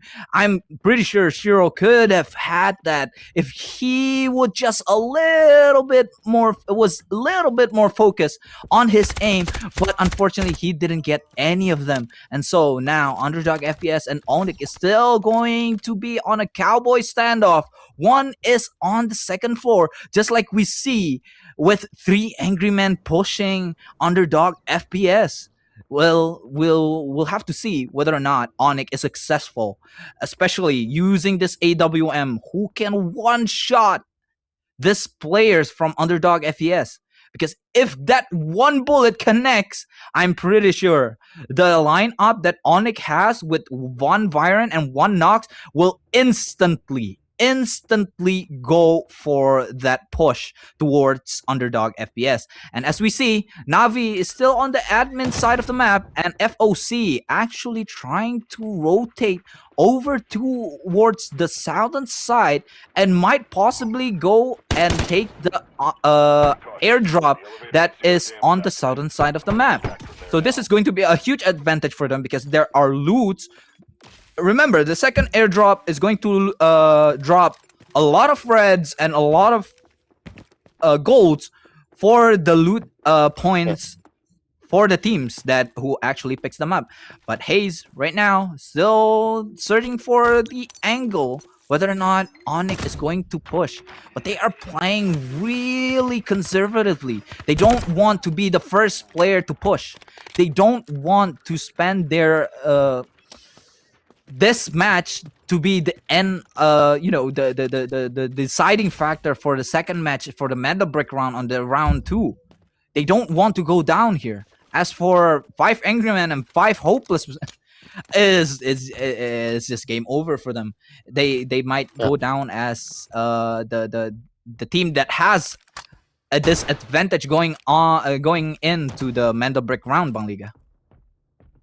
Then I think they stay in this position way too long for me, because right now both of them is kind of hard to extract. So I think there's no benefit at all with both of them stay in this position. But Ricky just slowly, just move slowly, looking for Onyx and Zero. Oh, Zero gets down. Oh, be careful, Zero. But the MP grenade is being thrown out. Zero finally get the confidence to move forward. A chance. Underdog FPS. Zero looking for the player, but not enough. He's down by Dragon. Zero didn't get any information. What a defense. And another kill by Dragon.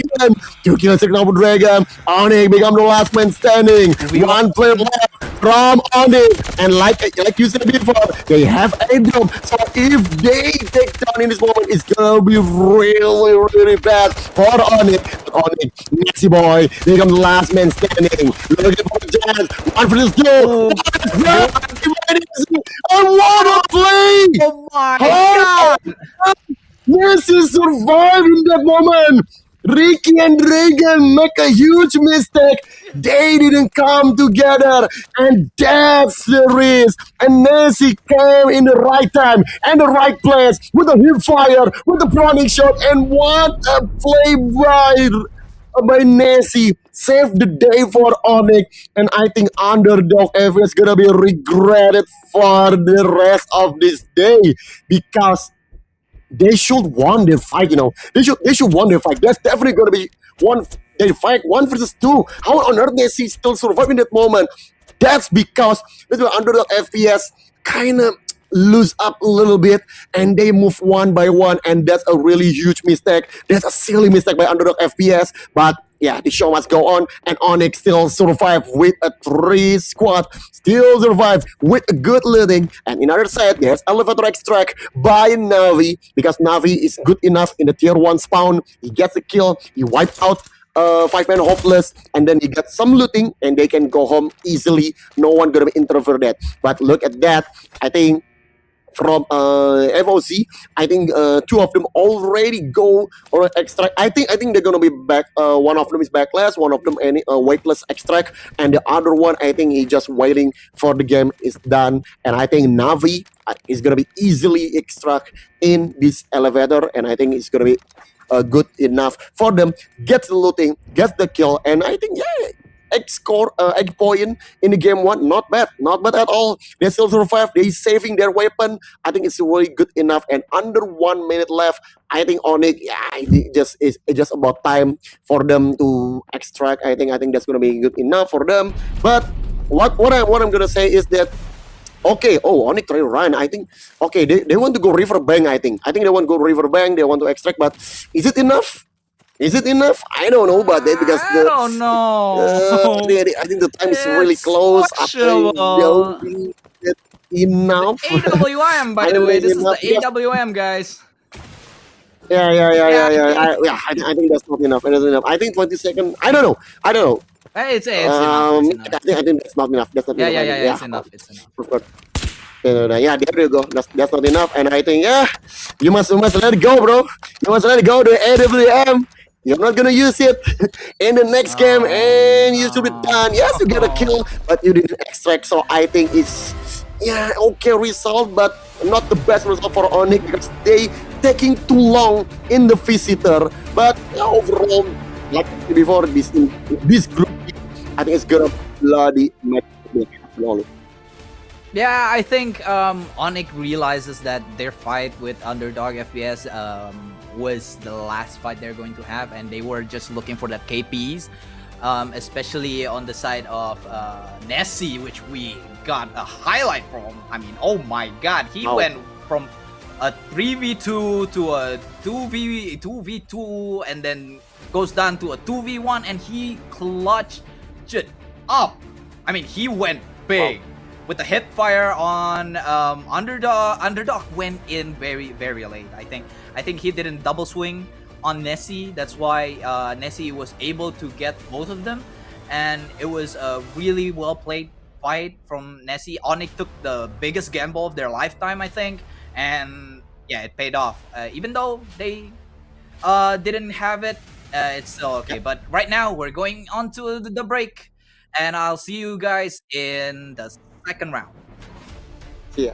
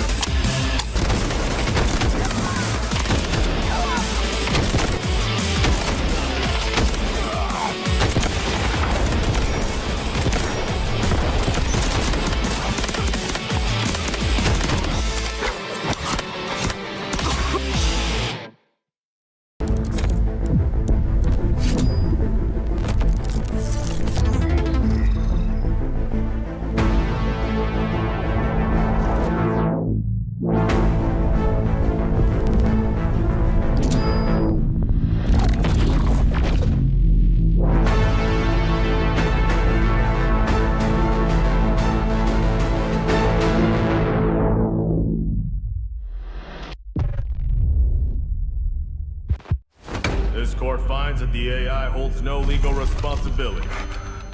But the data... This doesn't add up. Just do what the AI says. Priority. Protect company assets. Valve closed. You destroyed our home! That dream again. Gabriel Mercier, codenamed N2, role, engineer. As a former nuclear facility engineer, N2 was removed from his position following a major incident that escalated into legal proceedings. He later returned to military service and was reassigned to Arctic deployment under CBR and related units. With the originally designated technical specialist unable to fulfill operational requirements, and following assessment review, N2 has been approved as a replacement operator for the subsequent operation. Stun out.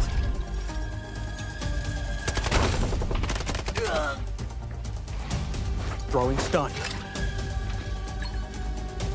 Stun hit.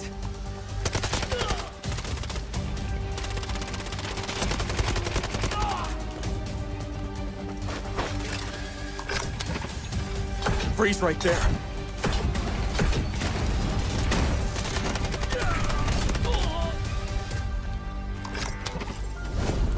It's getting cold.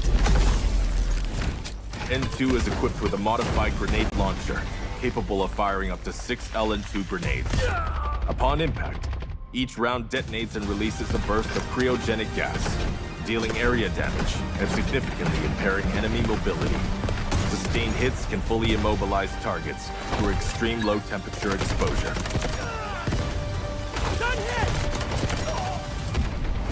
Cold. I can go colder.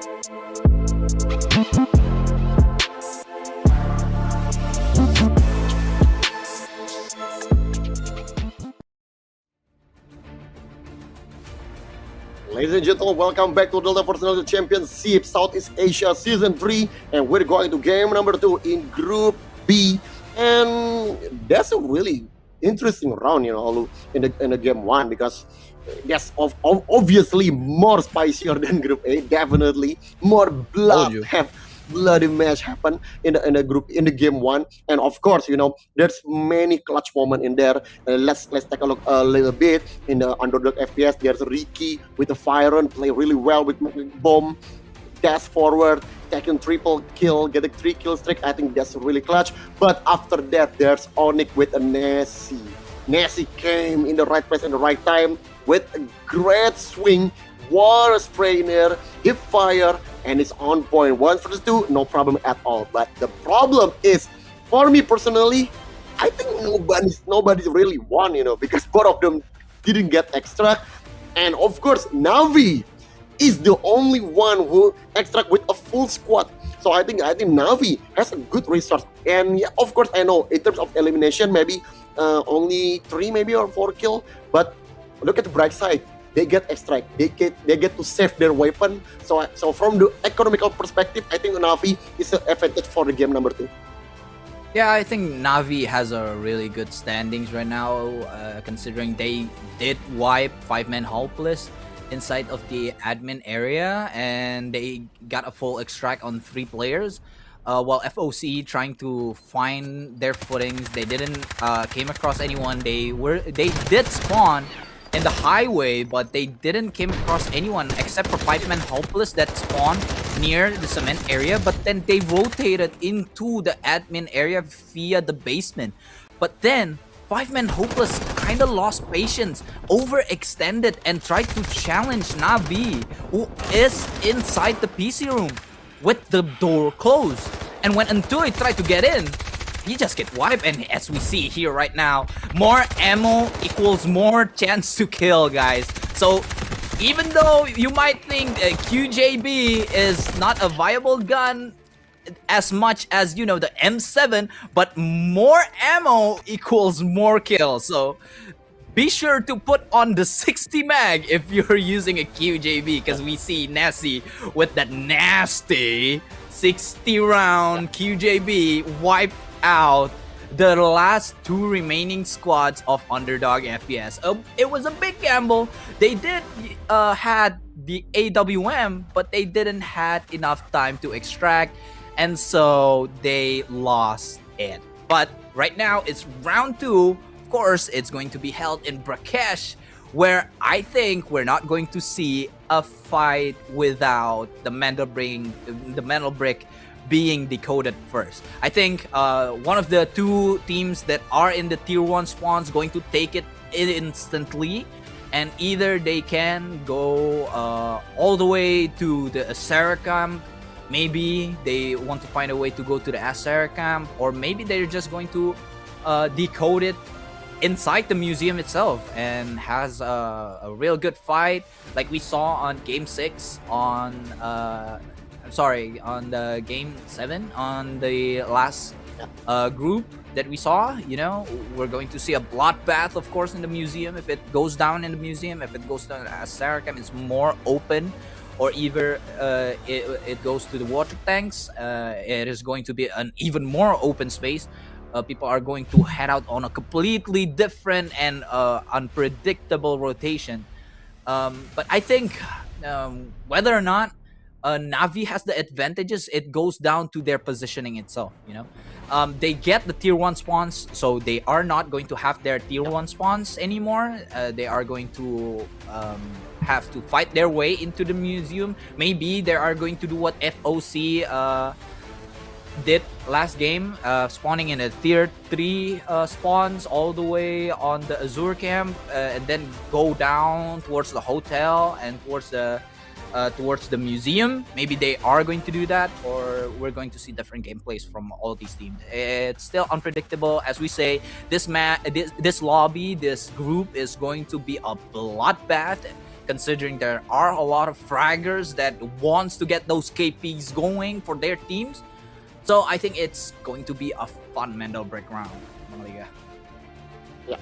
Yeah, I think so. But I think in terms of the spawn, tier spawn, I think, of course, we know that Navi and Onyx gets a tier 1 spawn at the Zero Dam. So I think obviously they're gonna be in the tier 2 or tier 3. But for me, if you're talking about how they play, I don't think that's gonna be a problem for them, especially for Onyx, because Onyx, even they have a tier 1 spawn, they still come to Visitor, you know. They still come to Visitor. They still want to get some kill.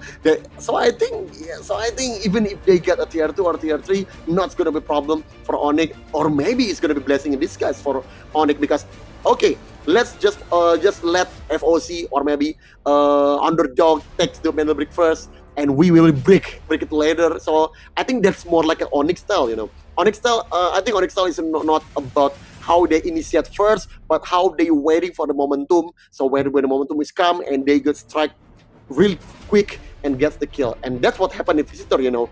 Onyx waiting so long in Visitor, and they don't want to move on if there's not any momentum at all. So I think that's why, for me, Onyx didn't get a tier 1. I think it's not problem at all. But the problem for me actually is 3 Angry Men, because 3 Angry Men, I don't understand why they so confident, straightforward move like that. I don't understand at all. I mean, if I looking in a tier spawn, I think they spawn in tier 2 maybe. I correct me if I'm wrong. I kind of forget they spawn. I forget they spawn in Barak or in the riverbank. I kind of forget about that. But overall, they just strike to the admin. They just strike to the Navi. I don't understand at all. And 3 Angry Men potentially it will be in tier 1. So if they get a tier 1 in the match in the game 2, I think they need to play with passion. They need to discipline about their movement. I mean, I know they want to play aggressive. I know this player really well because this player is from Warfare, so I get it why they play really aggressive. But come on, man, this is operation. You cannot play like that. You need to play with the patient, looking for a moment to just be patient, just not making any extra move. Okay, so yeah, we'll see about that. But FOC play with the 2 players. Oh no, that's not looking good for FOC. But we'll see about that because the show must go on, and we're ready for game number 2. Yep. We are going to go ahead and head ourselves into the game number 2, the Mendel Brick rounds. And Brakkesh, of course, and we have Navi here. 5-man Hopeless is actually going to spawn over in the Tower of Babel, but didn't go in, while FOC with their 2 players only lineup with 2 Hacklaws is going to stay on the middle side of the map. They don't want to take risk with the handicap that they have. They only have 2 players, so they are going to wait for people to actually want to who wants to rotate through the middle there and wait until possibly if anyone wants to extract from the middle side of the map. So yeah, I think it's a fair enough question, fair enough decision to make because they are playing in a handicap without their +1. So anyways, we are going to see 5-man Hopeless actually rotating away from the Tower of Babel. Didn't want to take the fight. Maybe they feel like if we take the fight in the most contested areas such as, Tower of Babel, they might get wiped first again. So they want to take it slow. As per what Bang Liga said, they want to make it a little bit more patiently. And now Underdog FPS is going to be the first team who are going to decode the Mendel Brick, as Dragon FPS and friends are now looking forward to set themselves up in the balcony of the museum. And as we see, there are a lot of yes or no kind of situation happening here in the balcony. It is considered one of the most contested spot if you are decoding the Mendel Brick, but also it is one of the most contested spot if you want to actually seize the Mendel Brick, because this is a power position for the defenders, and for the ones who are actually wanting to seize it, you need to wipe this team out first. If not, then they have a free pick whenever you're going to try to seize the Mendel Bricks, just like we see Team FOC did on the last match of the Group A. So right now, Onyx has been in cracking up their way inside of the city, but Nessie now dropping to 1 HP, going to get caught up in the middle of the web, and now Shiro goes down, and oh my god, Onyx instantly wiped off the lobby. Underdog FPS wiped the entirety of the Onyx players. All of a sudden, with a split of a second, they are all wiped. This is why I told you that you can't just run in to seize the Mendel Bricks from if you know that there are players in the balcony. Because without contesting it, without throwing your utilities over there, they might just get a free pick. And now Navi Dills actually goes and kills the solo Hecla from FOC here in the middle of the map. As we know, they are playing with a disadvantage because they lost one player currently in this map, and so Navi actually got that one kill, and now he's searching for the second Hecla that FOC has on the area of the containers, and he got a crack on their helmet, but I don't think he's going to go down that easily. But Navi will continuously run him over until they get their KPs. And right now, as we see, 1 minute and 20 seconds left on the decoding station. Underdog FPS is not going to be contested just yet, I saw that, and Navi AZ right now has the upper advantage over FOC because they just wiped 2 remaining players of the FOC squad.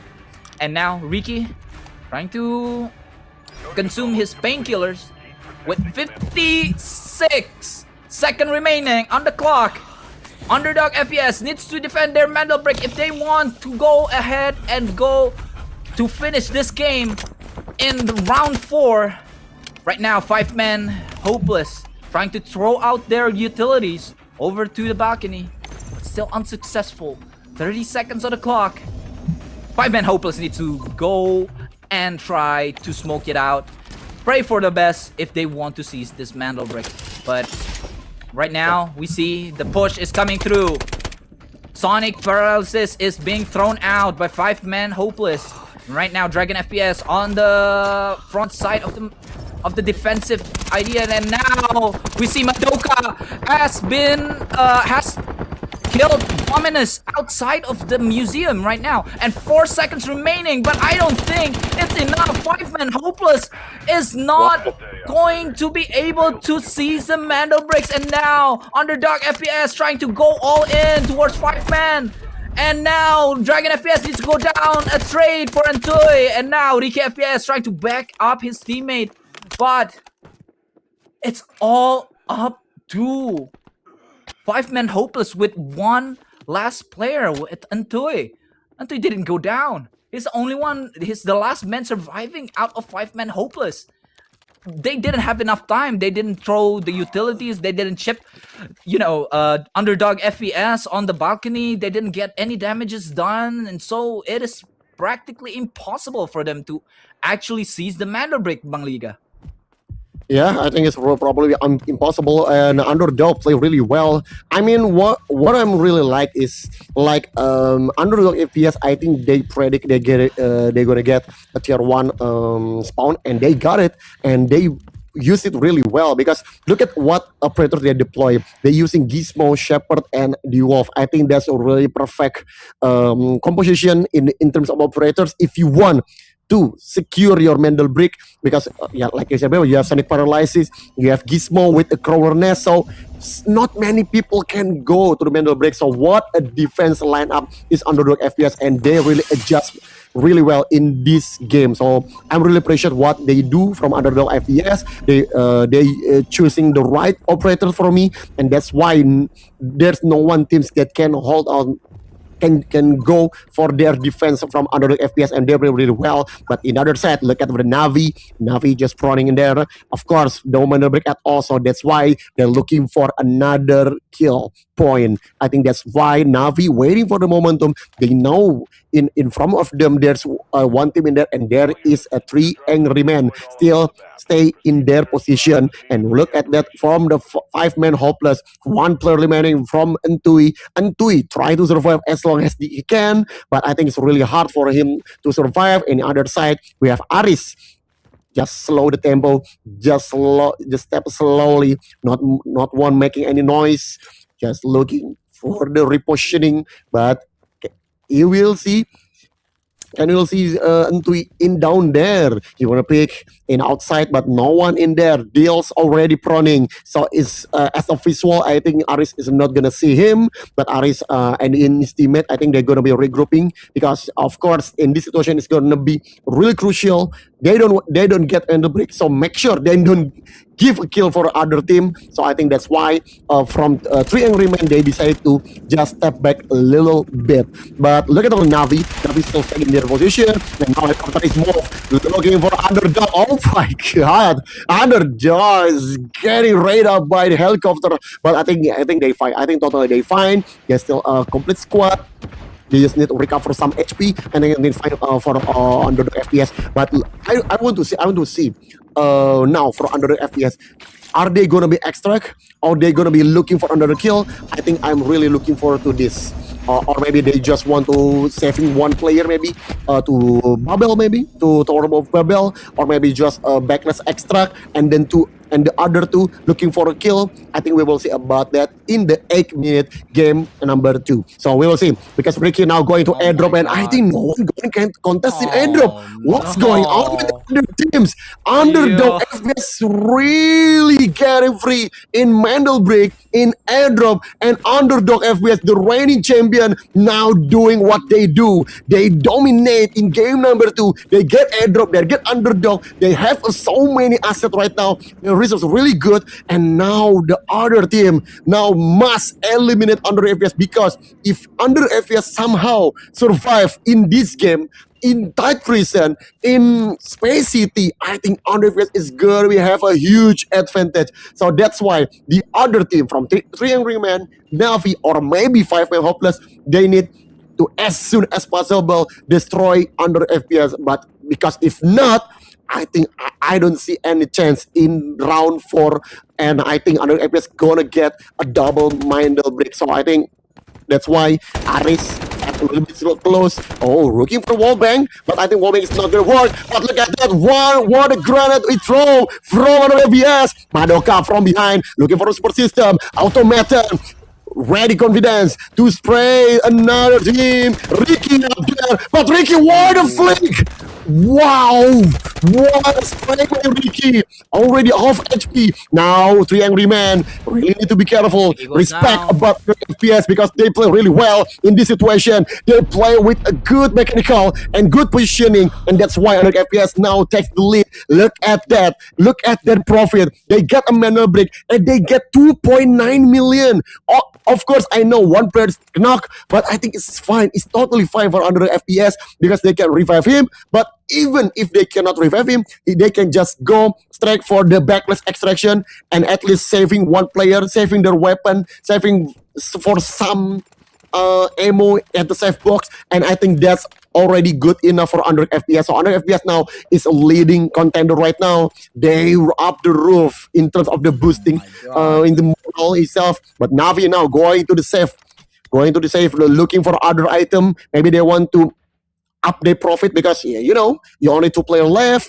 It's getting hard to getting kills, so you should get any profit. And look at that, a dragon, another asset. We get the graphic card, so I think that's why another profit income going to Underdog FPS. And wow, they're total dominate, they're total dominate in game number 2, and no other team want to contest against them.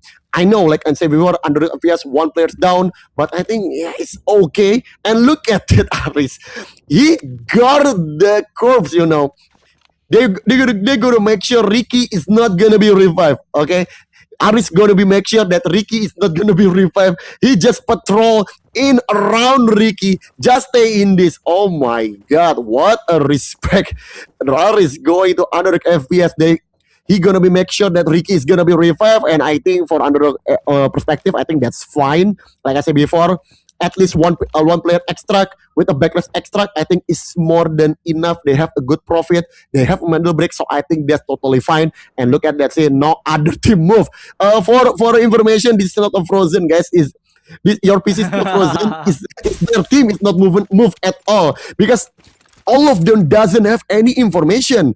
If you look at the operators, there's no recon at all, bro.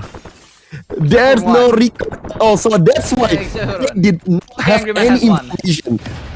Yeah. They only have engineer from Underdog. They only have engineer 2, 3 Angry Men, and look at the artist, extra kill, but not enough because Incendiary holding him up, and now he want to fall back. Madoka want to spray. Automaton become more threat for the other team, and looking for the moment, looking for the chance against Navi. And look at the 3 Angry Men ready to fight against Navi. He saw the laser, and look at the trap. Sonic Paralyzer is on. Aris take a chance against Navi in the corner, but no. Okay, Aris hesitate to go against Navi. Navi 2 player stuck in the corner. But I said, look at Dales. Dales slowly but surely trying to pick out. What is roll, but not enough.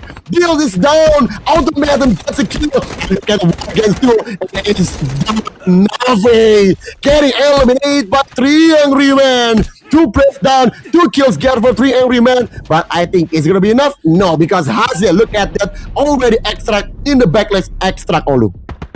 Yes, that is correct. And now Automaton has finally finished up Entoy. 5-man hopeless went out with a fight. Entoy still wants to try to have a little bit of a KP chances right there. He went up again to try that to get that KP, but unfortunately is unsuccessful enough to go ahead and try to loot up some of the players right there. And we see Underdog FPS is actually the one who eliminated Onyx on the first fight. And it is truly I think you are correct. I think Onyx picks Underdog FPS, so they have some challenges. We saw in the last game, Onyx was actually the one who wiped Underdog FPS. But now Underdog FPS is actually the one who wiped Onyx in the first contestation of the metal brick round. So it is a really back and forth kind of game, and we see Dragon FPS is the last remaining member of Underdog FPS who is still inside of that museum area, who is trying to actually get some picks, but we see from the side of 3 Angry Men, they are still the squad who actually wiped out all the others squad that are trying to seize the metal bricks. So they are going to try and loot the Tower of Babel now, find some more loot maybe to be there, to have some more loot assets, possibly more points, because the Tower of Babel again did not get looted up by 5-man hopeless and 3 angry men on the beginning of the game. So they are going to possibly go and send one person to go home via the dog tag extract on the top side of the Tower of Babel, and the others might possibly go and try to find some more loot to add to their bank accounts, on their safe box, if not so. And yeah, what a great showing out from Underdog FPS. This shows why they are the reigning champion. This shows why they are the best team, and currently from season 2 coming out to season 3, which is really amazing gameplay with this really delaying composition of operators. We saw the Gizmo, we saw the Shepherd coming out, and we also saw the D-Wolf. And you might think D-Wolf is an assault for those of you who are new to operation. D-Wolf is an assault. It's not you run in and you slide jump and you jump the other people, right? No, it's not really that case for the Mandel Brick rounds, because his triple blaster is actually the most potent delays that he has.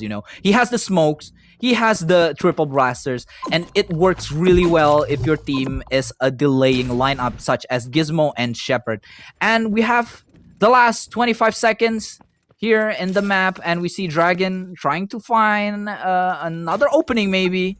He's actually trying to find for that last KP kills in the last 10 seconds of the match, but he's not going to find them because the last two players from 3 Angry Men is actually on the second floor, not the top floor of the Tower of Babel, actually. And there you go.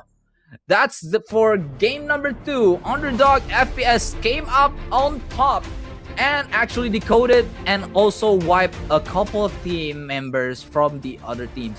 Onyx get thrown out under the bus by Underdog FPS. What a great showing of why they are the defending champions of Delta Force National Championship mobile version of this operations game. Yeah, it was just an amazing show. Yeah, yes, amazing performance by Underdog FPS. I think it's more like a sweet revenge, and I think that's Onyx, because now in round 2 they eliminate Onyx and they play really well, and I think that's really a best scenario for them. I think I will explain it later, maybe after the break, because it's gonna be long. But Underdog FPS play really well, and I'm really looking forward for other team. other team because I'm rooting for other team because FOC play with the 2 players in round 2. I think that's really shame. You know, I mean, you have you already in this moment in this stage. I hope they're gonna compete again with the team. But okay, we will talking later about the Group B, but we'll be right back after the break. So stay tuned, operator. Don't go anywhere. Okay?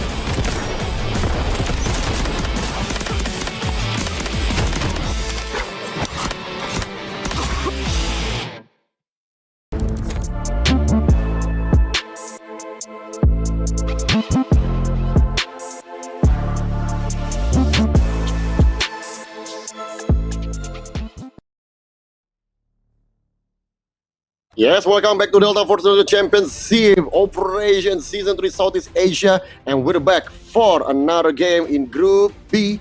And so far we have 2 games in Group B, and what a performance by Underdog FPS. Like I said before, they get a split revenge against Onyx. They eliminate Onyx in round 2 so early, and they get Mandel break so early too. So I think that's why they so dominate so far in these first 2 games, Olu. Yes, that is correct. I want to see some of the other teams actually try to contest the Mandel breaks, because we know that FOC kind of was in the disadvantage with playing only 2 persons, and we want to see more of that gunfights happening. And Navi kind of came in really late into the fight. We saw Onyx getting wiped in the first minutes of the game after the Mandel break was decoded by FOC. And then we also saw 5-man hopeless actually come in to contest, but they were unsuccessful. And 3 Angry Men also tries it to actually come in, but they came in also late.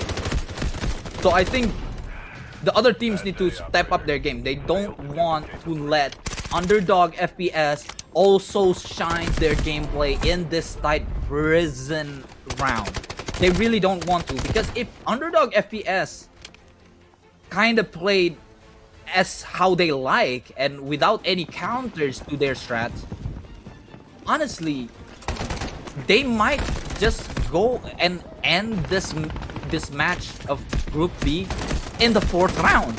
And I'm sure you guys don't want to see that. It's a fast game, right? But with this leaderboard right now, as we see, Underdog FPS have 1 Mandel breaks with 15 score points with 9 kills. And the other teams needs to step up, because they have a lot on their assets, because they got 9 kills.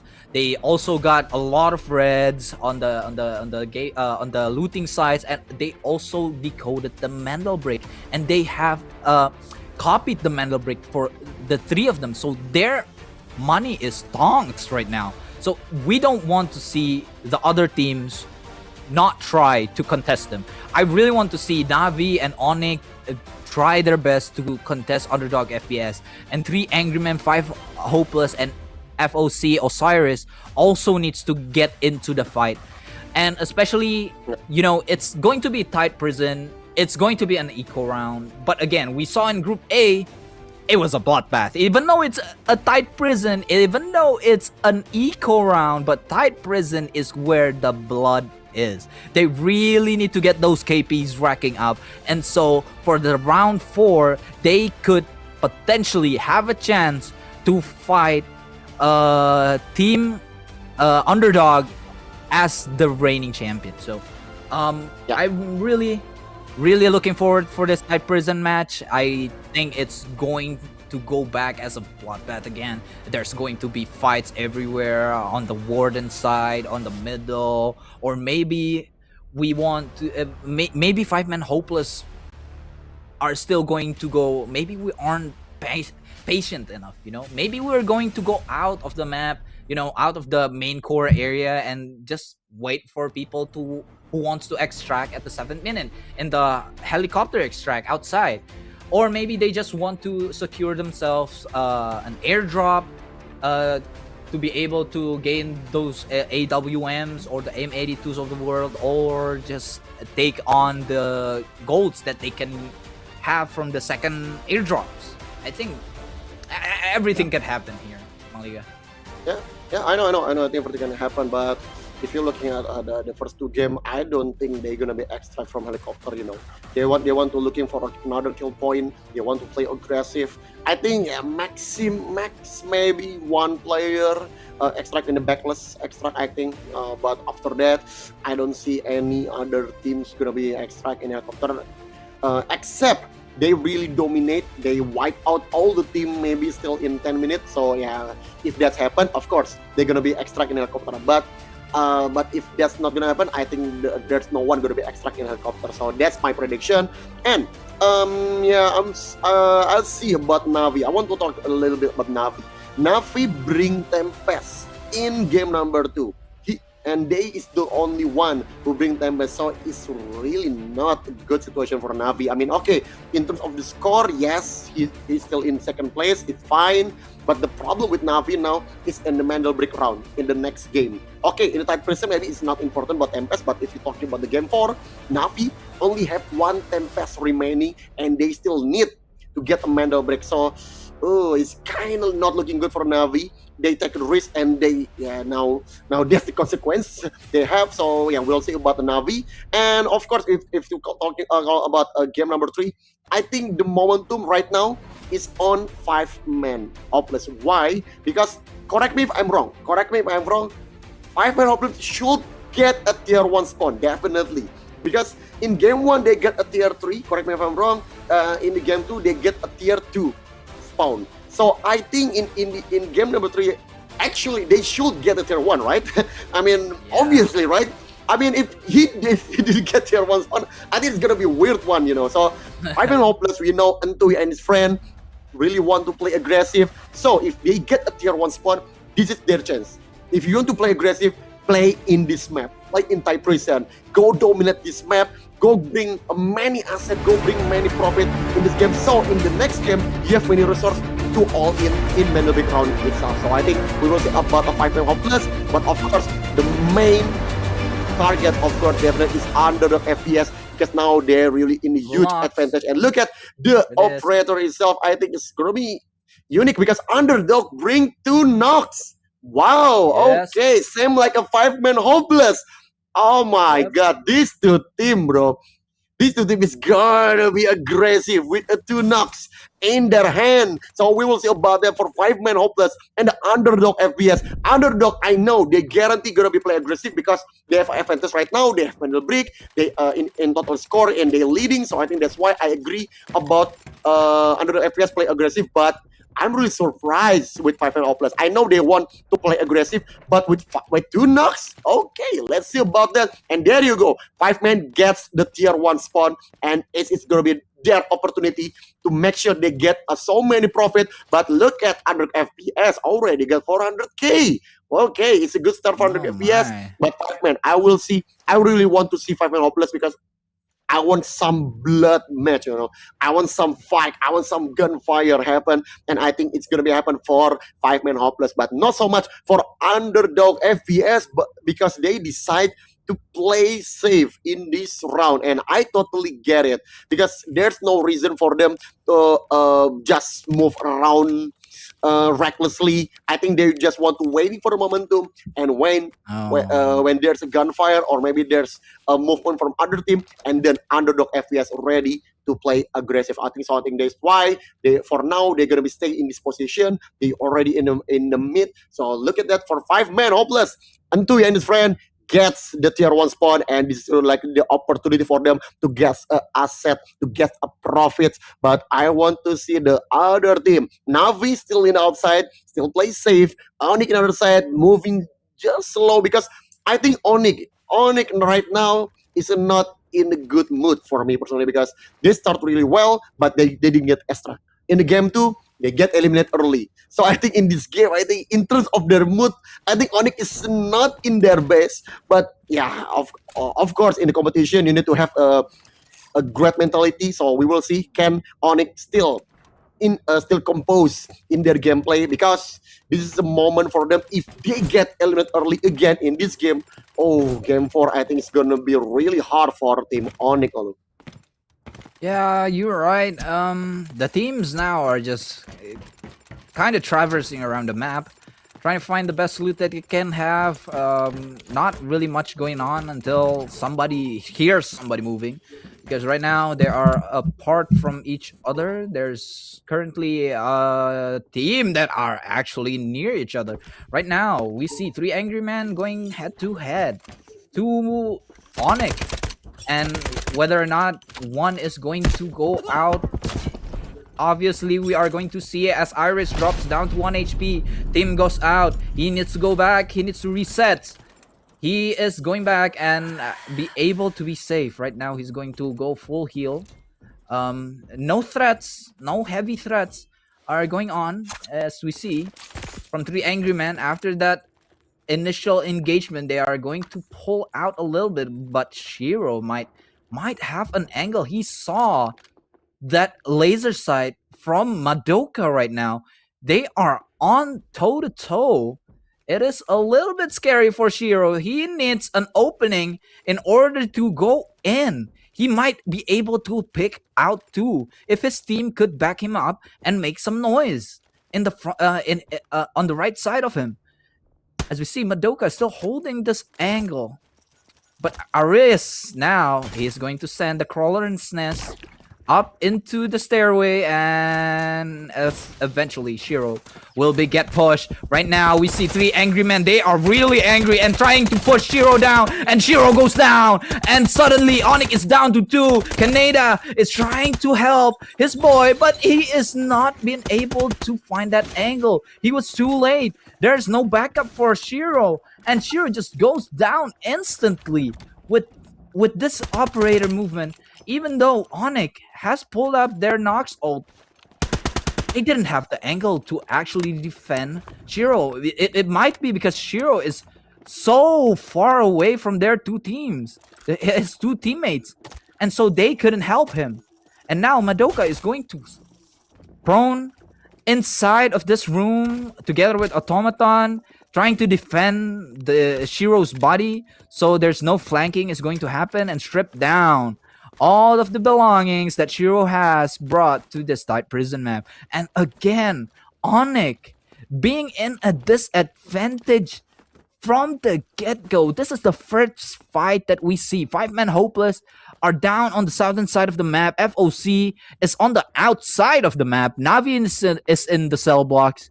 Riki and Underdog FPS is just chilling out on the top of the map, trying to listen in whether or not there are going to be any fights that are going to be nearby. But so far, only Onyx and only 3-men Angry have gone into any encounters.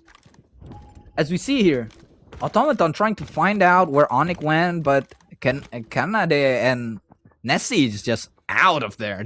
They don't want to do anything with Shiro being down in the middle of 3 angry men. You know, it's about the waiting game. You know, it's tight prison. You play the waiting game. Whoever makes the move first usually goes out first. You know, it's a game of patience, because this map is again the hardest map in the game because of its complexity, with the many floors, with the many corridors that it has, with the open outside, with the waters. You know, there's a lot of factors going inside this map that has to be taken accountable for your next move, where you want to go. Do you want to go to the library, open a big safe, or do you want to go to the laundry, open a big safe and the laundries to find more loot?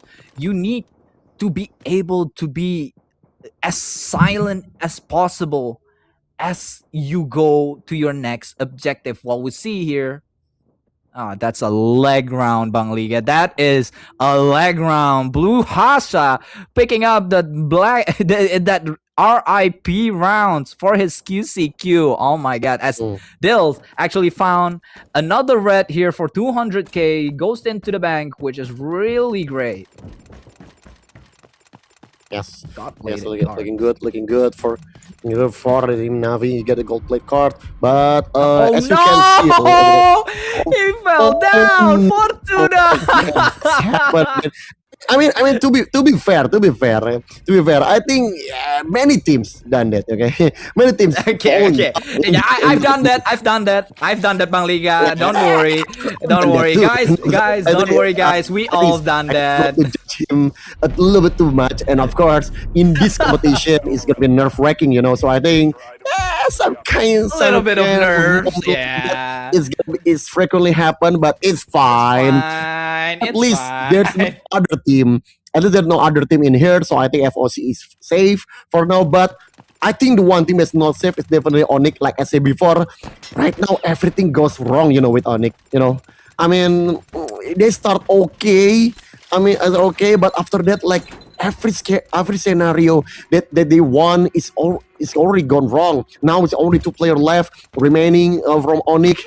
I think it's gonna be tough for them. I think they just want to play safe right now, just holding their position. And of course, if they're holding their position, obviously they cannot extract. So I think that's why maybe Onyx already planning for the backless extract, but we will see about that because there's some tests to do. Because now look at that, there's Warden is there. Is test gonna be actively, and is it gonna be us for Warden to help him? Onyx next already waiting in there for a long time and finally gets the kill. 5-man hopeless once again, making extra move, unaware. There's player in there. Not with the lesser Toy! What a fight! In a water spray, he gets the kill against Canada. Water revenge, and now Onyx become the last man standing. Is a nasty boy, and Toy saved the day for the team. 2 against 1. Nessie want to revive his teammate, but Antoy in there. But look at that, Nessie just looking for a chance. He'll try to jiggle free into inside the room. Antoy, Dragon Ball is not enough. Nessie boy once again make a clutch play, same like a game number 1 and water play. Antoy is down and 5-man hopeless, making a same mistake like they do in the game 1. Overextend, and that's because of them. Nessie boy just close the door, spray in the hole, and look at the Nessie just stay in there, just play safe for now. But it's gonna be opportunity. There's gonna be chance for Pax to revive his teammate. But Nessie, no, he hear the sound, and Pax now against Nessie. It's gonna be really interesting to watch. But we'll see Nessie still inside. He don't want to go outside. But look at that, Pax still want to revive Sino. Sino still have a chance to be revived. Pax waiting for him outside. Nessie still up there.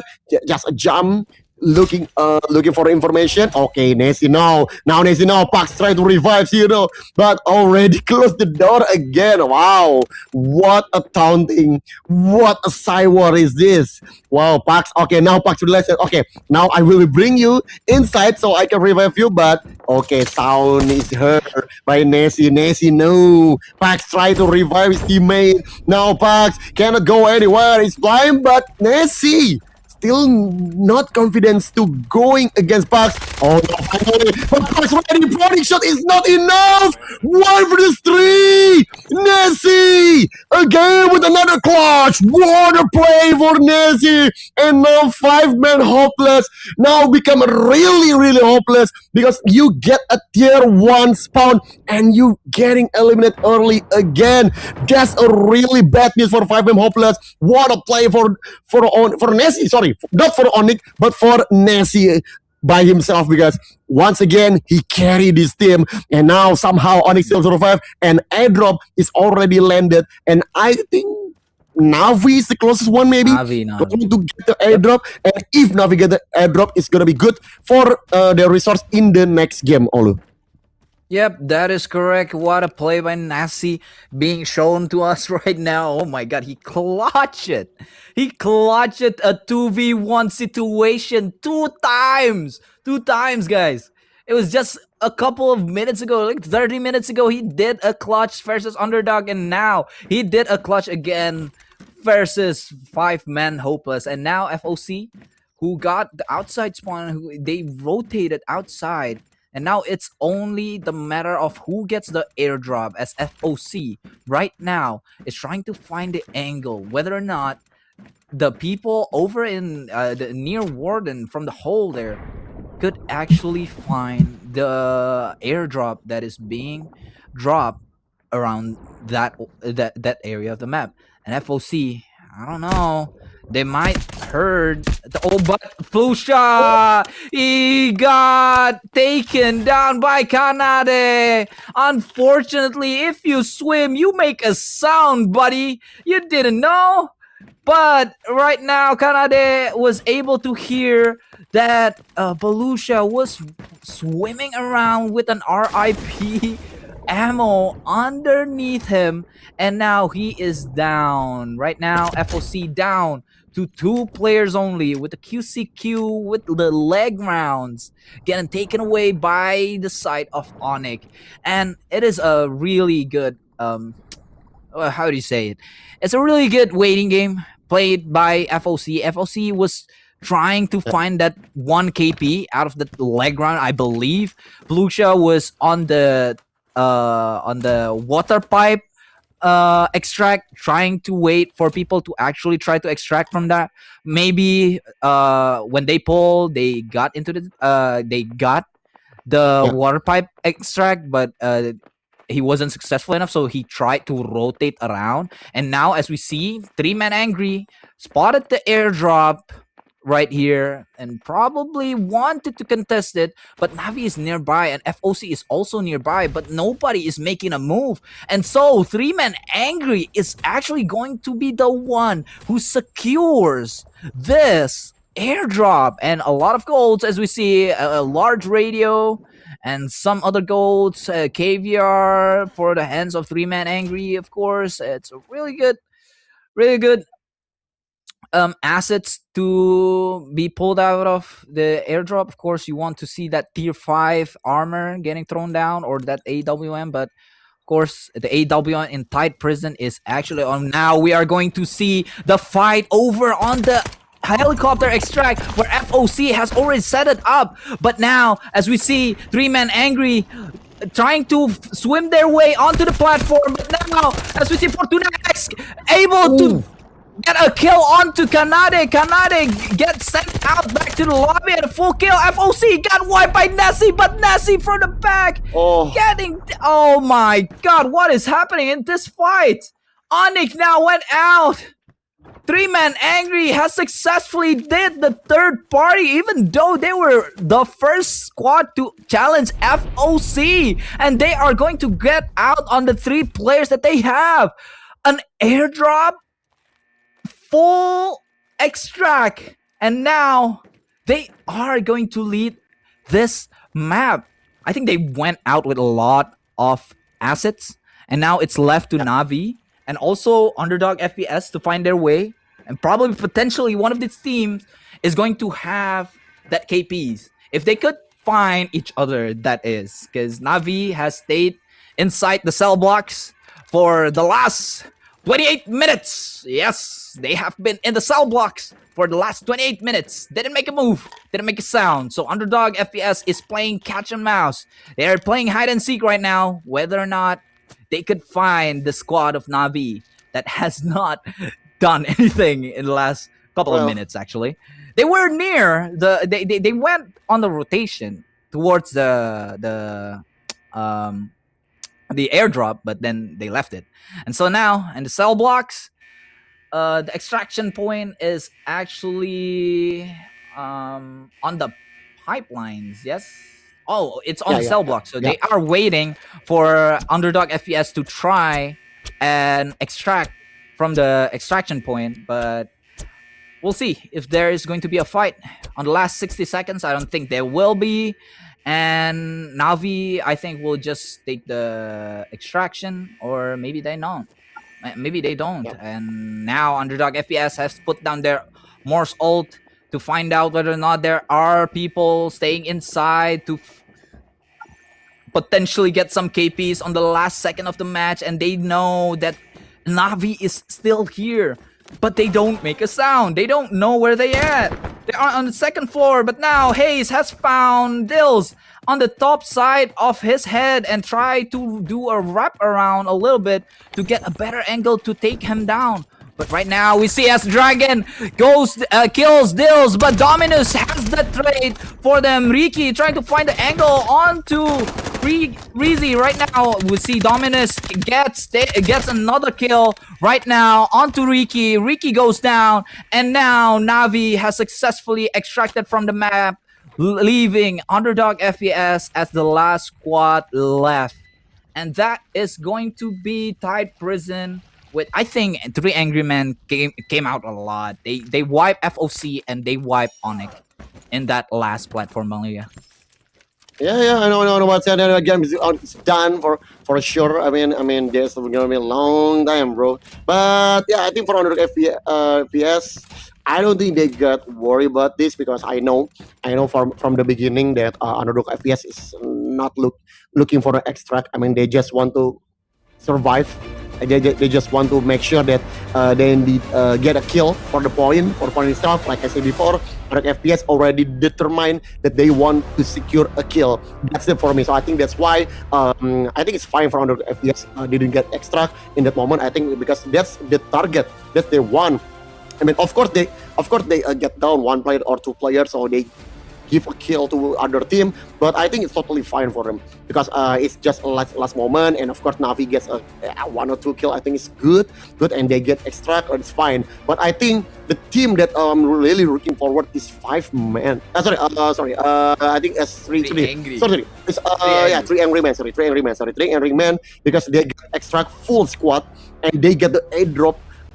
So I think the resource is really good, for the next game. So looking forward to that or 3 angry men. But Onyx, like I say before, Olu, nothing's going right for them. I mean, even they finally get a shining light, but still everything going wrong about that. But of course, we will talking about the later. But we will break first. So don't go anywhere after break. So stay tuned in this channel. Okay.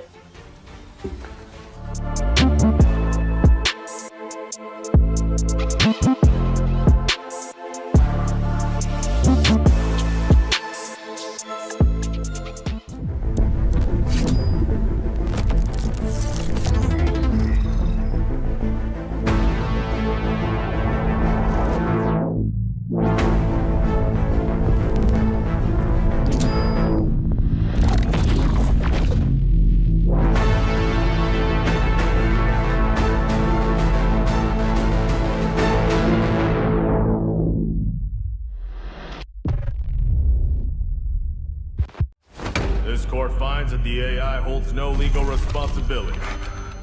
But the data... This doesn't add up. Just do what the AI says. Priority. Protect company assets. Valve closed. You destroyed our home! That dream again. Gabriel Mercier, codenamed N2, role, engineer. As a former nuclear facility engineer, N2 was removed from his position following a major incident that escalated into legal proceedings. He later returned to military service and was reassigned to Arctic deployment under CBR and related units. With the originally designated technical specialist unable to fulfill operational requirements, and following assessment review, N2 has been approved as a replacement operator for the subsequent operation. Stun out.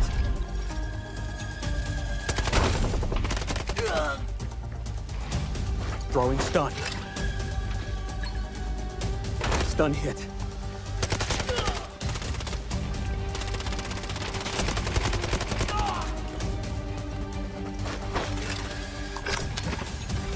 Freeze right there.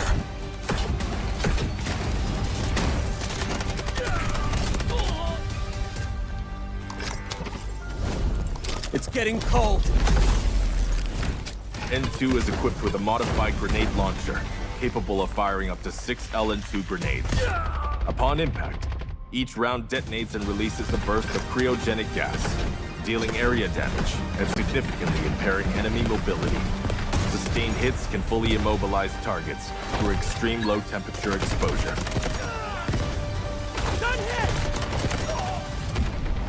Cold. I can go colder.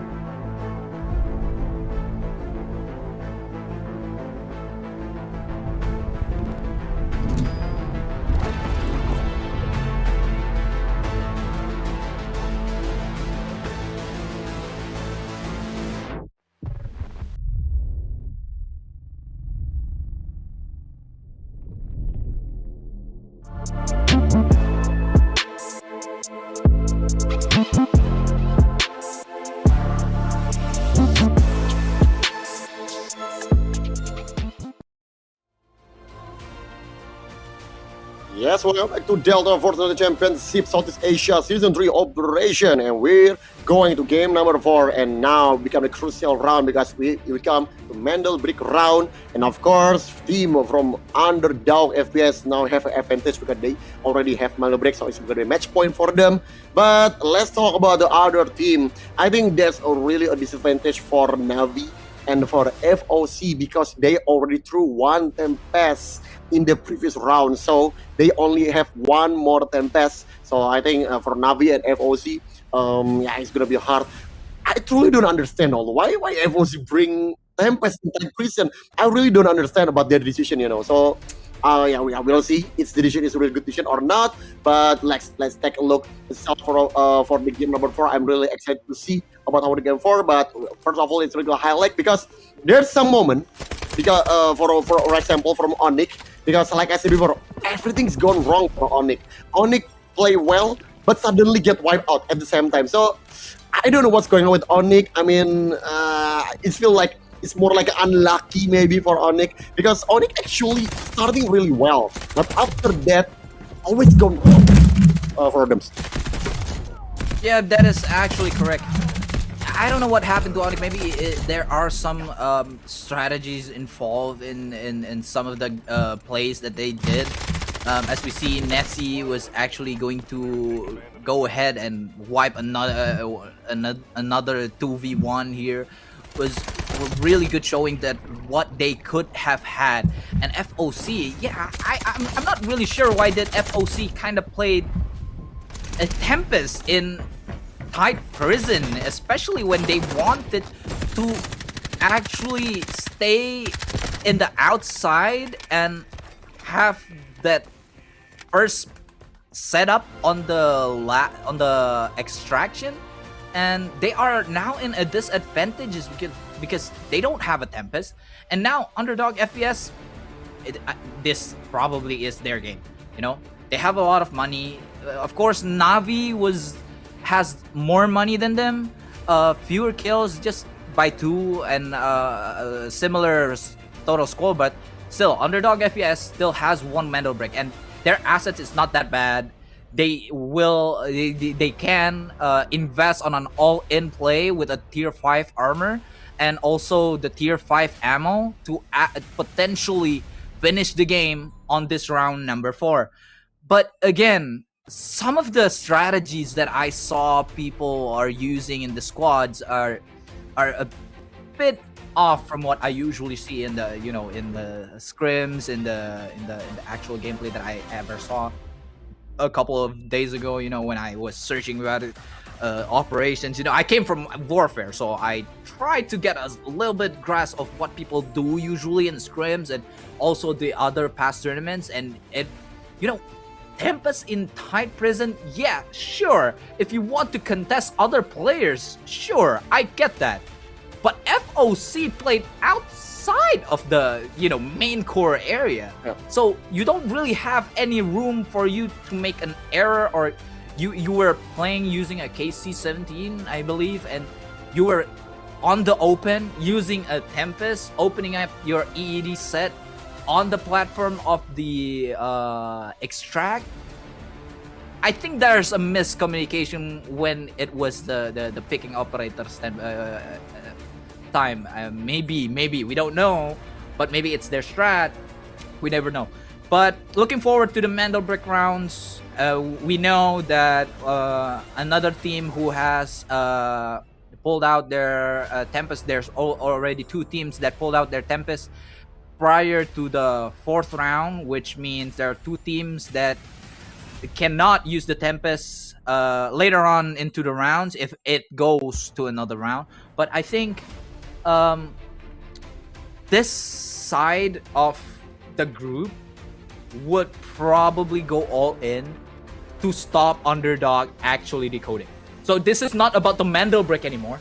It's more of stopping Underdogs to actually win the game on the 4th round. So I think they are going to find where Underdog is, and everybody is just going to straight up try to defeat them, wipe them out of the lobby as fast as possible. Because this team, we already saw, was a very dangerous team, okay?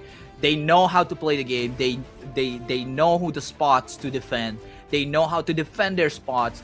And when they have the decoding stations on for their Mandel Brick, it's going to be you versus everybody, and they are ready. So everybody needs to hold up their grudges against underdogs, and they need to wipe underdog first if they want this map, if they want this group to go on to another game.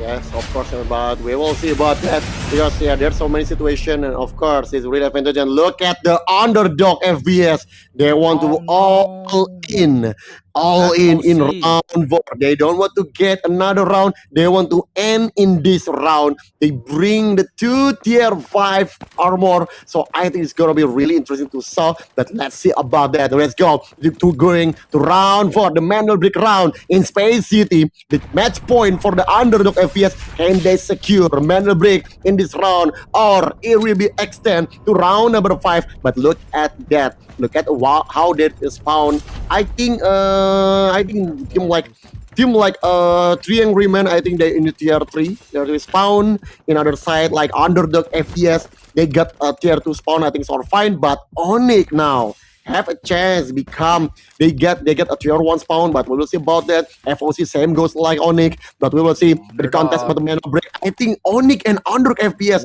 already in there, so I think it's gonna be really interesting to do about the both of them. The Underdog FPS and Onyx is gonna be another match. It's gonna be happen. What? Don't forget, it's one all between each other. I mean, Onyx defeat Underdog FPS in game 1, but in game 2, Underdog FPS secure against Onyx. And look at the Mandel Brick. Onyx already picked up. Now they're going to run away. Zero bring the Mandel Brick. He's going to upstairs. He's going for the high ground to decode the Mandel Brick. And we will see, can they get it? Okay, Onyx start well. He get the Mandel Brick, and he gonna be decoding right now. It's still early. Don't forget, it's still early, still 4 minutes before decoding is done. So I think there's still plenty of time for other teams to interrupt the decoding itself from Onyx. But we will see about that. But look at the Canada. Just open the safe, looking for another supply for the resource itself. But nice like I said before, in terms of the total score, I think Onyx is up there with the 16 point. So I think it's close to Underdog FPS. If they can get a Mandel Brick, it will be a chance for Onyx to come back in Group B. So we'll see about that. But let's see. Because now the 5-man hopeless, like I say before, like their team say, the hopeless one. Because I think for me personally, this team is already nothing to lose.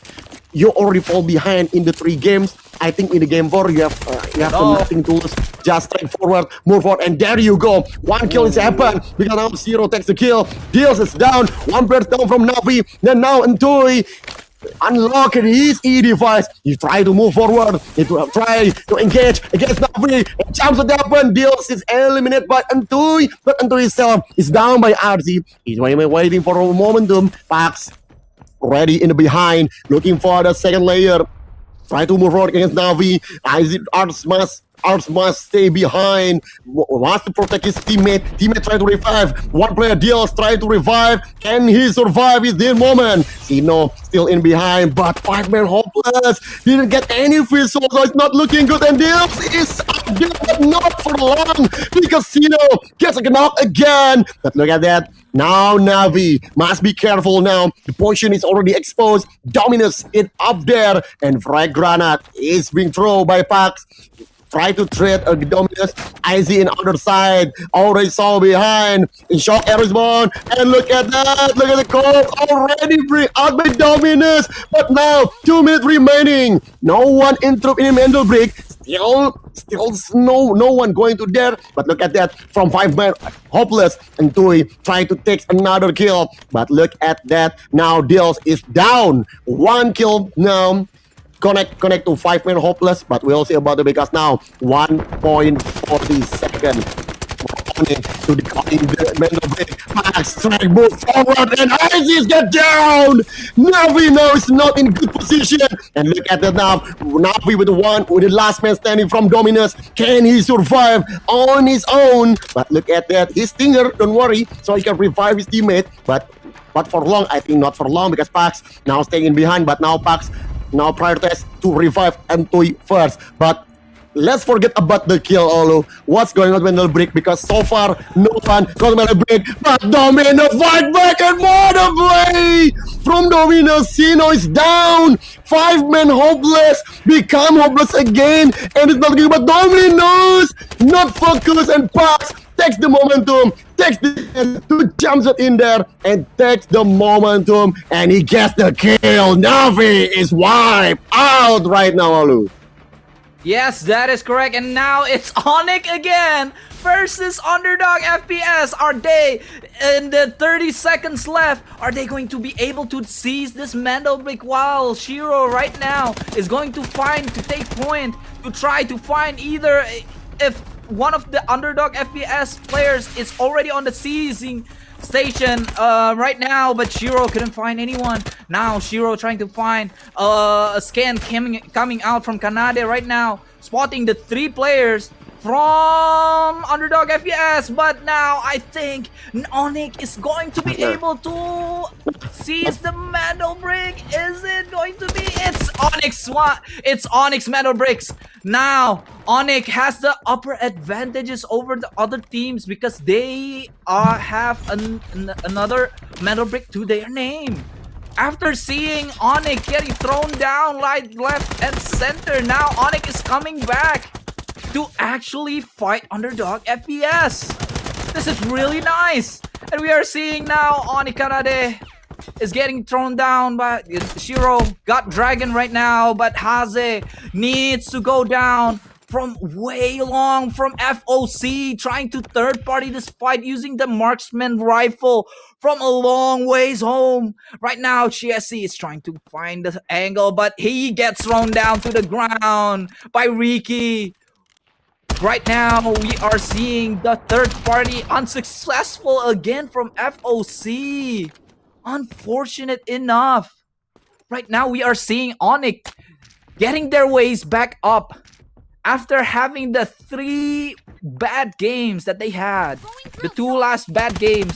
They are now trying to push Underdog FPS, but Riki gets one. Nessie gets another one. It's left to 1v1. But remember, there's a member of FOC in the back still alive, trying to find that third party for that KP. Right now, Nessie left alive, alone. Riki trying to block out the vision of FOC on the back right there and trying to put up some revive to Haze. But right now, it's still a 1v1 standoff of both medics on the team, but turns out Riki is the one that came up on top as Nessie falls to the hands of Riki, and Riki is going to be able to now revive his own teammates, both of them actually, so they are going to be back on full squad. And Onyx, even though they tried to wipe out Underdog FPS, they still came up on top. But Onyx, again, still has that Mendel Brick. So now it's toe-to-toe between Underdog FPS and Onyx for the next game, whether or not they can close it out in Game 5, Bang Liga. Yes. It's looking excited, you know. Onyx gets the Mental Brick, so I think that's why it's gonna be more interesting. Onyx fight back in Game 4, and I'm really happy for them, you know, because like I said before, Onyx is really good. Really happy. You know what, Bang Liga? You know what? Let me say something, Bang Liga. I was a previously Onyx player. Onyx player, and I'm happy for Onyx players. well, so how about you support Navi, bro? I mean, Navi needs your help, you know. Navi is not looking good. I mean, now is looking bad for Navi, but okay, we'll talk about it later, because what I'm going to say is that it's Onyx fight back, but because like I said before, Onyx is not bad, you know. They play okay. They play good, actually. They play really good in the Group B. But the problem for Onyx is like they're so unlucky. That's my problem with Onyx. There's something that is not going work. So that's why I'm thinking about Onyx, like, this is a really good team, you know. But how they struggling right now. So they so unlucky. So I'm really happy for them. They get a medal break because they deserve it. But look at the bright side. Now Underdog FPS still survive with a complete squad, and I think for me personally, I think they're gonna be fight for another kill to at least get a total score leading. So because that's the important one for me. And look at for 5-man hopeless. 5-man hopeless now get a okay. He get a 5.7 million asset, bro. So I think 5-man hopeless is okay in terms of the looting, but the problem with 5-man hopeless is so many extra move they doing it, so many overextend.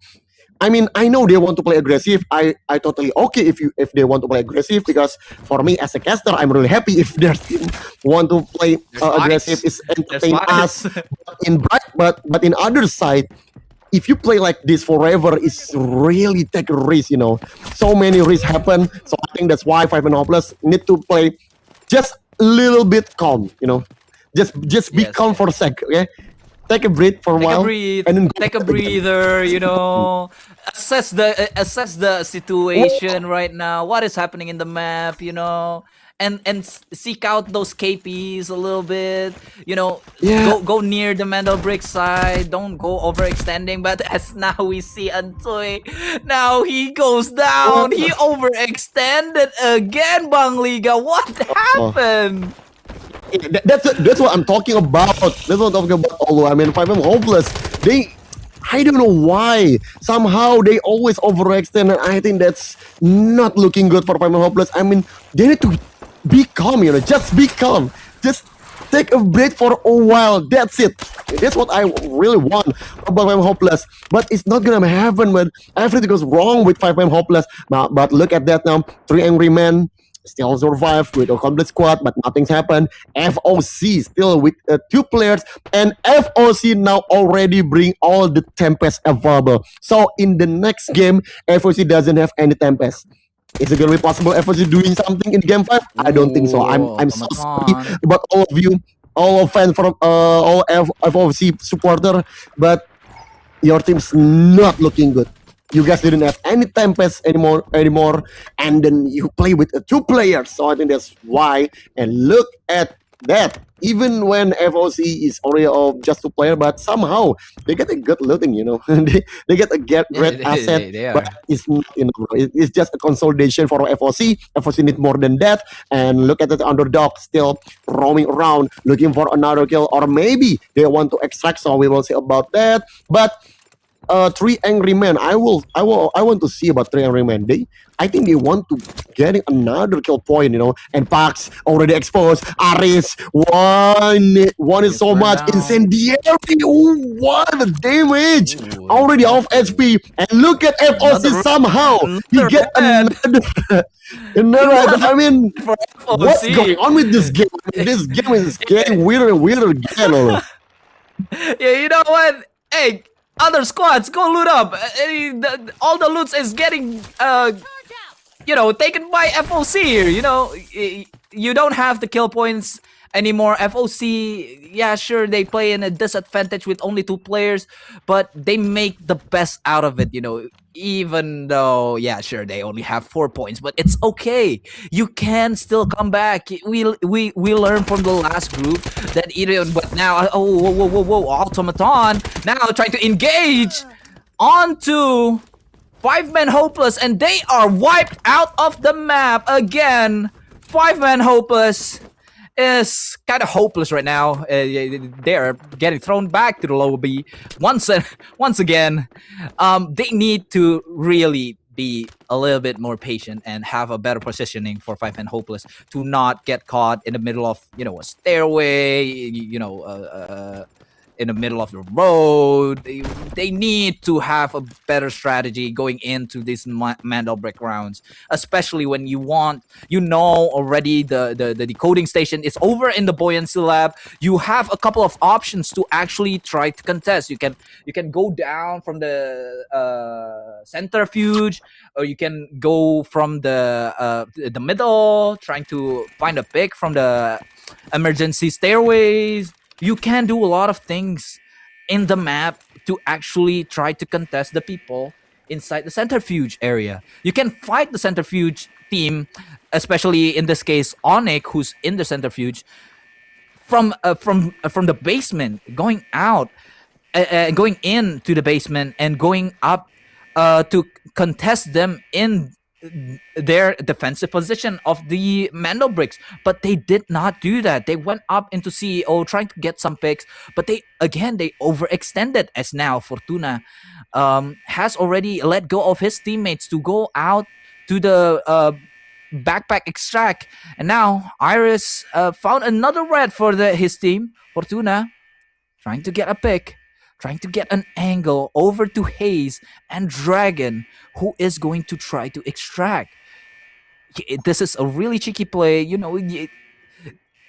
FOC really need this KP, okay? Hayes, come on, give the man, give Fortuna the benefit of the doubt. Come on, give him the KP. He needs the KP.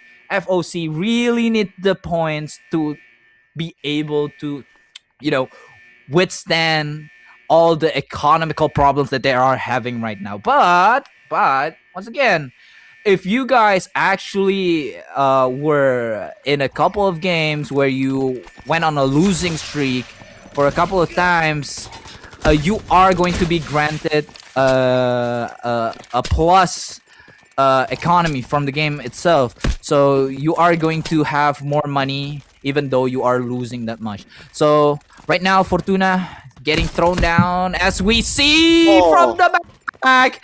Aris is going to go ahead and finish up Fortuna X right here. He didn't realize that 3 Angry Men is actually on the back there from where he was standing, and he gets the wipe. And now it's the matter of who gets to extract, who gets to get this last KP on that last 2 minutes of the game, whether or not Underdog FPS is going to extract, or 3 Angry Men is actually going to challenge them on the extract to get those more kill points. Right now, Dragon using his Tempest, trying to find angles where these 3 Angry Men players are at. Now Hayes, using his Raptor, of course, is going to search up the location of 3 Angry Men. They might went already circling around to Hudson, that might be able to get a pick off onto the players that are going to extract here from Underdog FPS. But Hayes couldn't find any players from the side of 3 Angry Men who are going to contest. As we see Ricky, of course, he's going to stay low, as we see 3 Angry Men trying to push on the very last second towards the extract here. 3 of them is consisting of actually a smoker. We have a stinger there to open up a long smoke right now, and Uluru is getting thrown out, but Automaton and Alias gets taken down by Dragon FPS, and Dragon FPS successfully deleted 2 players, but now 1 player actually, and Automaton actually stayed alive and killed Dragon FPS right now. And we see Automaton finally goes down, gets taken on by Hayes FPS using the bird out of all things. And now Ricky gets the final wipeout onto 3 Angry Men, and Underdog FPS again came up on top with extracting 2 of their team members in this Mandobic round number 4. With Onyx, of course, still holding the successfully decoding the Mando break in this round, but again, they were toe-to-toe with Underdog FPS most of the time. We see their rivalry going on in this group right now, and so yeah, it's going to be very exciting to see who. I think there are going to be the 2 greatest team in this group. What do you think, Bambi? Yeah, I think yeah, that's looking good for Onyx and team Underdog FPS. I think I agree with you. They are top 2 in this group, and I think that's not gonna change. Maybe if there's one team that can against them, maybe I think it's more like a 3 Angry Men for me. I think 3 Angry Men have a chance if you want to play against these top 2 teams. But for now, I think Underdog and Onyx, obviously, they are taking advantage for now. They get a mental break, so we will see about that in the game 5. But overall, I think Underdog is still in a good position. because they still get 2 players get extract. So I think in terms of the economical, I think that's still okay. They bring out some weapons, some fast. So don't forget in game 4 they all in. So if they can extract at least 2 people, I think it's already a profit enough for them. So yeah, we'll see about the next game. But I think game 5 is going to be really interesting to see because obviously it's going to be rivalry between Underdog and Onyx. So we will see about that later. But before we go into game 5, we're going to have a very short break. So when we come back, it's going to be another break. So it's going to be fun. So stay tuned in this channel. Okay, see ya.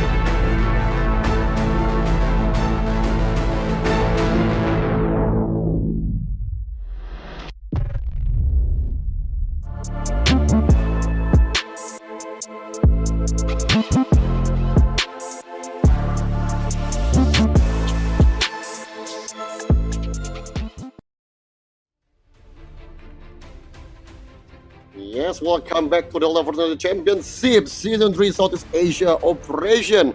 And of course, we're still accompanying you to the next game. We're still in the Group B. Now we're going to game number 5. Still not decided who is going to be the champion in this group. I think so far it's between Onyx and Underdog FPS because both of them get mental break.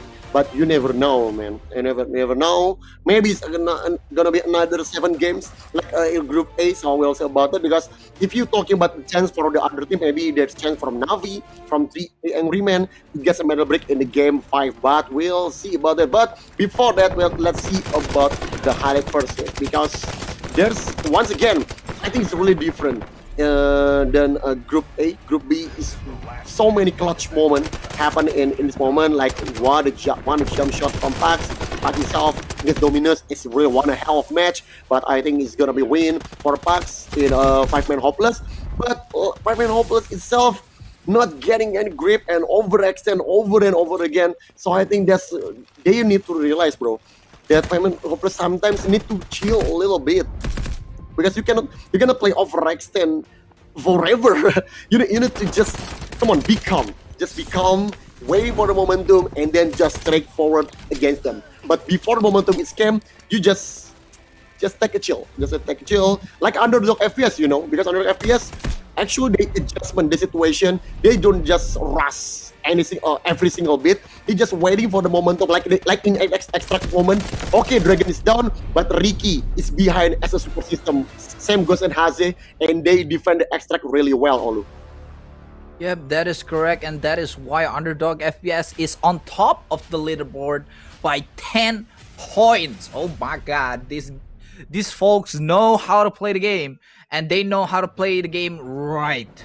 Okay, so if you see the gameplays between 3 Angry Men, Navi Nation, 5-Man Hopeless, and FOC Osiris, you're going to get this vibe of passiveness, The Mendel Brick is there. You see the Mendel Bricks being decoded. You know you could contest it, but you just don't. Except for 3 Angry Men, sure, they were the Underdog FPS actually went in to contest the Onyx Mendel Brick, but they failed to do so because they were a tiny bit late. But now they might learn their mistakes.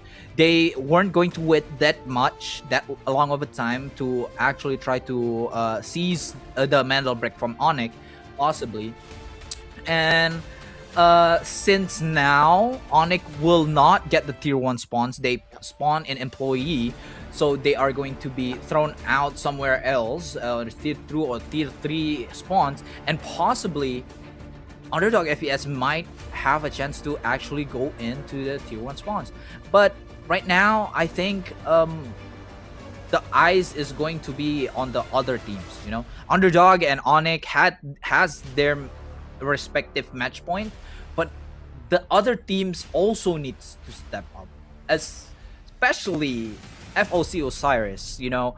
Yeah, sure, they played a couple of games with only 2 players playing, but it should be a technical issue coming up from their side. So I'm really hoping that they get back into a 3-man squad and actually have a try to contest the Mendel Bricks, because even though you only have this amount of points, you still technically can contest take the Mendel Brick for yourself, as long as you have a good strat, as long as you can have a good defensive position when you take that Mendel Brick for yourself.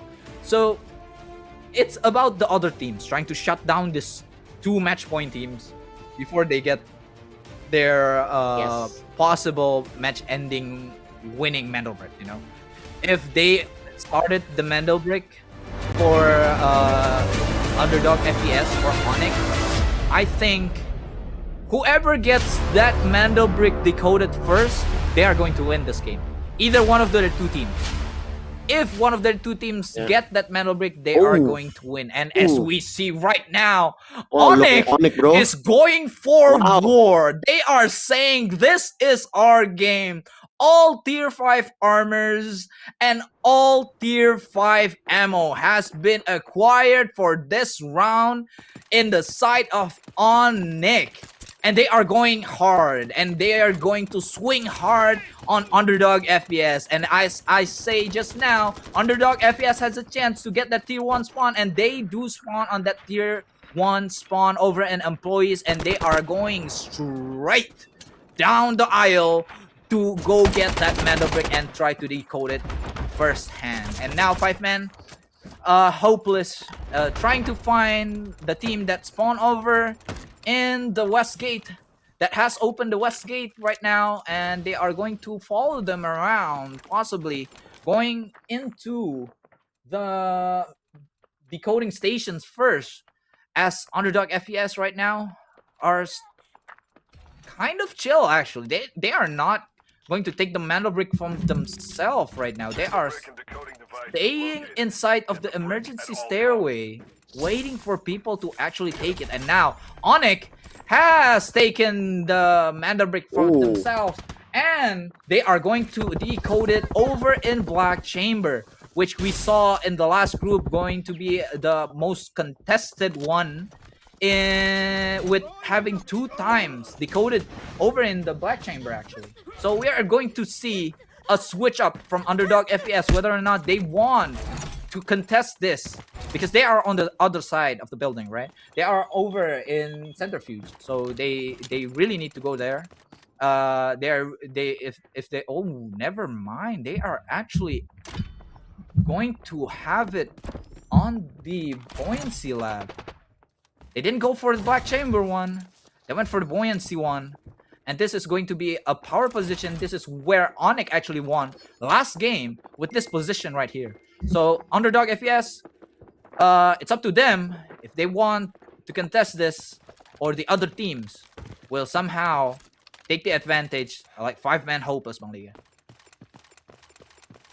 Yeah, that's true. And yeah, the Onyx, they want to decoding in the same spot, you know, so I think that's really interesting. And I'm really curious about how Underdog FPS gonna be contest about this situation, because it's gonna be like a deja vu, like a previous game. So I think it's gonna be really interesting. But look at that now, into trying to move forward again.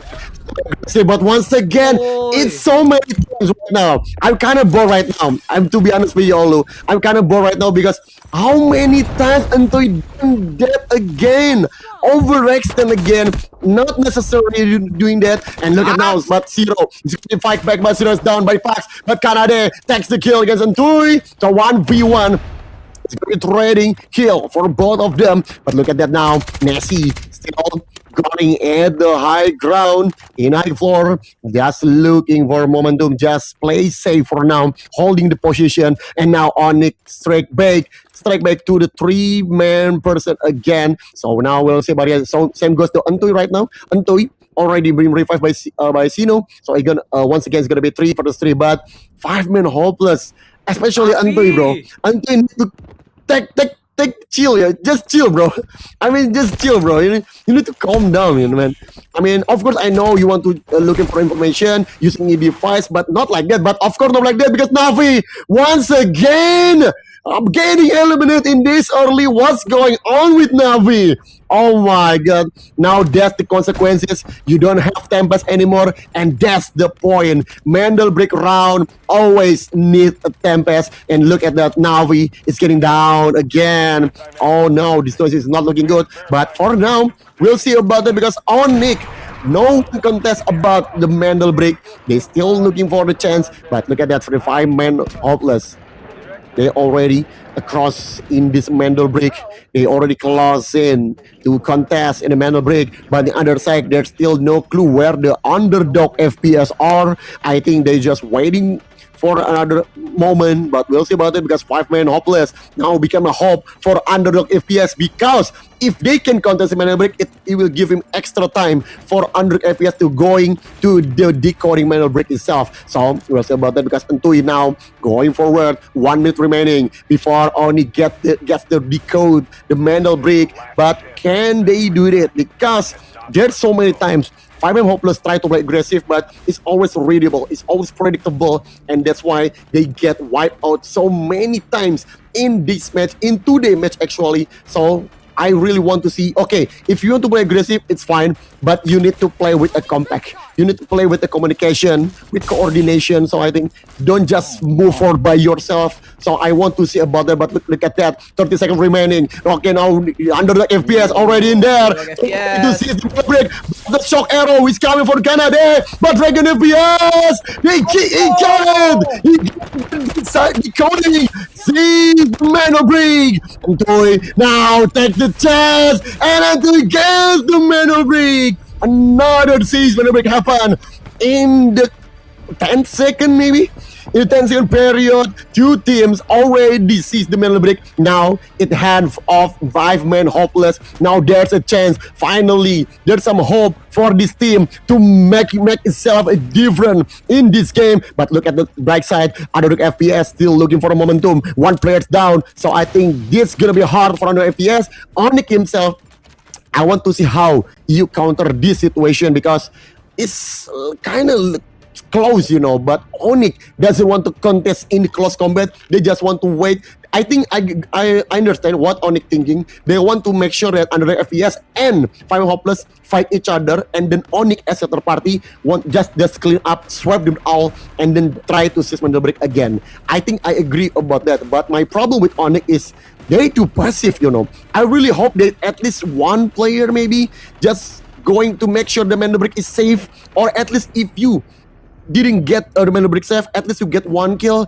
But no, Onyx just stay inside. They don't want to take any risk. They don't want to lose any player, and they just let the Mental Break be seized by both of them. So I think, yeah, maybe that's their call. But I hope they don't regret about this edition. But because this is a momentum for 5-man Hopeless, can they make a miraculous comeback in this today match? Because this Mental Break is really crucial for 5-man Hopeless if they want to come back in this game, Olu.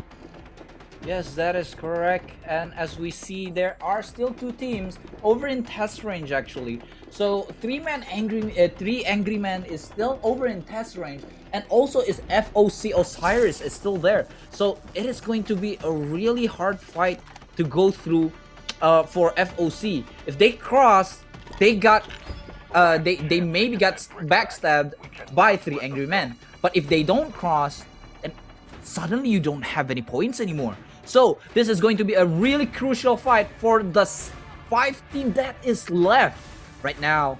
It's still the decoding is still on the hands of 5-man Hopeless. The hope is still running high for the supporters of 5-man Hopeless. Right now, Pax is still going to try to find an angle if anybody is going to push them from behind, while Shiro is looking at the Mental Break station.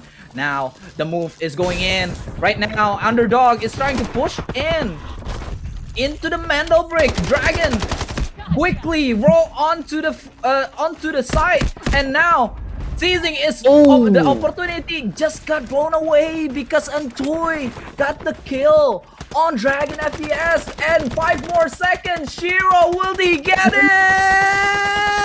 And Onyx gets it! Oh my god, what a clutch from Onyx! They have seized the Mental Break for themselves while Entui was not looking. Onyx take the opportunity with their E device, the Tempest rolling in, and get the break. And then now the timer resets again to the hands of 5-man Hopeless. Oh my days, that was a fight for the Mental Breaks. Okay, if you guys don't know, the Mental Breaks could technically can go to the 0.000 second. But if you have interacted it in the last 1 second, it will stay and last while the interruption is going. So it still counts as Onyx Mandel bricks. They seized the Mandel bricks because the timer didn't went out just yet when they pushed the button. So it's Onyx versus Underdog FPS versus 5-man Hopeless right now in the center of this Mandel brick, while we see 3 angry men trying to make a wrap around the back for 5-man Hopeless, as Aris may be spotting out Antoy over there in the on the side of the ramp. But the clock is still ticking, guys. 50 seconds in the clock. Will Antoy be able to defend his Mandel brick once again?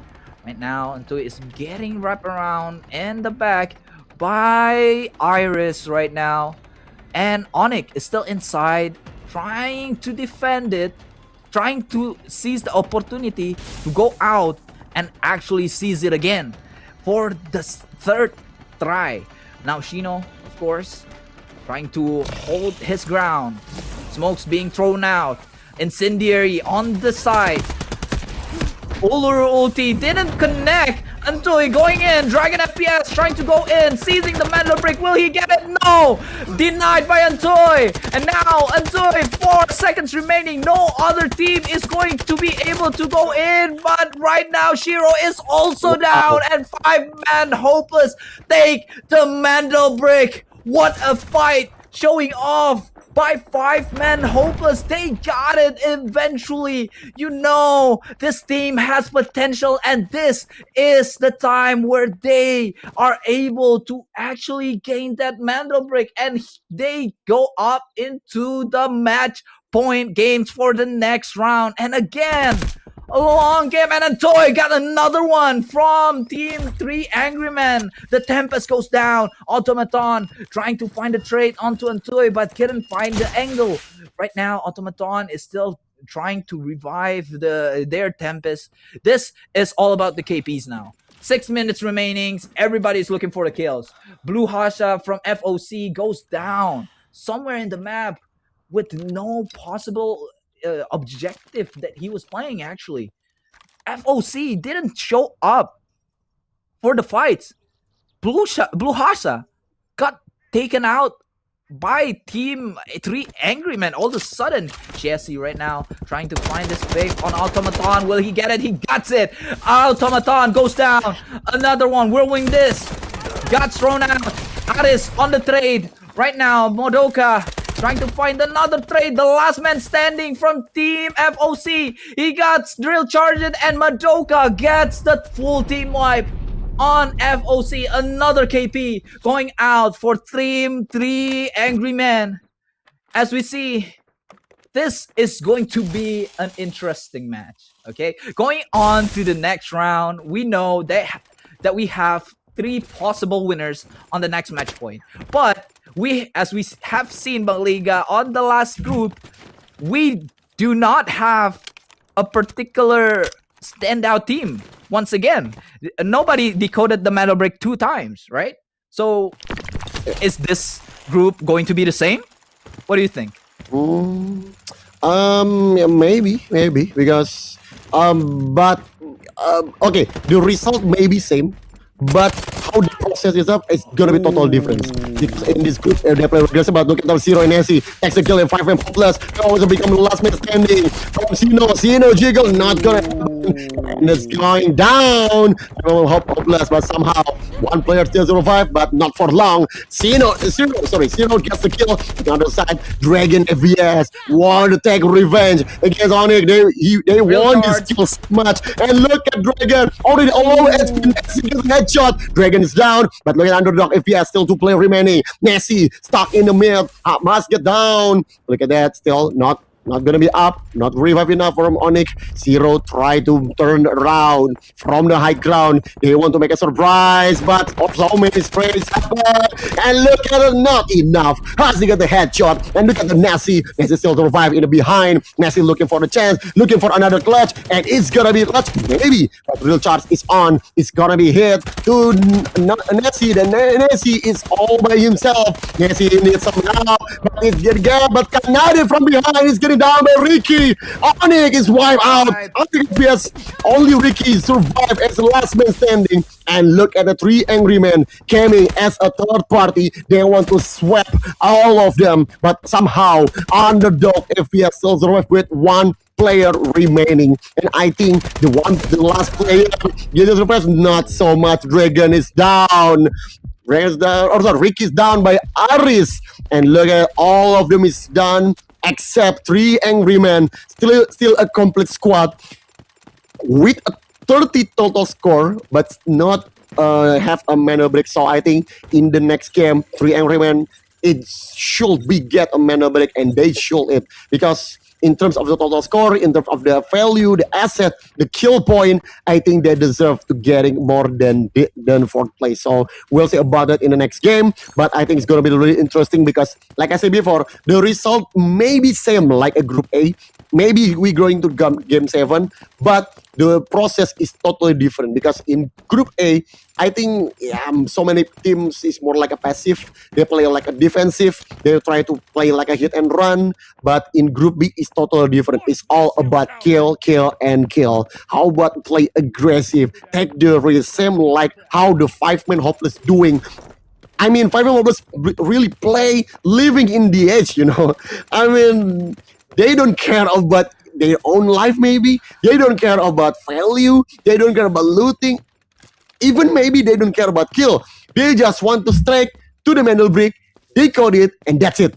And they got it in this game. But my problem is, can they do it again in game 6? If you're asking me, my answer is, I don't think so. Because still, I know 5-man hopeless, they fearless. They want to just strike forward to the middle brick. But of course, if you do it same like at this game, I think the other team already predict how you play, so they're gonna be lock you down. So I think that's why 5 plus, yes, good, you get a mana break, but in the next game you need more plan. You need another plan. And look at Madoka. I think they want to extract backless extract maybe for Madoka, or maybe for the other people. And look at it with the timer. I think yes, only one player is gonna be extract from 3 angry men. But yeah, of course, in terms of their play, I think they are not bad. But maybe they're unlucky in this game because I think they get tier 3 spawn. Correct me if I'm wrong. Because 3 angry men spawn really far from the Mendel break. So I think that's why they're getting stuck. They're going to struggle to go into Mendel break. They face many opponents. So yeah, I think I totally get it. They didn't get any chance to contest Mendel break. But in game 6, I think 3 angry men is gonna all in for the game 6. And if you're asking me, I think it's gonna be game 7, Olu. Yeah, I mean, I think so. It's going to go ahead and go to the game 7 potentially, but seeing the teams that are, you know, they have the match points, I think game 6 will be the last one. With Onyx already invested every single bit of their, you know, inventory, their stashes, you know, they all in this particular round, right? They went in, they want to gun blaze the whole lobby, but they didn't get what they wanted to have. They went in with tier 5 armor, they went in with tier 5 ammo, but they did not finish it very well, and they gave it to 5-man hopeless, which is pretty surprising, because we have seen 5-man hopeless trying their best to actually try and contest the Mandel bricks. They never touch it the first time, but they always tried to contest it. But now, out of nowhere, 5-man hopeless with only 9 score points, by the way, total score is 9 points. They got a Mandel brick. So this is still everyone's game for grabs. I cannot tell you that Underdog FPS is going to close it out in the game 6 now that I've seen gameplay like this. So yeah, I think we have a lot of things to take into account, whether or not this team is going to win or that team is going to win, because everybody is just trying their hardest to actually finish the game. And we're going to go back to the round 6 after this one break, and so don't go anywhere, guys, and see you in a bit.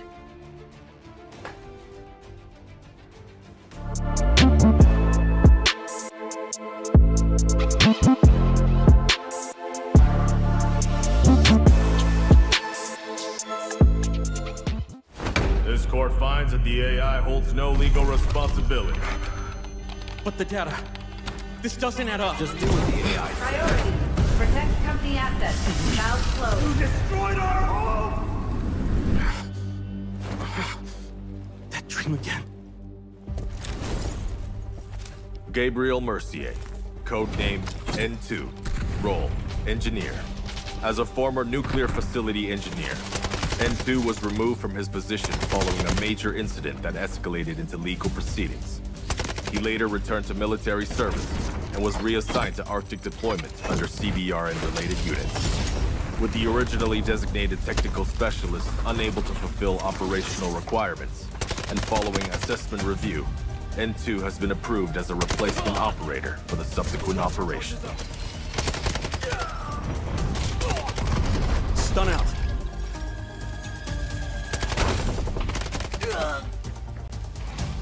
Throwing stun. Stun hit.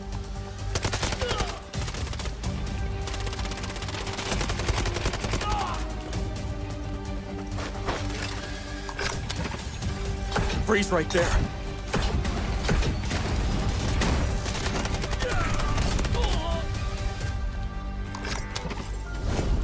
It's getting cold. N2 is equipped with a modified grenade launcher, capable of firing up to 6 LN2 grenades. Upon impact, each round detonates and releases a burst of cryogenic gas, dealing area damage and significantly impairing enemy mobility. Sustained hits can fully immobilize targets through extreme low temperature exposure.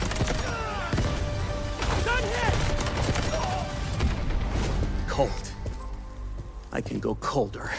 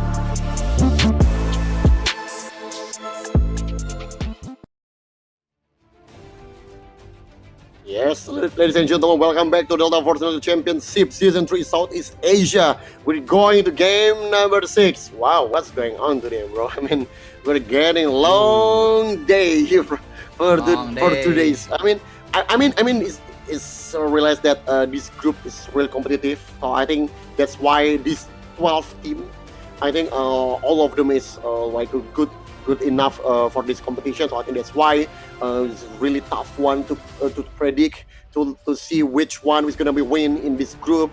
And of course, that's why in the group A we have a 7 game. In the group B, potentially going to 7 game too. But we'll see about that because we're going to game number 6. It's going to be a crucial moment. And somehow 5-man hopeless, not so hopeless right anymore, bro.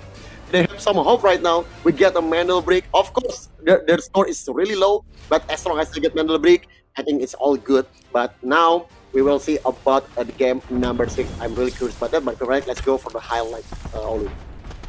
Yep. We see 5-man hopeless actually being able to.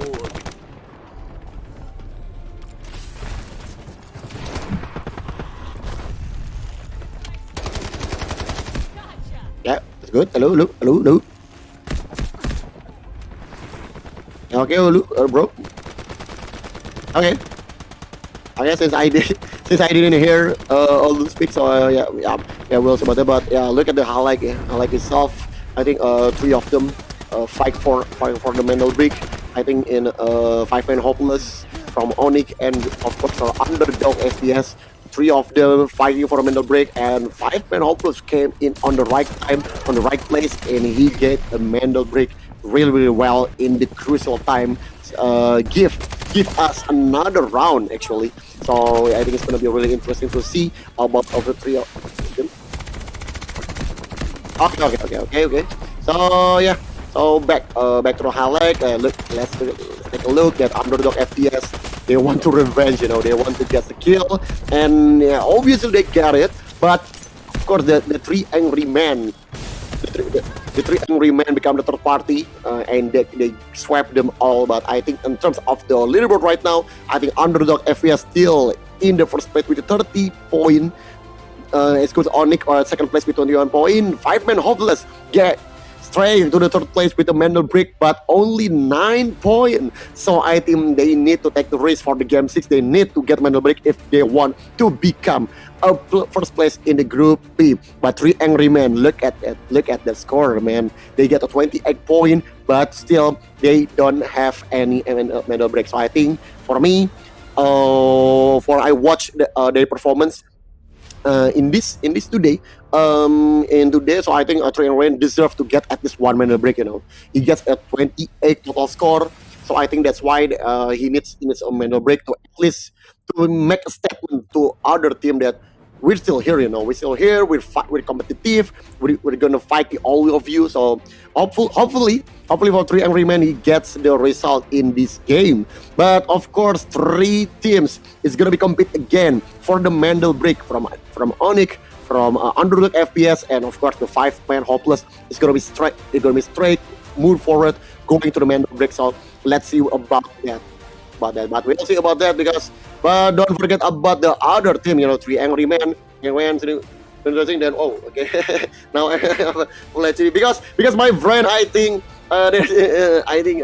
he is off electric in his home. So I think I will be accompanying you guys by myself. But it's okay. Hopefully it's still getting an interest for the game number 6. Okay, game 6. I really looking forward to that because the operator itself I think is already limited for all of team. I mean in the previous game I say that Navi and FOC bring out Tempest way too early, and in game 5 they cannot bring a Tempest. And so of course in the game 6 they're not gonna bring a Tempest. But now so does other team because it's already game 6 and many teams already put a 2 Tempest in the game 4 and the game 5. I think we're gonna ready for the game number 6. Is it gonna be another 7 game or it's gonna be end in this game? So we'll see about that. So all of you guys, don't forget to give your support in live chat and look at how they prepare.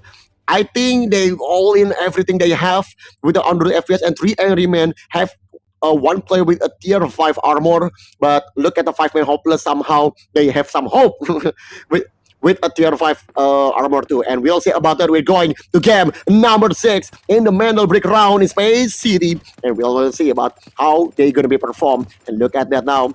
I think 5-man hopeless get a tier 1 spawn. Okay, I think that's gonna be really interesting to see. But look at that. I think it's really interesting. For the under FPS, I think they get a tier 3 spawn. And look at that, already spray through the small from Onyx. They saw an opponent, but I think they need to be careful, because if you open fire in this early, then your position is gonna be exposed by other team. So I think that's why Onyx need to be careful. And of course, there's some emote first to let's make it chill, just make it chill. So I think it's fine, it's totally fine for them. So let's see about that. But Onyx already moved, but look at the kill feed. FOC already get a 1 kill from Navi. Oh my god, what's going on with this team? I mean, in the game 1, I think Navi's play well, but after that, there's no single good game for Navi. And look at the incendiary already pop out around the Mandel Brick. No one gets the Mandel Brick right now, but the closest one is underdog FPS Ricky already in there, looking for the momentum, looking for the opportunity. When the chances come, he will going to take the Mandel Brick. But like I said before, there's no tempest at all. So Ricky needs to be careful. About this situation. But look at that, the 5-man hopeless to take Mandel Brick, but it's just a bait. And wanna play for Ricky. Gets the kill against Pax. Wow, it's gonna be a huge kill. And look at that, another smoke is happened. And I think Mandel Brick is gonna be bring by Ricky. And Ricky gets the Mandel Brick, but incendiary scam. Ricky must doing fights, and Mandel Brick is picked up by underdog FPS. Ricky now go away with the exoskeleton. Run away from this place, looking for a place to decode. And I think they already know where they want to decode this Mandel Brick, but already exposed. Ricky is in trouble. Ricky needs some help. Dragon, help Ricky first, bro. Ricky, oh no, Ricky is not looking good. His HP is already low, and it's gonna be in trouble for Ricky. Ricky needs help, and finally, help is coming from the teammate himself. And look at that. They're still in here in this situation, in under the bridge. So I think the position, I think, is kind of stuck for underdog FPS, but we'll see about that. Okay, they start to run pace, and okay, we'll see about that, because now another kill by Onyx by Zero. So they get Hase. Now I don't understand about these two teams, underdog and Onyx. They always fight each other, bro.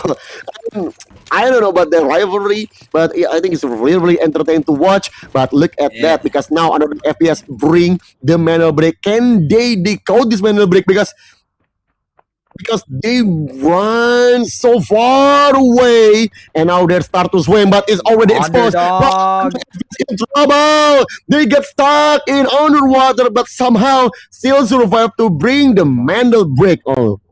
Yes, that is right. Unfortunately, I have a power outage happening in my home, so it's okay. It's all good. I'm back, ladies and gentlemen. As we see, underdog FPS left into the 2 last squad remaining, still having that Mandel Brick. Now remember that the Mandel Bricks needs to be put onto a decoding station in under 5 minutes. So FOC Fortuna, did you miss the jump right there? Okay, everybody has done that. Relax, everybody. Chessie right now getting shot by the sniper bot on top of that building right there on the left, where you usually activate the rocket contract. As now he is trying to find underdog. Actually, Dragon is currently underneath the foot of Chessie and Fortuna, but they haven't realized this. They are very far. Underdog, again, they have 2.5 minutes remaining to get this Mandel brick onto the decoding station. But they are way off from any of the decoding stations right now. So they might have to let this Mandel brick go and let it reset to the main Mandel brick station, actually. As Madoka having the bridge area, trying to find whether or not Team Underdog here is going to go back to the middle of the map, trying to find their way back to the decoding station. Automaton here right now. 3 Angry Men is still trying to find their way to find the possible location where this Mandel brick could be. Because it's 1.5 minutes remaining before the Mandel brick actually goes back to the main station. Automaton still trying to find Onyx here. They are toe-to-toe with Onyx right now.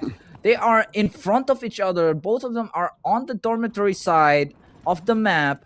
Shiro and Nessie now trying to survive, trying to find their way back into the middle of the map where the decoding stations would usually be. But Aris, he heard them. He might be able to pick them off. Right now, 3 Angry Men trying to find their way to get a wipe on this Onyx team. Because if this team gets wiped, then Onyx is out of the race for this 6th round. And right now, the Mandel brick is on 40 seconds timer before it goes back to the middle of the map where the main the main Mandel brick station is, and it gets resets. Timer gets resets. Everything gets resets from 0. And Aris, Madoka, and also Automaton right now is still waiting for a move from Onyx, who wants to cross that west gate to get inside of the main core area. Aris is still walking, still trying to find the angle over to Shiro and Nessie right now. They found him. They found him, says Luna. You know, after a while, you play Luna, you know when you actually have a player inside. When Luna actually, you know, she spells that out. Found him. And right now, 5 men hopeless is going to be the actual squad who gets the Mandel brick again. Will Antui and friends will be able to decode this Mandel brick. It's the decoding station of their choosing is actually on the buoyancy side, but as we see right now, Shino gets thrown down by Navi from the other side of the building. But he is still safe as Navi right now trying to make their move, trying to push up the side of this. Dills drops down Shino again. No mercy, says Dills, trying to find his way through the smoke, trying to push down the bat. And Toy! He drops Dominus down to the ground. And as he opens up the Uluru ulti and finish Dominus down 4 feet off the ground. He is dead. He is out of this circumstance, this fight for now, as Antui trying to zone out Dills. The last one, but he gets it! Oh my god, Antui with his M250 and his incendiary grenade. Didn't expect that from Dills, and he goes down. And Navi is still having a hard time to find these angles towards 5-man hopeless. As we see, no other squad is nearby. It's only the 2 squads who has a great chance to contest this Mandel brick. And Navi, they drop down to they dropped down to 2 players. They couldn't retrieve the body of Dills, I don't think. Because Dills is very far on the other side of the bridge, on the middle right there. So it's going to be hard for them to retrieve that body of Dills to be able to become a 3-man squad again. And right now, it is like there is no other squad in the game, Bang Liga. Where did all the other squads go? 3 Angry Men should be here by now because Onyx is still on the other side of the map. They are still fighting in dormitory, but they haven't made any move. So 3 Angry Men wouldn't want to go back to this Mandal Brick because they want to get that KP. They don't want the Mandal Brick. 3 Angry Men doesn't like the Mandal Brick, I don't think. They just want the KP, Bang Liga. Yeah. I mean, there's still time, you know. There's still time. Yeah, there's still time. There's time for our but to get actually another fight has happened. And look at the Dragon FPS. Takes the kill. They want to play for FPS with loitering munition. Connect against 3 Angry Men. And that's where the 3 Angry Men is go. He facing Underdog FPS. And somehow Underdog FPS is still lead in this moment. 3 Angry Men is wiped out. Wow, it's really bad news for them. And is it gonna be 5-man hopeless? Get the real comeback with the 2 Mandal Brick. Let's see about that. A minute with 10 seconds still remaining. 5-man hopeless.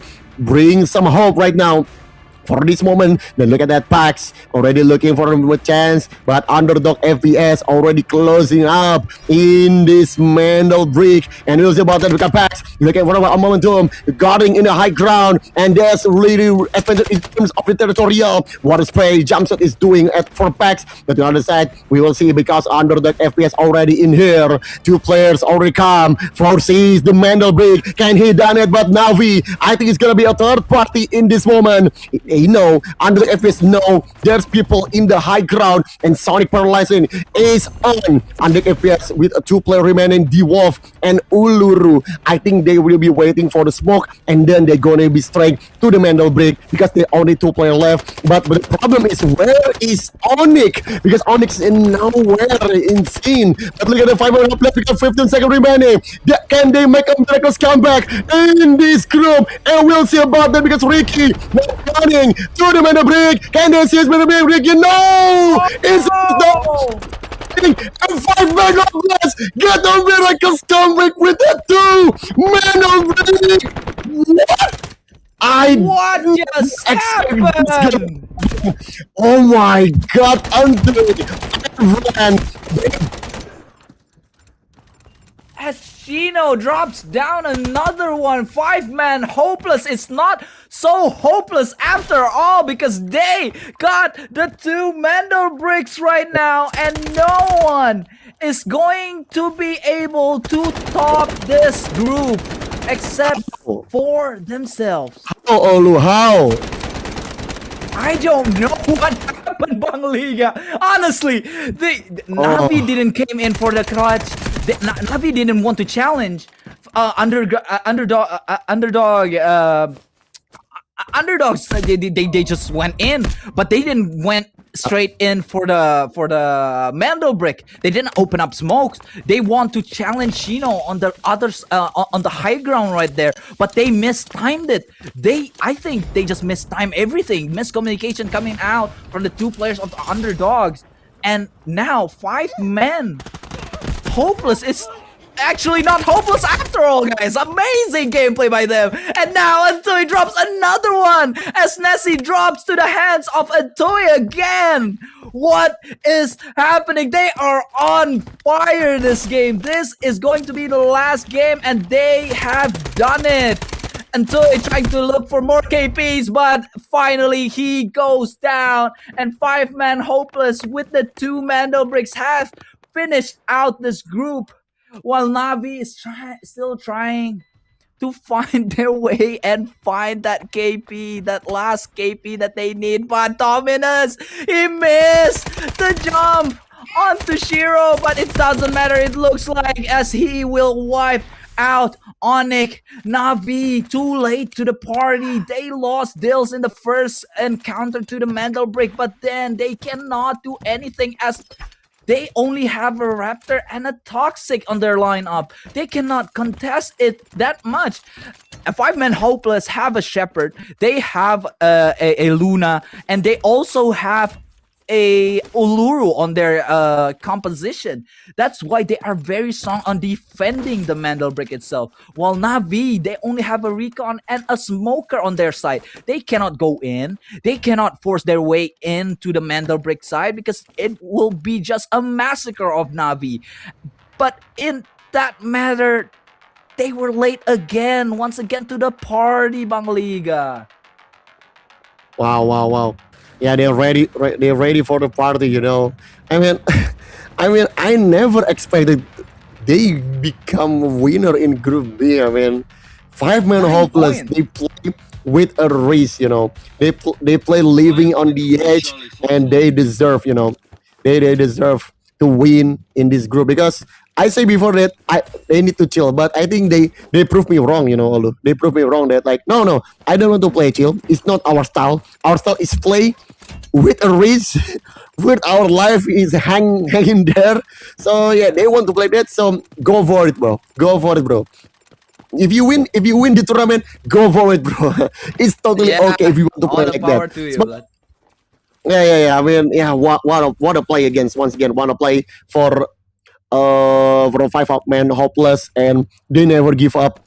They always trying their best, and I think that's what I really respected about their performance. They played with determination. They play with the commitment. I think that's the point that didn't have in other team. The commitment itself, because if you play like this, you need to really commitment. You know, you need to really play with a commitment. You're sure about your plan, and they done it. They done really well. So I really appreciate how they doing. Congratulations for 5-man hopeless. Hopefully they can move any further with this performance, because for us, for our perspective, for a neutral perspective, this is really entertain. You know, this is really entertain us. So yeah, of course, thank you so much for 5-man hopeless. But don't forget for underdog FTS, Onyx itself, because both of them play really well. 3 angry men play really well, but maybe in the last moment they just getting a little bit greedy for me for 3 angry men. So that's why they're gonna stuck in the game 5 or maybe game 6.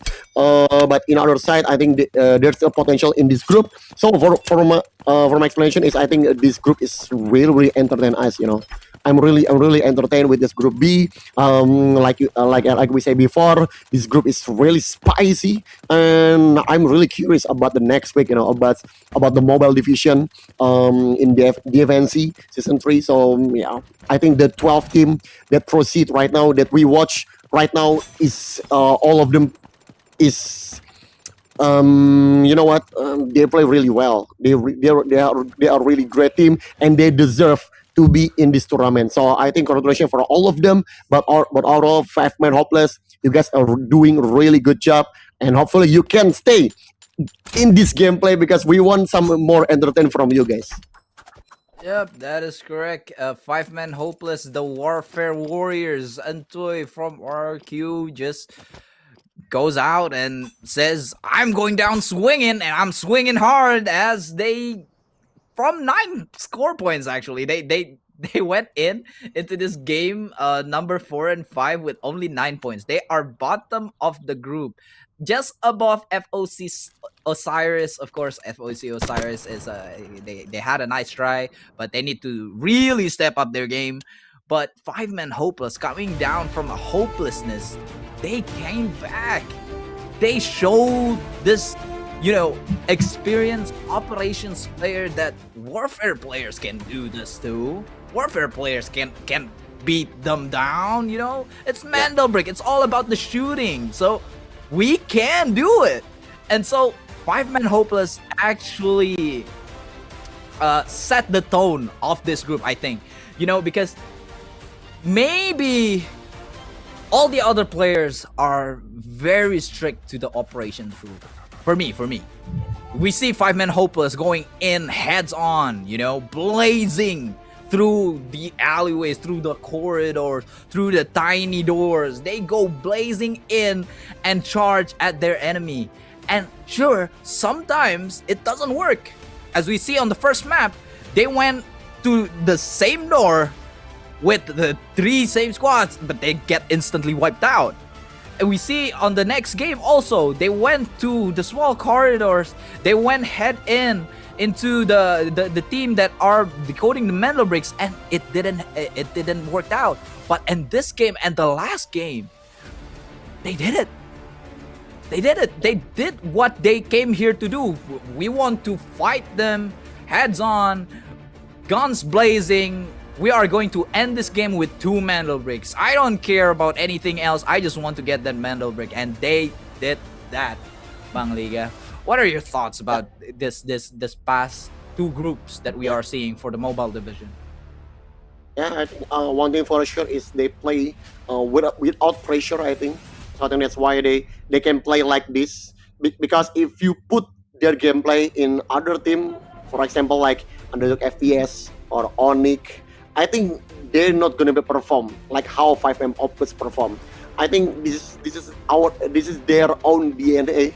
So I think that's why they can execute really well. They play with really nothing to lose. I mean, like you said before, they came from Warfare. They came to Operation Division.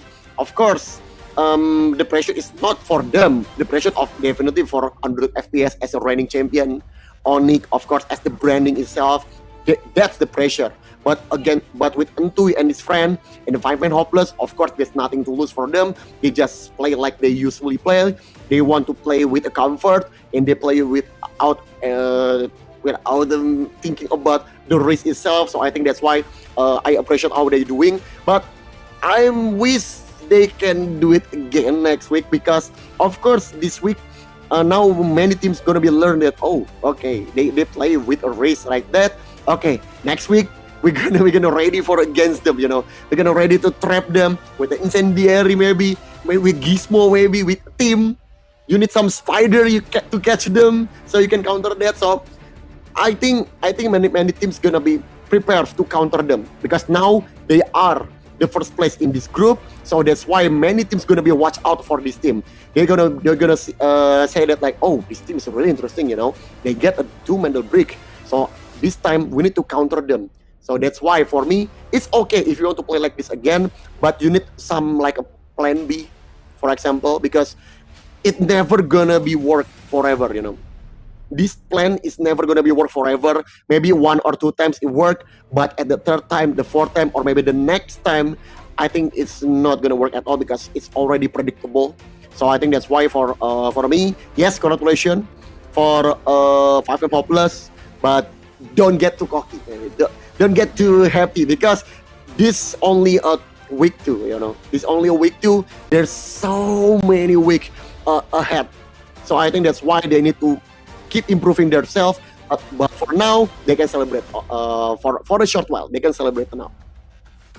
Yep, as we are going to hop into the highlights, we are going to see how 5-man Hopeless actually isn't hopeless at all. They got their Mandel bricks. They wiped off a couple of teams. Even though they got picked off on the start, they came back. They went in as a team. They didn't panic. They still got their footings, and as we see here, this is the momentum where they actually have a really good chance to win, as they take down Dills, and Dills cannot be taken up anymore by Navi. And Ricky from Underdog FPS actually got caught in the while trying his best to seize the Mandel brick, but 5-man Hopeless is already prepared for that matter, and they are just wiping the rest of the players in that match, particularly in that round, that 6th round. And I don't know if it's about positioning, because Onyx had that positioning earlier, but they lost it. Okay, so I don't think it's about positioning. It's more of a mentality issue, because this team came from 5th all the way to the 1st in just 3 games, right? So yeah, could you really just say it's about positioning game? No, Underdog FPS would have that mentality too. I would expect they have that mentality, because they are the reigning champions. But turns out 5-man Hopeless have a stronger fighting spirit, and they came in guns blazing, going through tough corridors, going through tough angles, getting their positions, and just you see a head, you just shoot, and hopefully it works. And it works. Unfortunately, it works for the other teams. It works. You just need to go in and shoot the other players.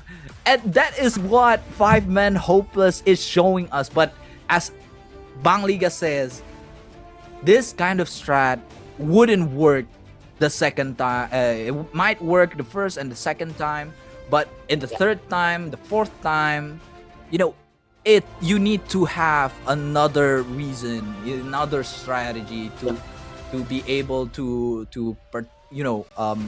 go against these other teams, because these other teams are very strong. We see Underdog FPS, we see Onyx gameplay, we also see 3 Angry Men, and looping back to Group A, we also see DK playing really good. But for me, 3 Angry Men and DK is like the same team. They kill a lot, they loot a lot, but they didn't get any mental breaks. They are quite passive on that notion. Navi G2C is also kind of questionable. They need to step up their game a little bit, and so we really want to see more of these gameplays in the next week that are coming. Before that, we are going to a short break right now, and we'll see you in a bit. Bye bye.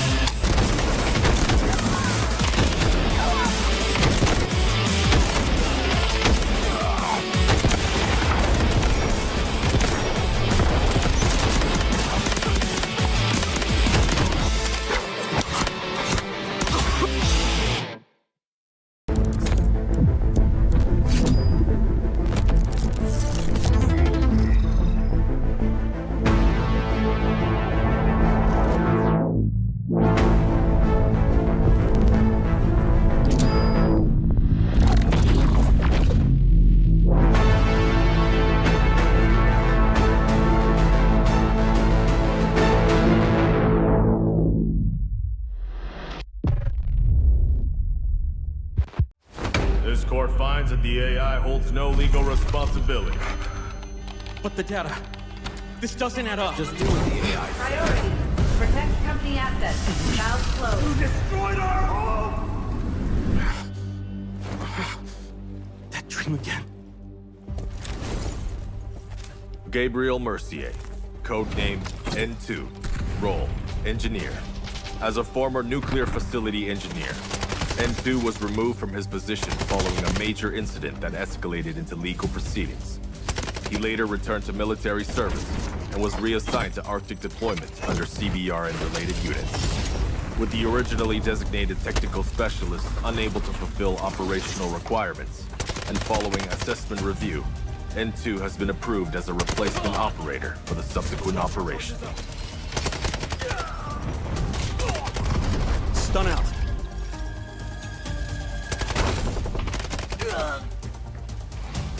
Throwing stun. Stun hit.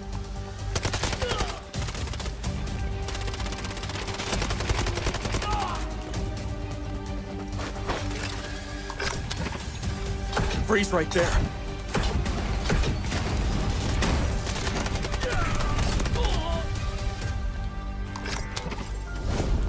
It's getting cold. N2 is equipped with a modified grenade launcher, capable of firing up to 6 LN2 grenades. Upon impact, each round detonates and releases a burst of cryogenic gas, dealing area damage and significantly impairing enemy mobility. Sustained hits can fully immobilize targets through extreme low temperature exposure.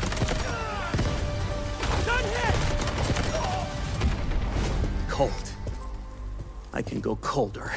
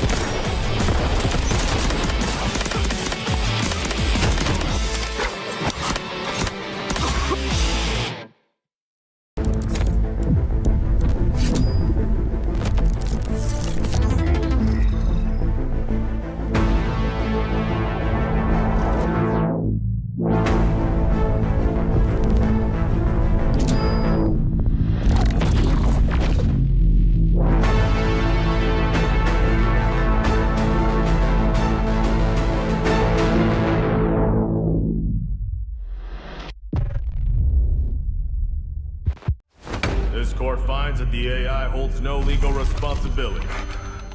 But the data... This doesn't add up. Just do what the AI says. Priority. Protect company assets. Valves closed. Destroyed our home! That dream again. Gabriel Mercier, codenamed N2, role, engineer. As a former nuclear facility engineer, N2 was removed from his position following a major incident that escalated into legal proceedings. He later returned to military service and was reassigned to Arctic deployment under CBR and related units.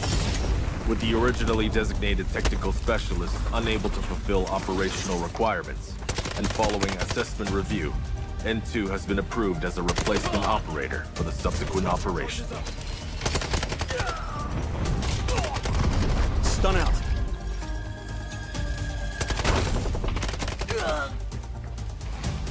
Throwing stun. Stun hit.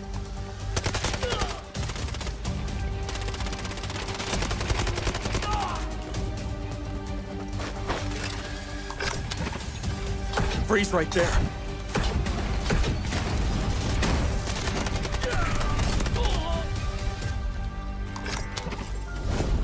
It's getting cold. N2 is equipped with a modified grenade launcher, capable of firing up to 6 LN2 grenades. Upon impact, each round detonates and releases a burst of cryogenic gas, dealing area damage and significantly impairing enemy mobility. Sustained hits can fully immobilize targets through extreme low temperature exposure. Stun hit! Cold. I can go colder.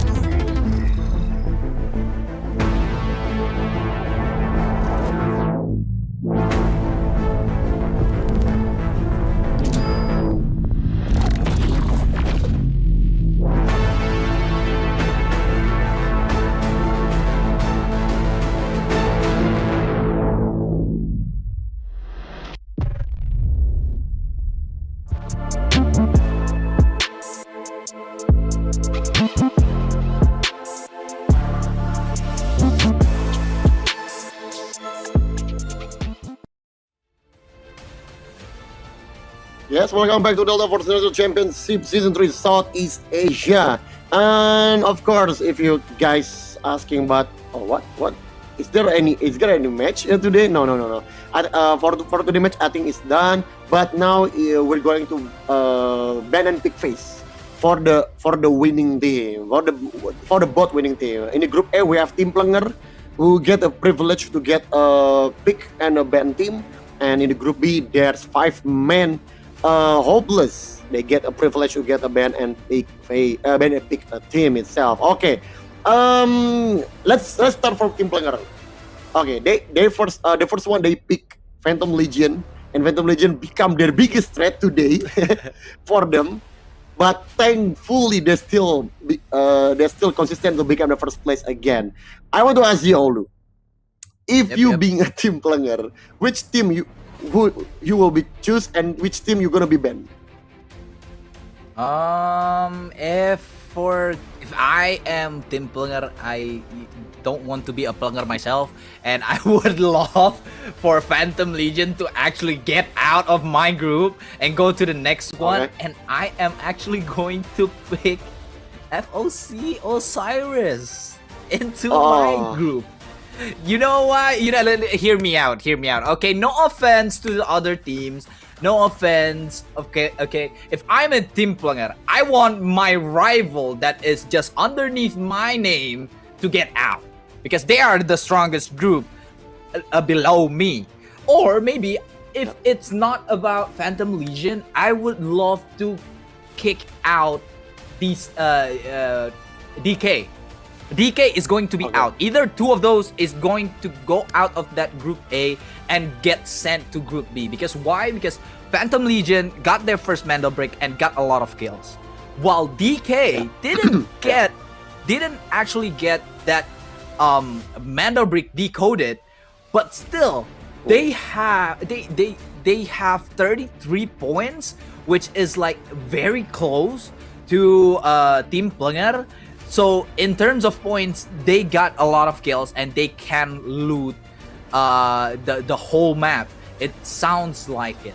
So either it will be Phantom Legion and Team DK. And as for who I will pick from the Group B to play in this team, I think it's going to be FOC Osiris. So we'll have the FOC Osiris versus Anmura in the same group. Why? Because, out of the 6 games that they played, they only gathered 4 score, a total score of 4. So if Team Plenger really don't want to Plenger their way in this group, I think it would be best to have, the lowest rated squad in the other group to actually play in your group. So there's less threat. But if they want to be Onyx, I think they'll pick Underdog FPS just to have some more fun, to have some more rivalry. They want to get one rival out and get one rival into their group. As for Group B, what do you think about Group B? Who do you think 5-man Hopeless is going to pick or ban? Okay. Before I answer that, I want to just confirm you that you can pick your own group. You can pick on your own group. I mean, yeah, you can pick your own group because for example, Onyx in this week choosing Underdog, they are the same group in last week. So you can pick from your own group if you want to think like, I think I can handle this team in this group. So I want him again in our group. So you can choose like that. Okay, but 5-man Hopeless. For me personally, if you want to play like 5-man Hopeless, they play with a risk, they want to strike, play forward like this.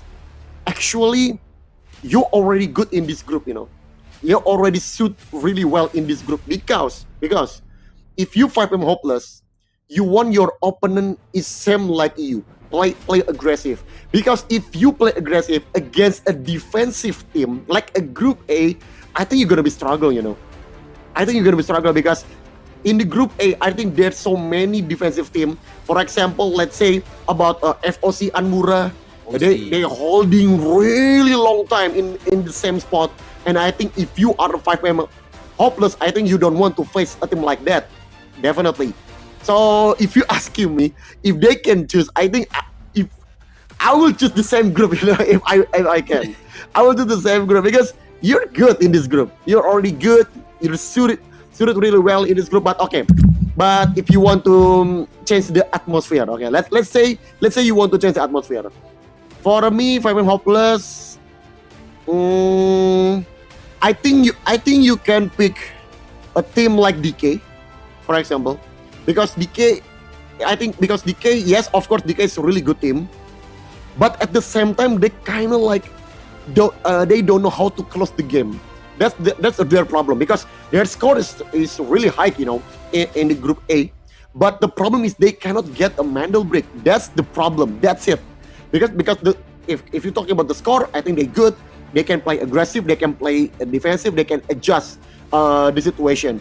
But if you're talking about the Mandel break, DK is kind of lack of, how to get the Mandel break, how to seize the Mandel break. So I think this is going to be good matchup for 5 and Hopeless. So if I am 5 and Hopeless, I will pick this Destin Kings for my pick. But for the band itself, to be fair, I don't.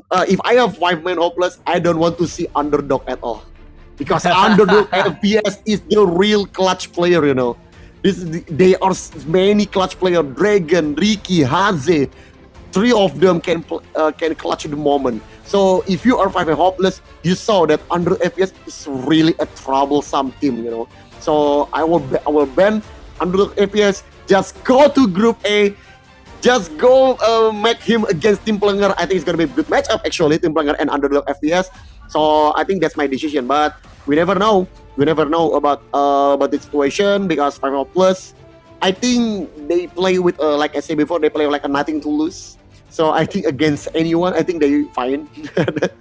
I think they fight against anyone. So yeah, we'll see about that. All. I think there's also like one more team that we're kind of taking no notes on. I think 3 Angry Men will be a great fit in Group A. I don't know why I feel that way, but I think Tim Plenger can actually pick 3 Angry Men to go on to face DK. So Tim Plenger will just go in at the very last second, just like what they did. But they failed to, get their second Mendel break.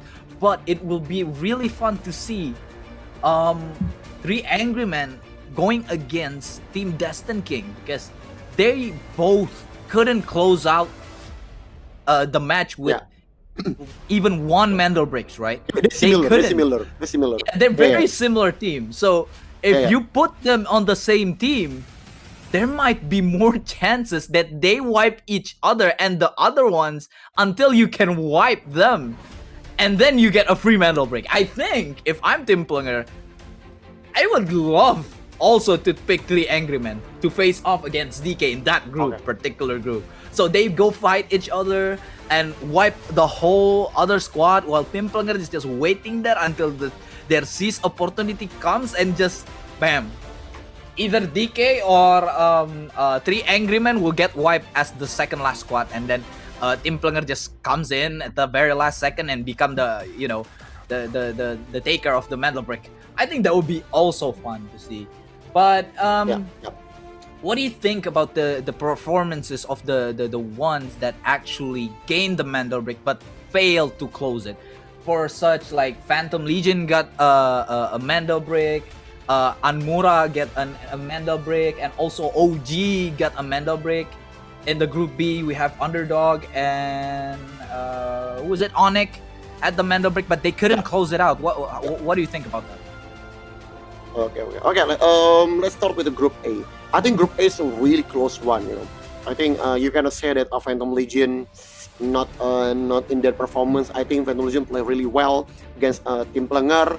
It's really a close one if you're talking about Tim Plenger and Phantom Legion. So I will write out about Phantom Legion. They play really well. They just need to. I think they need to more commit in the last moment. I think that's it for Phantom Legion. But overall, they already play really well. If you're talking about FOC Anmura, I don't know. They kind of like they there's some like missing X factor. I think FOC Anmura they did not have it. So I think that's I think that's shame for FOC Amura. Same goes like an OG, the original gangster. They start really well, but how to close game, they didn't have a situation because in this moment we're gonna back. But okay, I think we already got the result. I think we got a result. Okay, I will read about 5 men and you can read about Team Player. Okay, 5 men. Okay. They ban 3 angry men. Wow. I thought they're gonna ban underdog, but they ban 3 angry men. I think 3 angry men is really high trade for 5 men hopeless, and they pick Navi.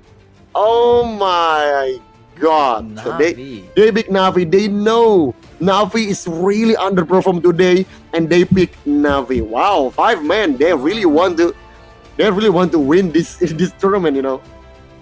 Yeah, that is really that is really interesting. And then for Team Player itself, they are going to ban Onyx. They are scared of Onyx, of what they of the team could do, based on what the games they probably watch as Team Player, and they once again, they picked the team that I said they're going to pick at the beginning. They are going to pick FOC Osiris.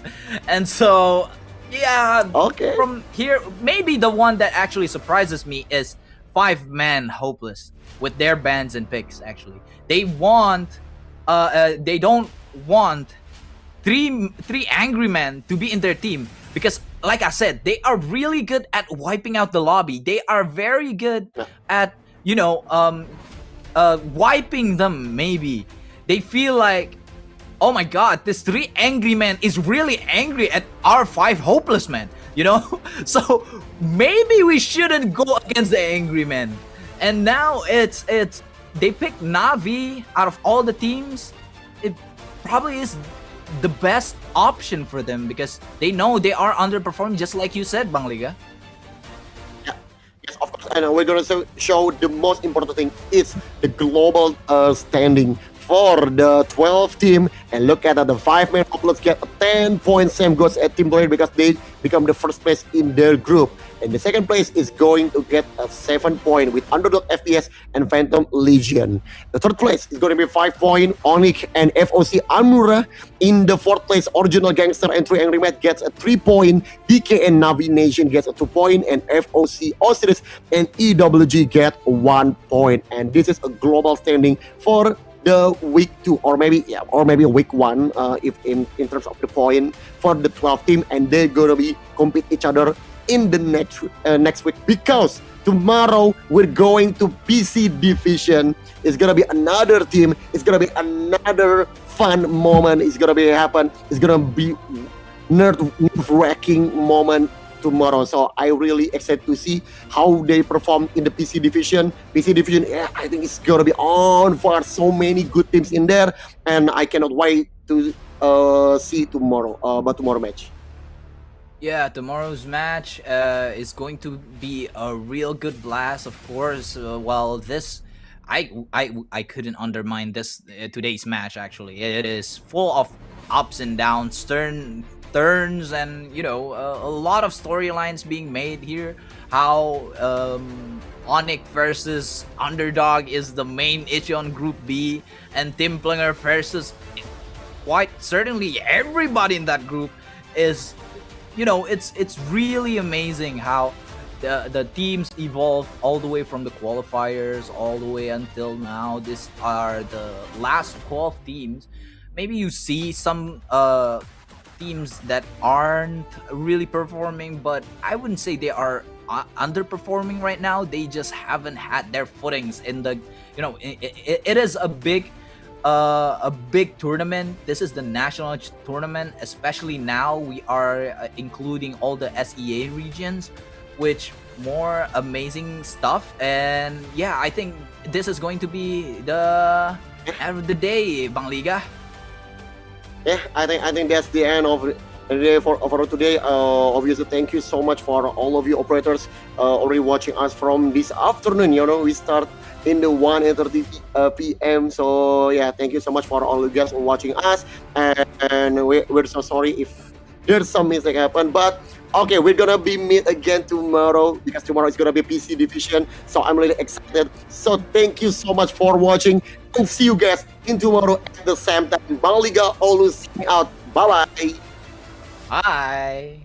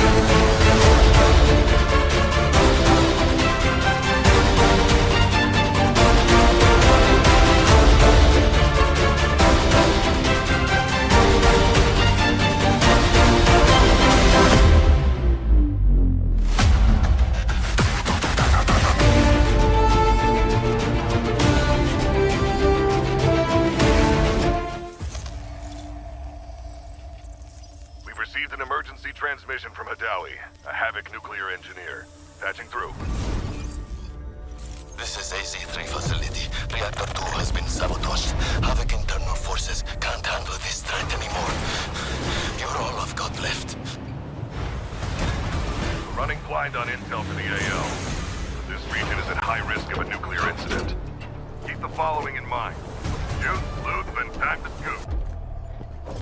The signal is clear. Take action. It's okay here. Not too cold. Experiment 66 is projected to conclude in T-minus 3 hours. All units submit safety risk assessments on schedule. I've got a reading. No hazmat suits? Raise him! Let's make